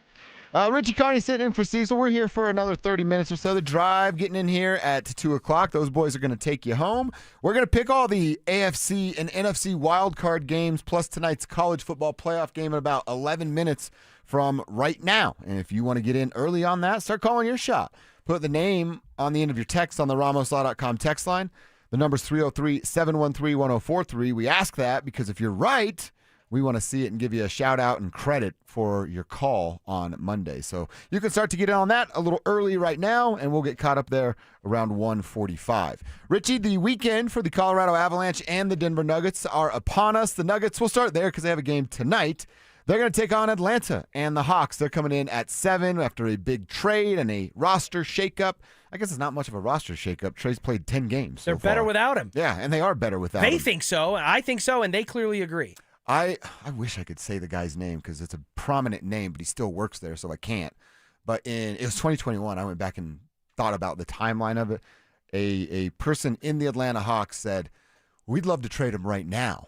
No one really wants him, so we have to sit on this for a while, and then 5 years later, it actually gets done. I think the Nuggets can win both games this weekend. We were kind of having a conversation that we're going to get deeper into a little bit next week, but with Drew Spivak about this stretch of games without Nikola, and if they are who we thought they were, then they should still be competitive in this. Let him off the hook. And I actually kind of leaning that way as well. Now, are they going to go 12-6 in the 18 games? I don't know that I'm going to bet that, but the 900 or 500 at 9-9 that you and I talked about, can they do that? You think they can? I certainly think they have a better shot at it now than I did before the stretch started. 10-8, 11-7. I mean, I think that's something that's gettable for these Denver Nuggets. I think this Nuggets team in these first 5 or so games without Nikola Jokic, and some of those came with some reinforcements coming back, but some of them did not. I mean, Josh, they literally beat a Philadelphia 76ers team without all 5 starters and 2 of their leading scorer off the bench and their backup big that was a coveted piece, both of which were coveted pieces in the offseason. Then they beat the Boston Celtics in an inspiring fashion. And I think this team has shown me that they can do more than I thought they were capable of, albeit in a limited, smaller sample size right now, than I thought they would be able to without the best player in basketball, in my opinion, in Nikola Jokic. And I do think it becomes a little bit of a tricky conversation when you start talking about, like, hey, if we're really going to consider the Nuggets title contenders, shouldn't they just be able to handle business without their best player, without Jokic? I think you can point to certain teams where maybe that's proven to be true. The Oklahoma City Thunder certainly have sat Shai Gilgeous-Alexander a handful of games, certainly in quarters, and they played the start of their season without J-Dub, right, who's an all-NBA level player. But the Oklahoma City Thunder also might be the deepest team in the history of the National Basketball Association. So that's a tough but they seem more of an exception than the rule as it states currently, you know.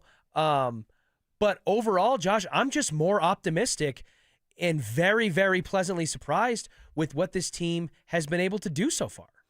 I mean, it is a pleasant surprise. I will say, when you're talking about the being bad without Nicole, it's like, well, could the solar system survive without the sun? You know, it's literally not for like more than a few minutes. I kind of who like. Nicole is to the Denver Nuggets, right? Yeah. He's our son. But with who Jamal has become, with what we're seeing out of a guy like Payton Watson, I think they can and will keep their head above water this weekend. I'm actually confident about these Denver Nuggets. Have a ton of confidence about the Colorado Avalanche. It's literally impossible not to, outside of the power play situation that got a couple of them last night, but that's not the end-all, be-all that it's going to be fixed and they're just fine now. No, you got to do it again and again and again. And they're also playing maybe the most dysfunctional team in the league right now in the Ottawa Senators. If stay faithful. Yeah, that's a big key to today's show. Where are we at with the power play? Are we going to get to a point? It's January 9th, and I said, we got to talk about May and June and then really get into the depth of that conversation. Are we going to get to a point where we've talked ourselves into going, power play's fine, look how good they are. It doesn't matter that they're not good there. Yeah, I think many people are already there. Oh, they're already there. I think so, yeah. So, no reason to worry. Well, Josh, the power play hasn't stopped them from having the greatest regular season in franchise history, one of the most improbable, remarkable regular seasons in NHL history. They've got, 4 regulation losses going into mid-January, and 2 of them happened like in the last 7 or 8 calendar days. So it's crazy. They've already shown that the power play hasn't held them back from some of the best hockey they've ever played as a club. And I think, and I made the analogy a while back, the Avalanche are kind of like prime Transformers era Megan Fox, right? At the peak of her power. Yeah. Megan Fox was the hottest woman on the planet. She had the power. Transformers, leaning up against, pin airstriping the motorcycle, right? Airbrushing the motorcycle. Megan Fox had one specific blemish that people wanted to take note of. Yeah. She's got some weird thumbs, Josh. Yeah, she did. Right? They look odd. And they certainly didn't match the rest of her, which again was the hottest woman on planet Earth at that point in time. People stopped caring about the thumbs. The thumbs didn't hold It's Megan no longer Fox a back. talking point. It's no longer a talking point, and Megan Fox had a glorious reign among the top of that particular category. She was Jennifer's buddy? Yes. Oh, yes. wow. Pure cinema. Yeah. The Avs are a wagon, okay? And they're going to be a wagon down the back half of this regular season and into the postseason. I will say this, though. Even though I think that the power play is the Megan Fox thumb for the Avalanche, it is also the single thing, in my opinion, that's going to potentially hold them back from hoisting Lord Stanley when this postseason is over. Because everything else, Josh, I think they've got it figured out. Barring injury, right? We're assuming health, and we're assuming that the versions of players that we're seeing are not aberrations or smoke and mirrors, and that these guys from Nate to Cale to Brock and Lehkonen and Devon Taves and Cale Makar, etc., that these guys are going to be who they are right now in the playoffs. It's the only thing that could hold them back in any significant way, and the evidence to that is that it already did hold them back. I think it's the reason why they lost to the Dallas Stars in the first round. Yeah, that's a good analogy. The Avs are Megan Fox's bad thumb that no one cares about anymore. Because here's the thing, because people say people want to overdo. I don't want to say overdo, but they really want to hammer in on the power play, and it's like, okay. Would the thumbs have held you back from, if you had an opportunity to date Megan Fox in her prime, would the thumbs have held you back? No. Absolutely not. No, because everything else about Megan Fox and everything else about the Avs is unbelievable. But when does it get to the point where I'm in this relationship with the Avs or Megan Fox, which is fun to think about, where I go, all right, we've had a good run, but I can't stop looking at those thumbs. We've had a good run, but you can't score on the damn power play. I don't know, but I'm not there yet. I don't know when that line is, but I'm not there yet. I am as in love with these Avs as I was with Megan Fox in 2009. All right. I'll leave it at that. I will say Transformers was a game changer. Unbelievable. A game changer. And then Jennifer's body. It's the same thing like the movie. Like, yeah, there's a lot of corn syrup in that blood, but it's all over her. Yep. And I'm into it. Yep. I would have absolutely died like the guys in high school that died in Jennifer's body if that was in real life. That would have been my time, and you know what? Yeah. There's a part of me that would have thought my headstone says he went out how he wanted to go. Yep. Somebody wrote, Megan Fox transformed my life. Many a man's lives. Many a man's lives. It's one of the only theaters I've been to where there was audible barking coming from every corner of the theater. He's like that guy in the commercial barking at his boss. Yes, at his for the boss, dogs. except this time it was a good idea. Don't bark at your boss. But Megan, in 2009, if you were watching Transformers in a movie theater, it was socially acceptable in that setting. Everybody was all in. All right, are you worried about the Avs power play, or are you just going to write off weird-looking thumbs? Tell us on the RamosLaw.com text line. We'll catch up with you there and give our official picks for tonight's college football playoff game and the wild card weekend schedule ahead of us coming up next. Follow us on YouTube, Instagram, and TikTok at Denver Sports 1043 to stay up to date on all your local teams. Denver Sports 1043. The Fan. Febreze. It's a classic odor tale. You fried fish for dinner, cleaned up, but the smell is still in the house. And the neighbors are coming over for game night. They're on their way. And then you spray Febreze Air Mist. Febreze Air starts working instantly to fight even your toughest odors, so you go from fish to fresh like that. Now all you have to worry about is Pam cheating at charades. Breathe happy, Febreze, la la la la la. Welcome back to Winter Hack Radio, the place for clever hacks to survive the season. Icy driveway? Well, try spreading sand or birdseed to help with traction.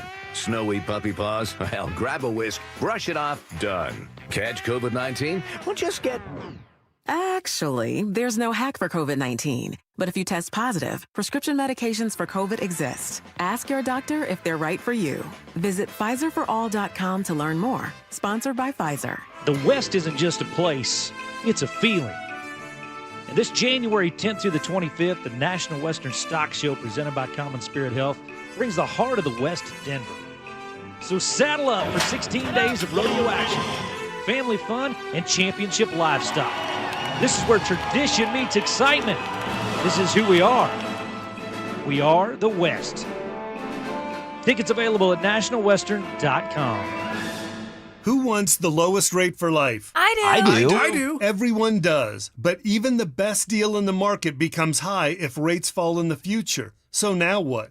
Go through all the expense again? No. Just go to U.S. Mortgages and get our trademarked lowest rate for life product. It allows you to get your savings today and lock in at below market rates like our 4.75 5-year fixed that has a 5.89 APR. Wait, 4.75% 5 years fixed? Yes, and even if the market does improve further, great. We redo your loan with no lender fees and no appraisal fee, and there's no limit to the number of times you can use this. So stop waiting for rates to get better and wasting money. Lock in your savings now and know you're 100% protected with lowest rate for life. Call 303-LOW-RATE. That's 303-LOW-RATE or online at usmloan.com. Rate must be locked by 9/16. All loans subject to approval and change. See website for complete details. License number 392126. Enjoy this run to the playoffs and be safe when you're going to the games or to parties. If you do get into an accident, make the right call to Flanagan Law. While the other guys blend in, I stand out. Look for the Shamrock. Flanagan Law, your advocate when you need it most. Women go through many changes in their lives. And we believe each milestone matters. That every new candle represents another step in your story. Our healthcare experts support women at every stage of life. Because each chapter deserves to be celebrated. Women's health. Nurture what's next. Find care near you at mountain.commonspirit.org.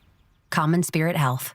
Human kindness lives here. Catch Telestrator Tuesday weekly on Stokely and Evans with Mark Schlereth, where Stink or Stoke dive into the past weekend's games with a coach's eye, using insights into what went right and wrong on critical plays. Telestrator Tuesdays, powered by Colorado Credit Union. Love where you live, love where you bank.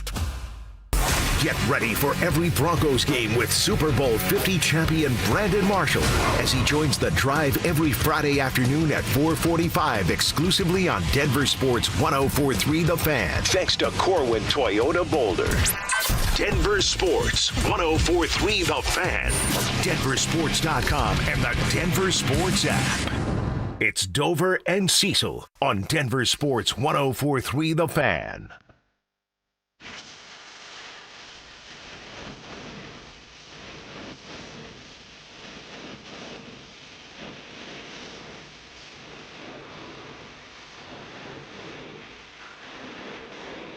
All right, it's our final segment. Work week is come and gone. Wildcard weekend is here. One half of the national championship set. The other half will be decided upon in about 2 hours and 40-ish minutes from right now when Indiana and Oregon do their thing in the Peach Bowl down there in Atlanta, Georgia. We're going to talk a little bit about that. We're going to talk a little bit about these wild card weekend games that are in front of us. And then after we get done with some college, I got numbers to share about what playoff teams have had success against other playoff teams going in here. Might make you feel a little bit better about our Denver Broncos to Richie and the tribe out there. We'll get to that. But, Richie, let's start with the game kicking off at 5:30 this evening between Indiana and Oregon, a rematch between two Big Ten foes from earlier in the year where Indiana went to Oregon and got a 10-point win there. The Ducks defense was good then, but it is a whole hell of a lot better right now with what they've done throughout the playoffs here, beating the crap out of James Madison and then a complete dominant performance over Texas Tech, and now insert Kurt Cignetti and these Indiana Hoosiers. I think this Ducks defense is going to have some success against Fernando Mendoza and the offense. I told you earlier, man, I'm standing by it. I think this is can someone get up 6, 7 points and then put that other team in a very, very tough position where they have to play almost flawless football to beat their opponent's defense and find a way to get in the back of the end zone. Whoever gets that, they probably win the game like 13-7. It does set up in theory to be a situation where the quote-unquote insurmountable lead for a team when you've got a defense like Oregon's and playing the way that they're playing, that number could be a lot smaller than it would be against other opponents that, that each team has faced in this college football playoff run. But Josh, I said it earlier in the show. I said it yesterday when Phil and Zach came and sat in and we talked a little bit about the game that was getting ready to kick off last night. I'm just past the point of betting against Kurt Cignetti. I think what he's doing in Indiana is unbelievable. I think that every opportunity, every stepping stone and milestone that Indiana has had, they've been doubted at every step of the way, and they haven't just won in the majority of the cases. They have obliterated those tests. It has been unbelievable to watch what Indiana has done, and I don't have the exact numbers that Zach referenced yesterday, but you're talking no 5-star recruits. I think it was seven 4-star recruits compared to 50-something for Oregon, right? So they're doing literally as much as they could possibly do with less than everybody else has. And I think that translates in the way that you watch them. Mm-hmm. Like I kind of mentioned it yesterday, and we talked about a handful of things that each team does well and maybe doesn't do well. Indiana doesn't seem to me to do anything that is just like blow your mind past the eye test. They're not crazy high flying on offense. They don't have, the star power on defense that like Ohio State had and has had for a couple of years, or that Oregon has, the team they're going to face here a little bit later tonight. But they just do everything really well. Even if one thing's not unbelievably exceptional, other than, as Zach pointed out, they are, I believe, best in the country, if not top 3, at converting offensively on third down and at stopping teams defensively on third down, which is one of those, like, again, hidden kind of metrics and things that happen between a game that over the course of quarter 1, quarter 2, quarter 3, quarter 4, week 1, week 2, week 3, week 4, if you consistently do that, which they do methodically like a machine, that's how you get to the point where Indiana is on top of the college football world. And frankly, Josh, I think it's their playoff to lose. I think they win tonight. And dude, I think that there is, who knows how much longer this is around in the college football world, but there's still that, like, for lack of a better term, like the rah-rah stuff. Kurt can get into that locker room, dog cuss those dudes up and down, and then you got guys wanting to run through a wall for you. He said it last week. The reporter asked him if it feels weird of winning the way you won against Alabama, and he said, why? Because our name's Indiana? Mm-hmm. Like, that sort of stuff goes a long way in that locker room, and you got guys that want to play for you, give you their all, and you don't necessarily get that at other levels or some of these portal teams or one-and-done programs like that. He's just capitalizing in the biggest way with what he has in front of him right now. And you know what else it comes down to, Josh? I think that Indiana is manifesting in front of our eyes week after week, and at this point, year after year. There is a massive benefit in value in just knowing who the hell you are and what you're about. Mm-hmm. Kurt Cignetti has no doubt who he is, what he's about, and what he's capable of. He is not afraid of the moment. He doesn't shy away from the controversy or the comparison. He comes and was built in that Nick Saban mold, in that coaching tree, as many other coaches in college football today are. And that has resonated with his team. It doesn't matter that we have 0 5-star recruits. Yeah. We think as a team, the sum of our parts is going to be better than you, and we are willing to show you the way we've showed everybody else who has doubted us or gotten our way up to this point. And again, I just think there's so much value in having that core identity and personality, all of which blossoms because Kurt Cignetti gave it the roots to grow. Yeah. I'm going with the Hoosiers, the most obvious pick of the day, right? Give me the Hoosiers. I really do. I think it's a 17-10 victory tonight for the Indiana Hoosiers. Beat them by 10 last time, 7 this time around. Yeah, it sounds good to me. I think this could be a lower scoring game because of the defensive firepower, especially for Oregon. And just, again, the fact that Indiana's offensive style is built more in that, like, hey, we're just going to methodically plod down the field. Kind of like how we've seen the Broncos offenses operate the last handful of weeks with these 15, 16, 14 play drives to just kind of suck the life out of you slowly, death by 1,000 cuts, not one big stab. What's the most intimidating look? That eyebrow thing that Cignetti does, or that look that Dan Lanning gives you when he wants to give you a business proposal in a random bathroom at 3 a.m.? Yeah, they're just two completely opposite vibes. I might be more intimidated if I was in that setting by Dan Lanning because of the energy that comes behind it. Like, you think he's going to punch you? But there's something sinister about the cool, calm quietness that Kurt Cignetti's is. Mm-hmm. Just you get that eyebrow raised and you're like, and that's what I say ironically. Like, he means business? That's what I say ironically about Nick Saban. I had the opportunity to be face-to-face with Nick Saban one time. Oh, really? He is one of the most intimidating, from an aura, gravitas perspective, from a man who stature-wise is very small.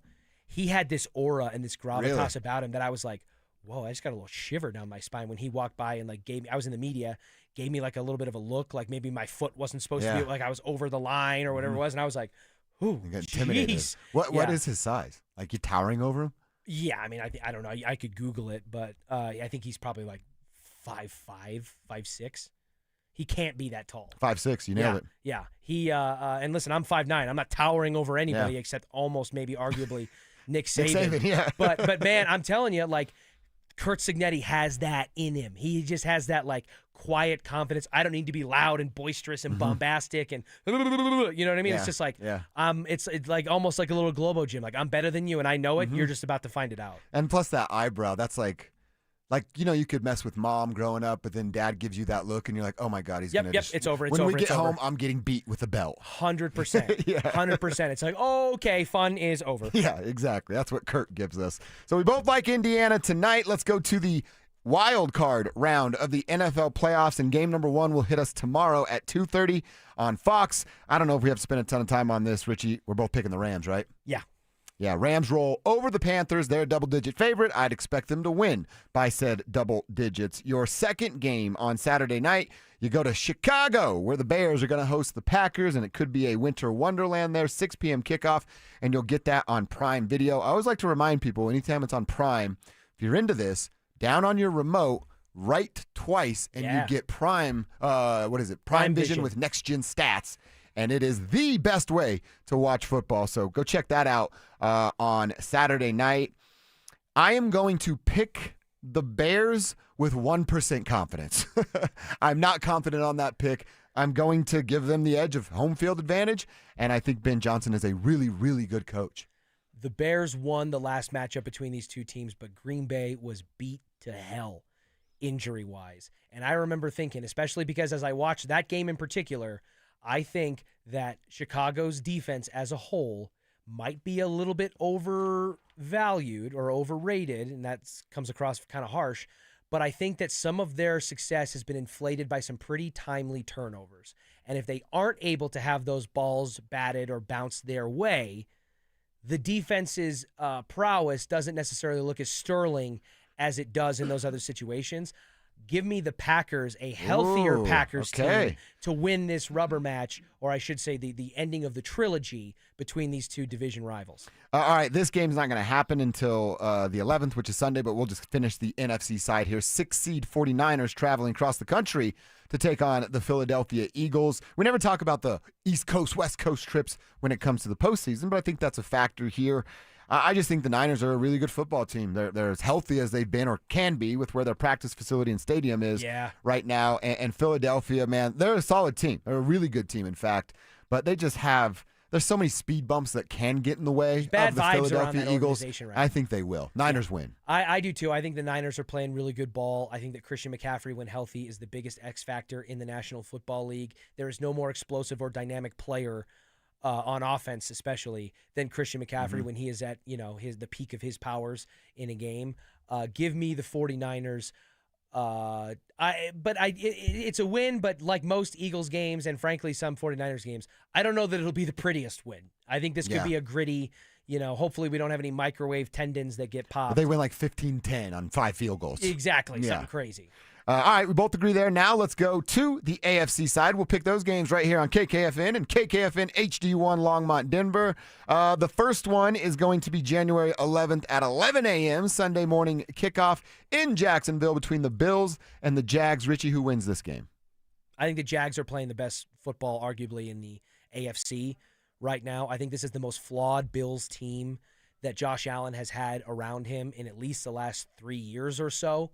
Josh Allen is Superman. I truly think he is like LeBron James in Cleveland the first time. Like, he can drag a lesser talented team to a postseason victory, but he hasn't been able to do it with as much success lately, and I think that this time it catches up with him. I actually think the Jags, as the top seed, are going to overtake Josh Allen and potentially change the immediate future of Sean McDermott's career.